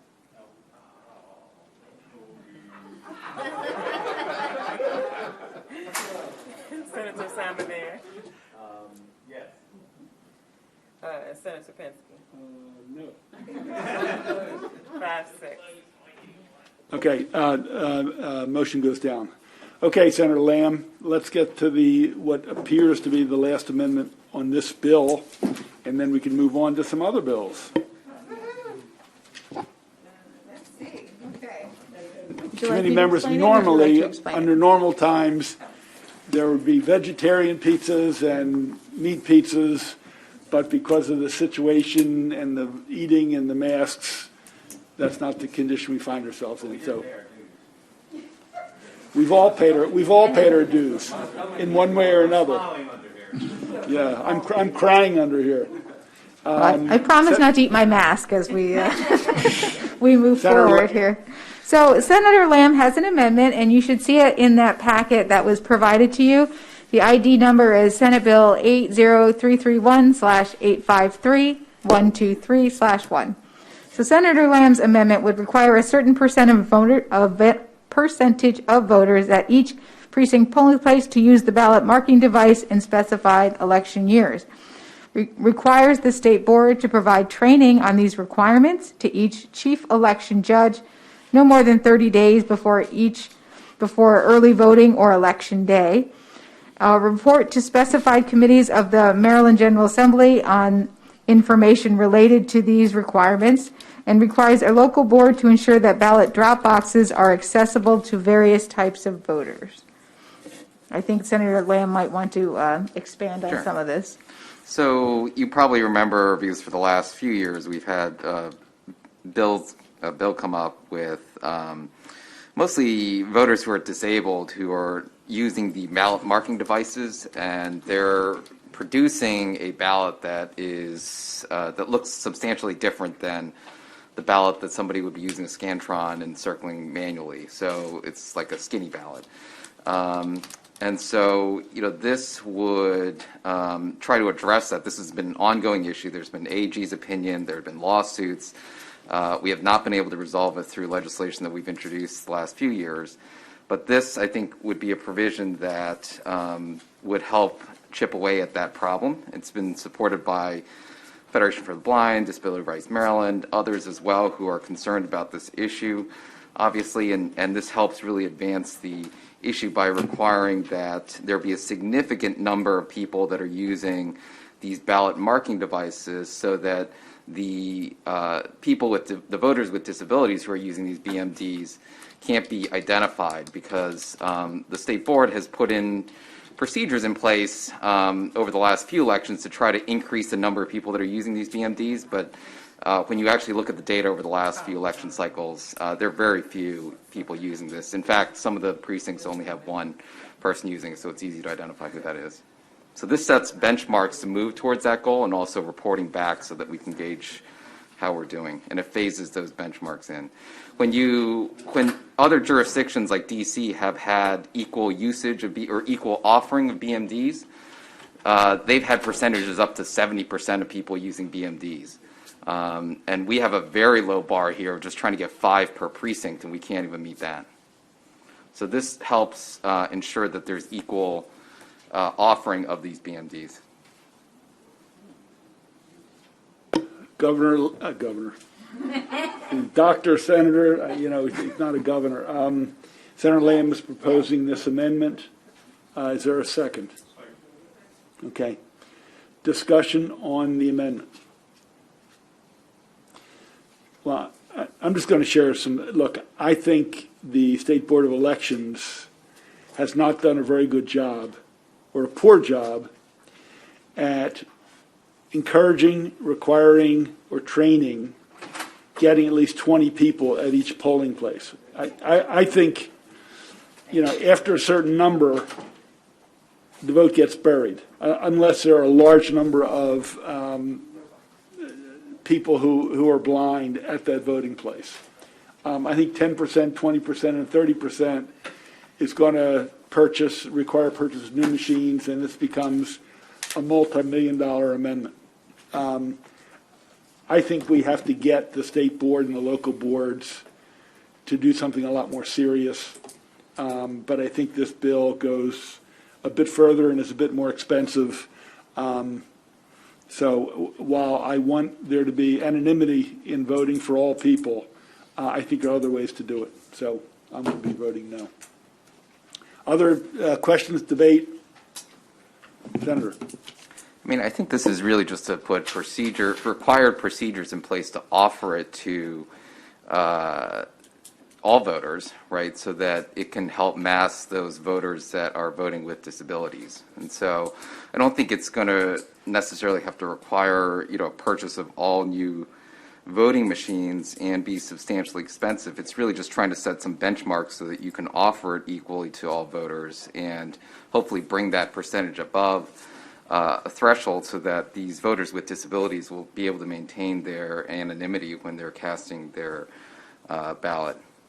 Senator, just a quick question. I mean, if 30% of the voters are required to use these machines, you're going to need more machines.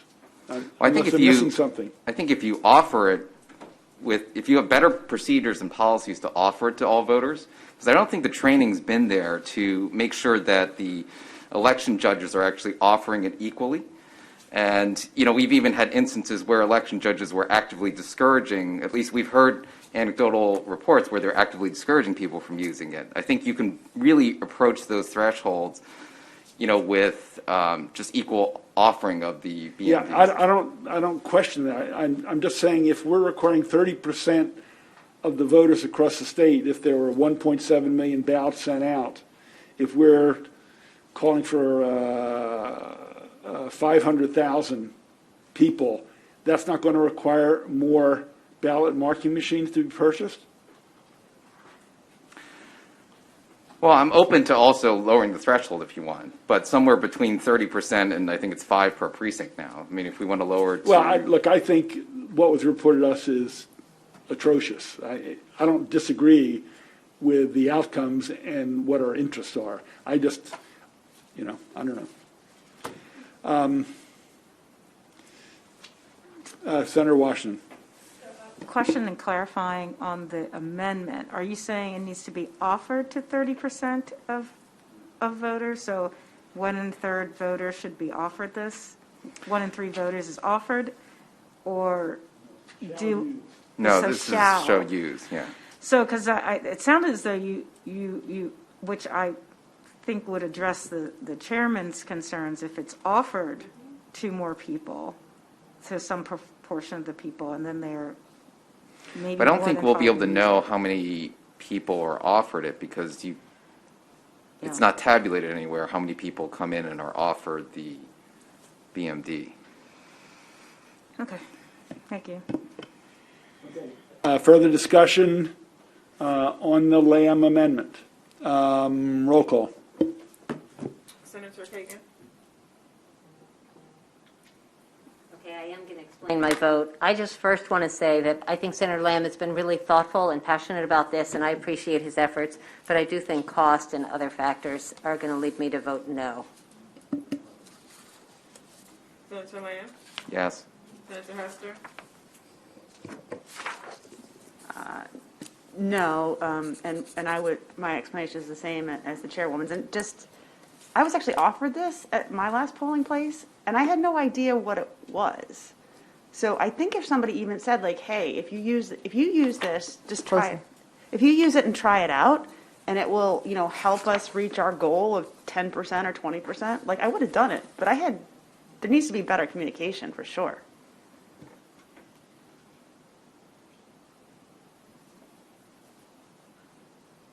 Okay. Senator Ellis? No. Senator Guyan? I'd like to explain my vote on this amendment. I had a great meeting with some folks. One of them was a gentleman named Grady, and they have some, I think Senator Lamb's got some really good points, and I really appreciate him looking out for folks from this certain community. And for Grady, I'm going to vote yes for Senator Lamb's amendment. That's fine. Okay. Senator Carozza? Yes. Senator Washington?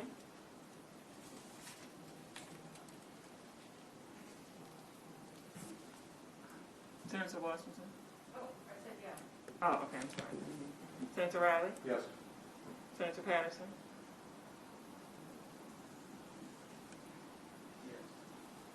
Senator Simoneer? Yes. Senator Penske? No. I got 7-4. Motion passes. Other amendments?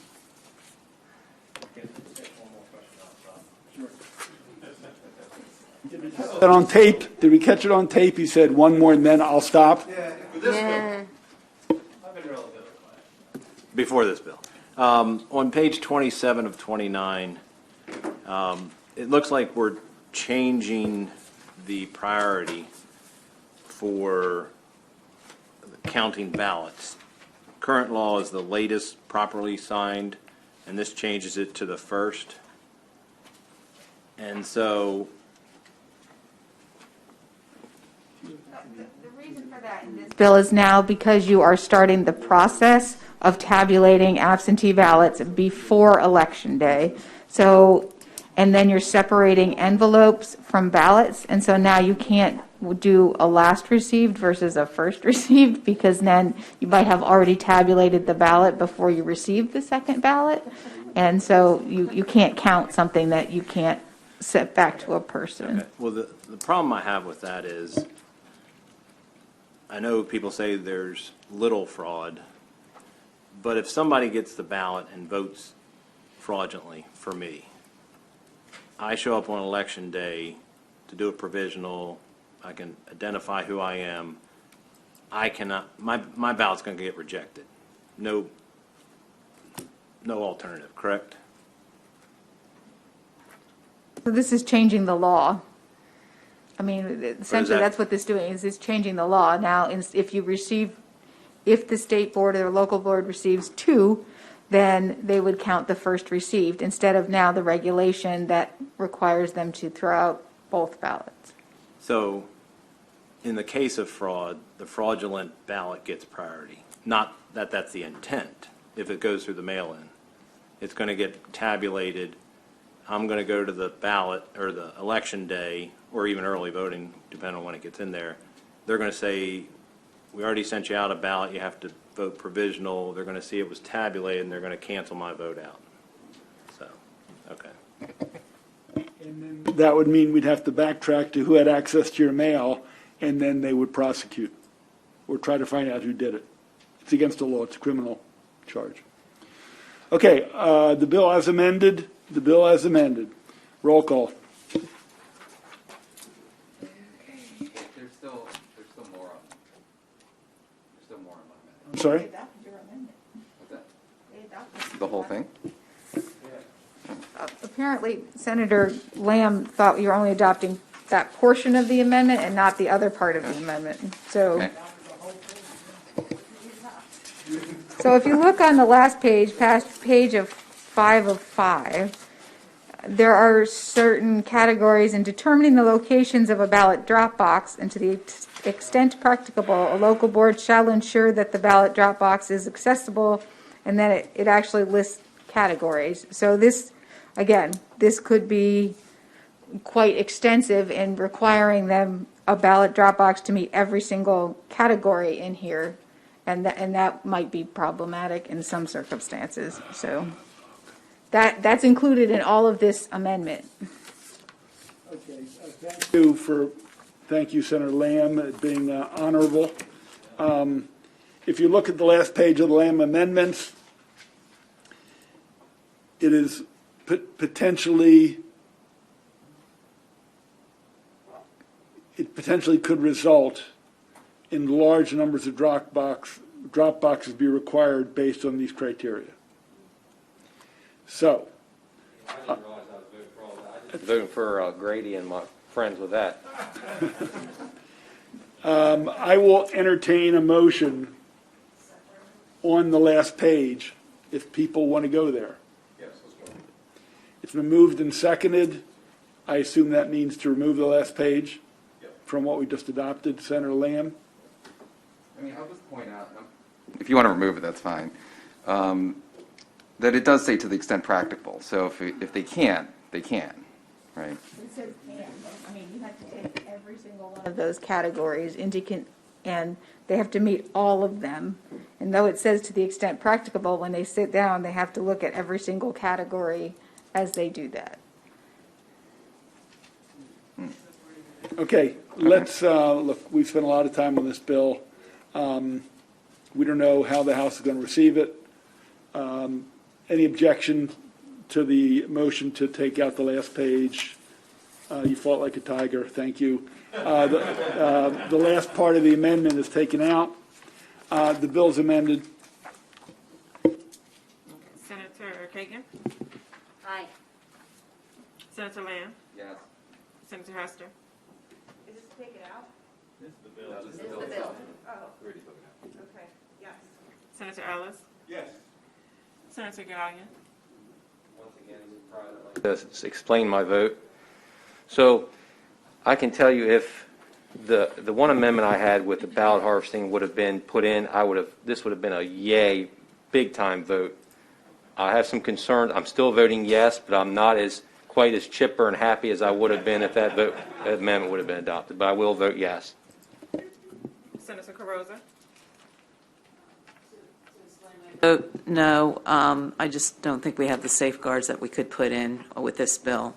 Thank you. Senator Washington? Yes. Senator Riley? Yes. Senator Patterson? Yes. Senator Simoneer? Yes. And Senator Penske? Explain my vote. As Senator Gallion, I'm not super chipper either, for a number of reasons. I will be voting yes. 10-1?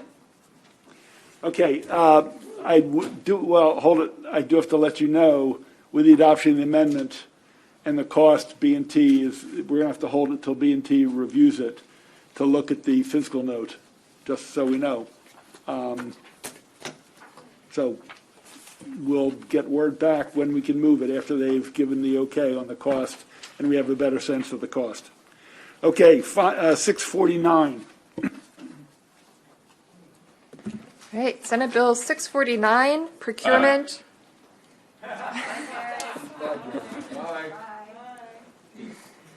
Senate Bill 649, procurement, Department of General Services, MBE Program Compliance Officer. Gosh, where am I? So as introduced, the bill would require the Secretary of General Services, in consultation with the Chief Procurement Officer, to appoint a Minority Business Enterprise, or MBE, Program Compliance Officer in the Office of State Procurement to ensure agency compliance with the state's MBE participation goals.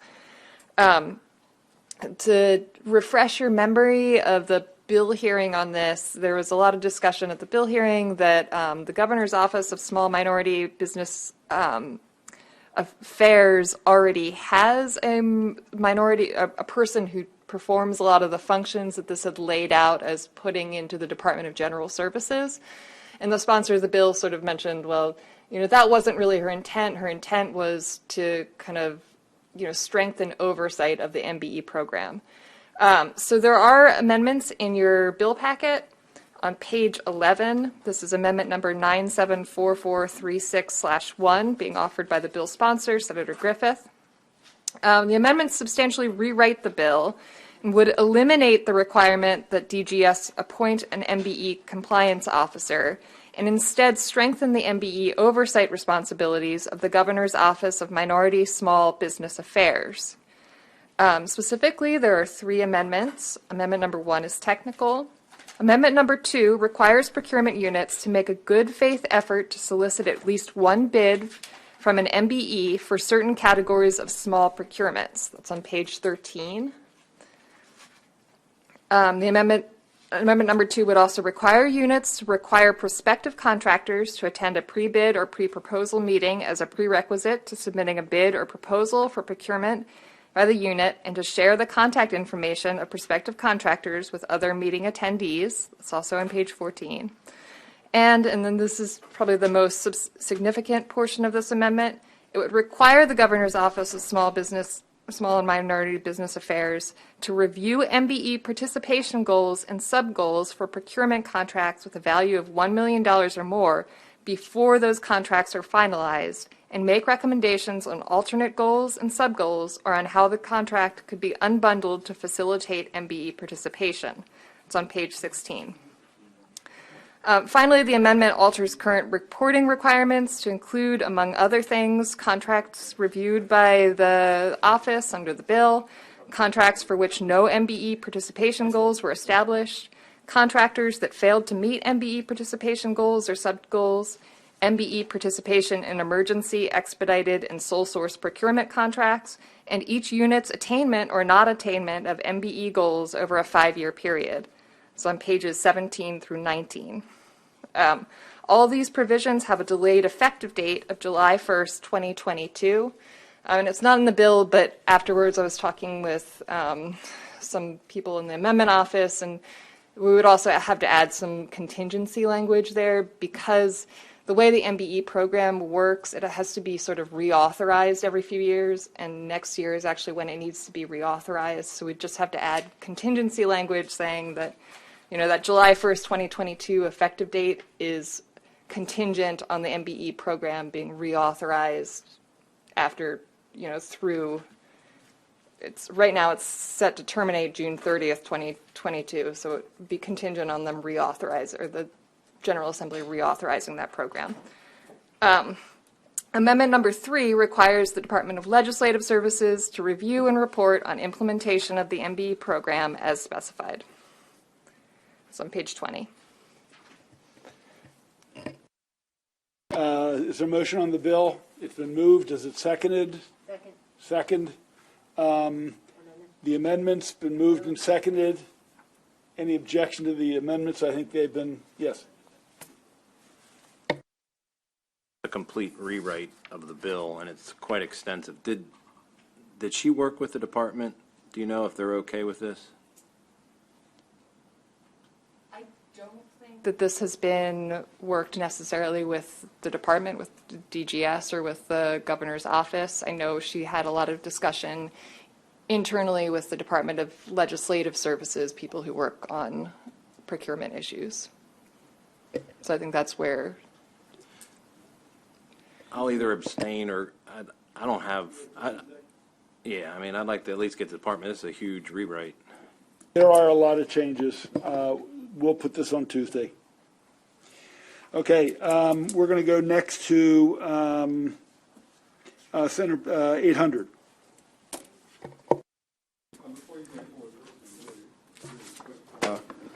Really quick little, I think it's a little typo on amendment number 1 on page 11. Which bill? The last one, We 649. just held it, Senator. Yeah. We held it. I mean, we held it till Tuesday. There was a lot of new information, but it's good to notice, Yeah. you're saying there's a Yeah, typo. yeah, so, yeah, and it's an important word. Amendment number 1, 2, 3, 4, 5 lines down. It says certain minimum number of BIBES. I'm not sure. Bids, yeah. So, thank you. Okay, no problem, thanks. Senate Bill 800, Inmate Training and Job Act of 2021. If you want to get started, the amendments are on page 51 of your packet. This bill establishes the Inmate Training and Job Pilot Program at specified institutions of post-secondary education to provide educational and vocational training opportunities for inmates in the 9 months preceding their release. The Maryland Higher Education Commission and each participating institution must administer the program in cooperation with the Division of Correction at the Department of Public Safety and Correctional Services.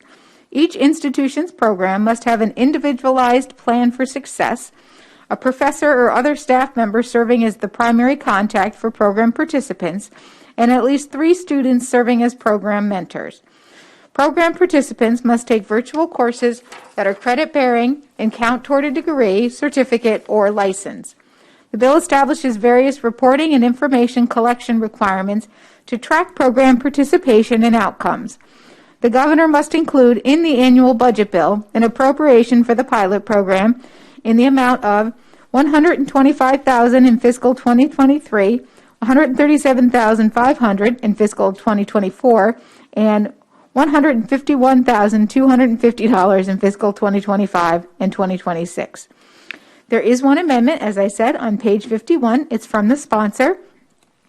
This amendment requires each enrolled inmate to have access to the Internet and other required applications and platforms required to participate. The establishment of a safe, reasonable process, virtually or in person, to confer degrees while earned while still incarcerated, increases the funding amounts, and increases the number of participants from 10 to 40. There was opposition at the hearing.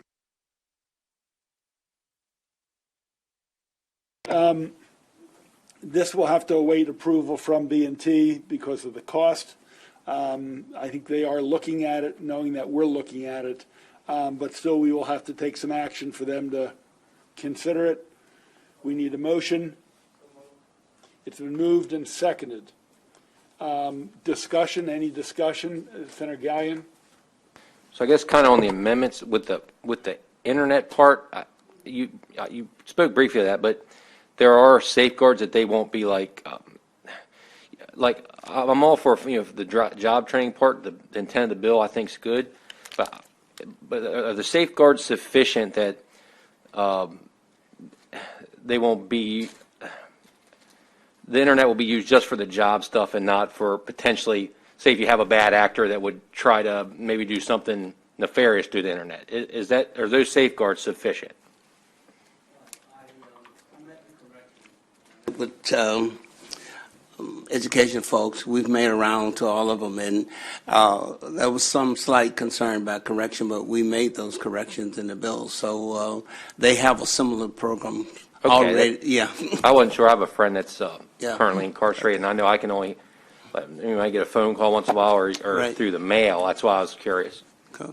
Senator, I think that already exists in terms of people pursuing GEDs electronically. So I would assume they're safeguards. I can't guarantee it. Right. I'm not real familiar with it. That's why I asked. Nor am I. Right.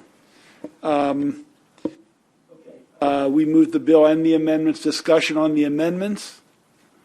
Seeing none, no objection to the amendments. They're adopted. The bill as amended. Further discussion. Again, because of the price, we will have to get an affirmation from B&T. Will anybody be voting against it, or should we do a roll call? Seeing no lights, no hands, then that'll be marked as unanimous. One quick question. The sponsor of the bill.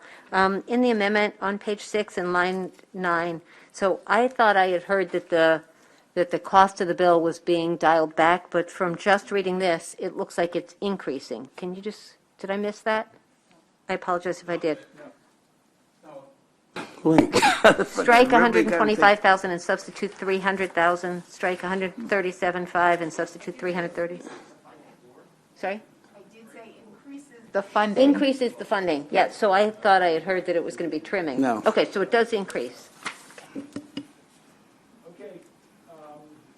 Again, I'll ask again, I see no hands or red light, but here's an opportunity. If you don't like it, those voting against it, please let me know.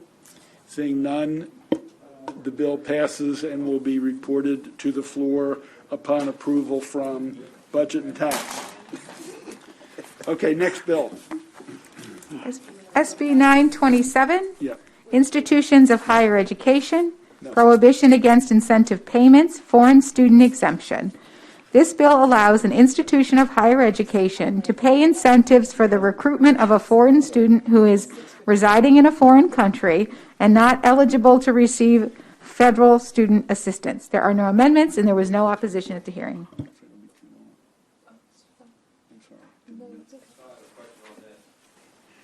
First,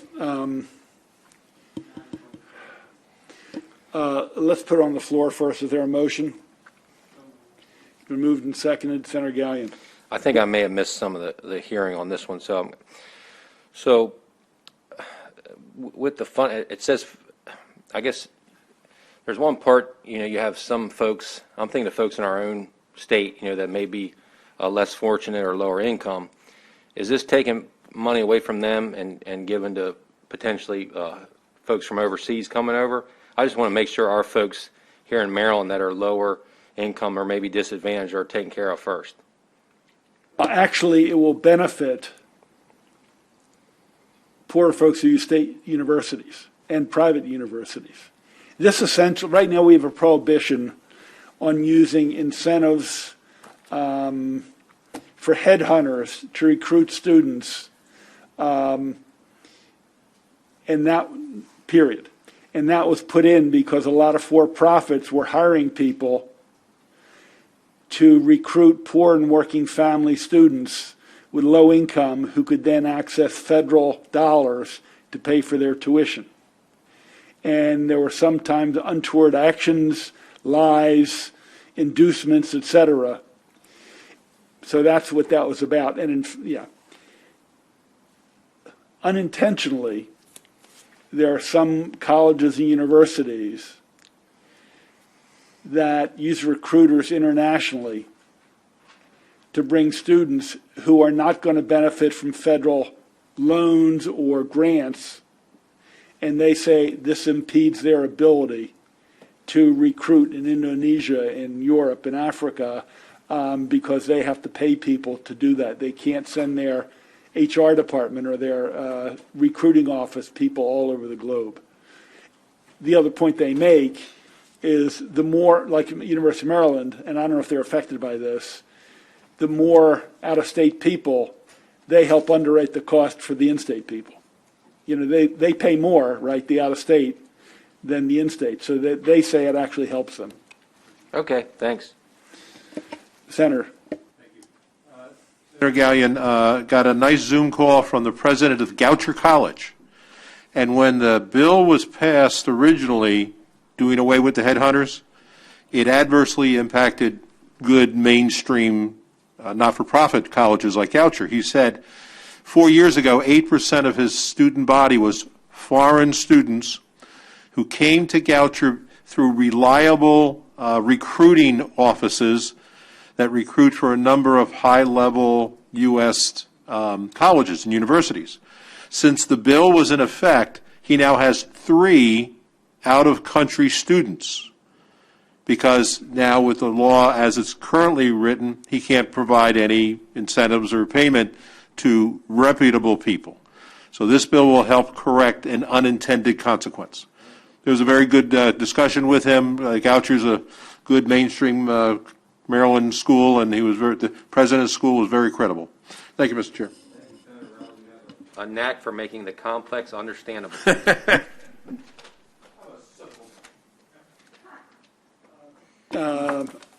So the bill is in front of us.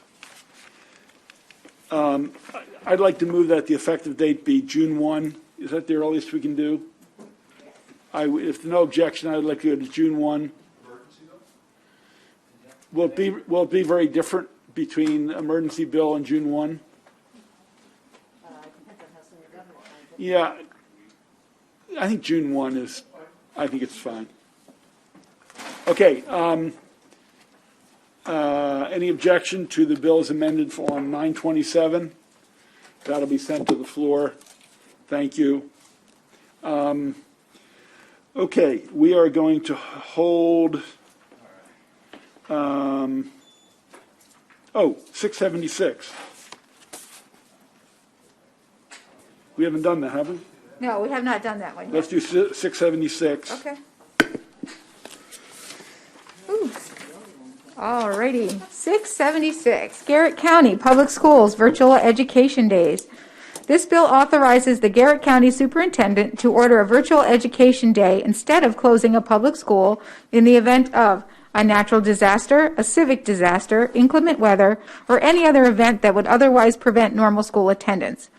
The superintendent must notify a school principal of the decision to order a virtual education day as soon as possible after making the decision, and a principal who receives such notice must immediately notify the students, parents, and school staff. Virtual education must consist of education services that are as close as practicable to in-person education services. A school implementing a virtual education must make accommodations for students and staff without easy access to the internet. If a school is ordered to implement virtual education for multiple consecutive school days, the county superintendent must arrange for the continued provision of all normal services required by law, including meal services. The Garrett County Board of Education must adopt a policy to implement virtual education days. There are 2 amendments, and they were handed out separately. The first is from the sponsor, Senator Edwards, and this amendment would require that each virtual education day would be reduced, each virtual education day would reduce by 1 the number of snow days incorporated into the school's calendar. If there are no snow days left, the superintendent may not order a virtual education day. The second amendment in your packet is a Pinsky amendment, and this requires the school implementing the virtual education day to establish a method for sending assignments to students and for students to submit those assignments for those students who lack internet access.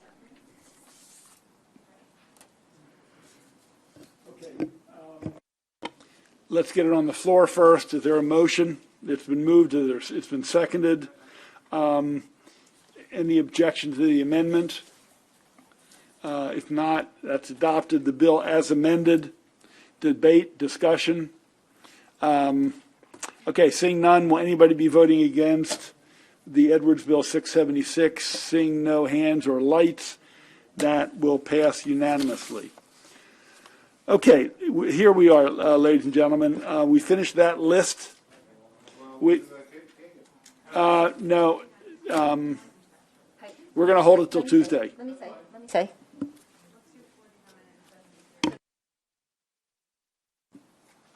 Just to be clear, it's not because of any issue with the bill or any concern. It's not being held for any reason because it's really an important bill. But April's spouse's birthday is today, and she would have to stick around. So I suggested she go and celebrate with her spouse, and we'll take it up hopefully first or second or something on Tuesday. Thank you.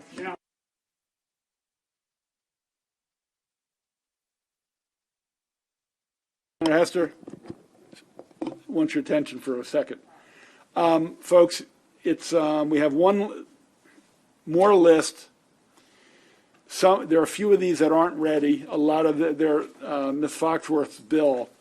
The question is how late you want to go tonight, and whether we push stuff off to Tuesday. There will be another list. Now, the hearing isn't too bad on Tuesday, we think.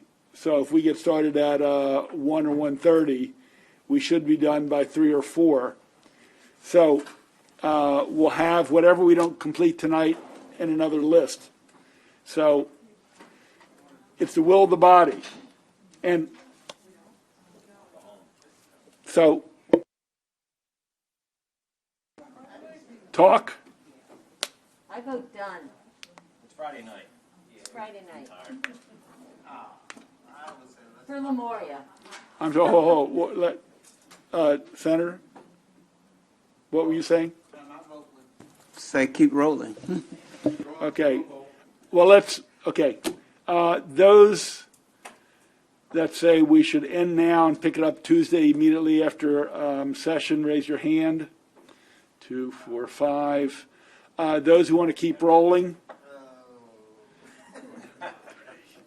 3, 5 to 3, 5 to 4.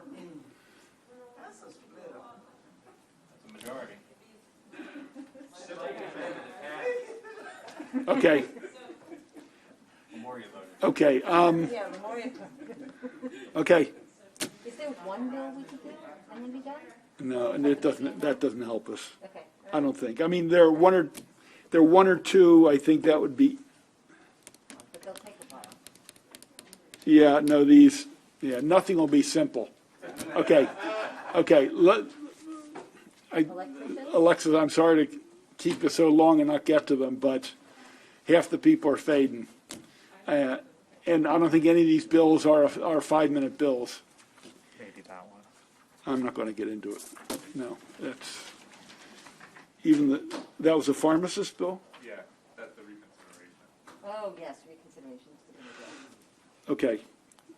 Let's do that. Then move the vote by which the Hershey Shetty pharmacy. Any objection to reconsideration of the Hershey bill opposed to the Hershey bar? Okay. Then the bills before us, hopefully everyone received the notice that the Attorney General's office, which basically affected a number of our votes, they were basing it on, I think, the previous bill that has been changed. So given that, it's been moved favorable, it's been seconded. Any debate? Well, anybody? We did. I already did. I made the motion. Okay. Any opposition to sending the Hershey bill with a favorable to the floor? Okay. Absolute right to do that. So does anybody else. Ian, what's the bill number on that? 537. It's in the middle of voting list number 25. Okay. So then we'll record that as a 10-1. Amendment that we considered will be voted for early in the week too. Okay. Any objection to the amendment that did that come from the sponsor? That's upon request from the Department of Pharmacy saying that the information that they have to provide is contingent upon that information being available. Okay. Okay. Any objection to that amendment? Okay, that's adopted. So, no, Washington. Okay. They look alike. 10-1. Okay, folks. Hopefully Tuesday won't be super long, but we're going to try to move as many as we can. So it could be, an 8 o'clock night or an 8:30. I want to finish all the stuff. The cybersecurity has a number of bills, 3 to 4 or 5 bills. They're almost ready to go. Once again, on the SROs, I've given a charge. Spend an hour Monday. Somebody said it. I'll have Ms. Goodman send a time, whether it's Monday or Saturday or Sunday. I don't know. Don't forget, Monday we have 3 o'clock. The Kerwin bill, and Rachel Heiss will brief what's in it. That's sort of important. You don't have to be here for that. Senator Carrozza. Thank you, Mr. Chair. And just on the follow-up voting list, are you going to look at some of the bills that didn't have any opposition that we could put on a voting list? Since some of us were willing to stay late tonight to do some of those. We still have about 60 to 80 bills. Just thinking that maybe our own members on this committee might have some priority. Well, here's my situation. I have to judge if a bill, doesn't move the needle, and there's another one that has a major impact on the welfare of the state. I got to sort of juggle some things in terms of public health, public education, what is crucial to the state and what's not. I don't know how else to, I'm trying to do what I can do with the staff to come up with the most efficient and effective list. I've tried to make sure everyone's bills has gotten some bills out of here. I've tried to take their, bills that are somewhat important. So I know Senator Simon-Air has a bill. I've got 5 bills on mandates to school systems. I've got 4 work groups. I'm not sure if they're at the top of the list, the middle of the list.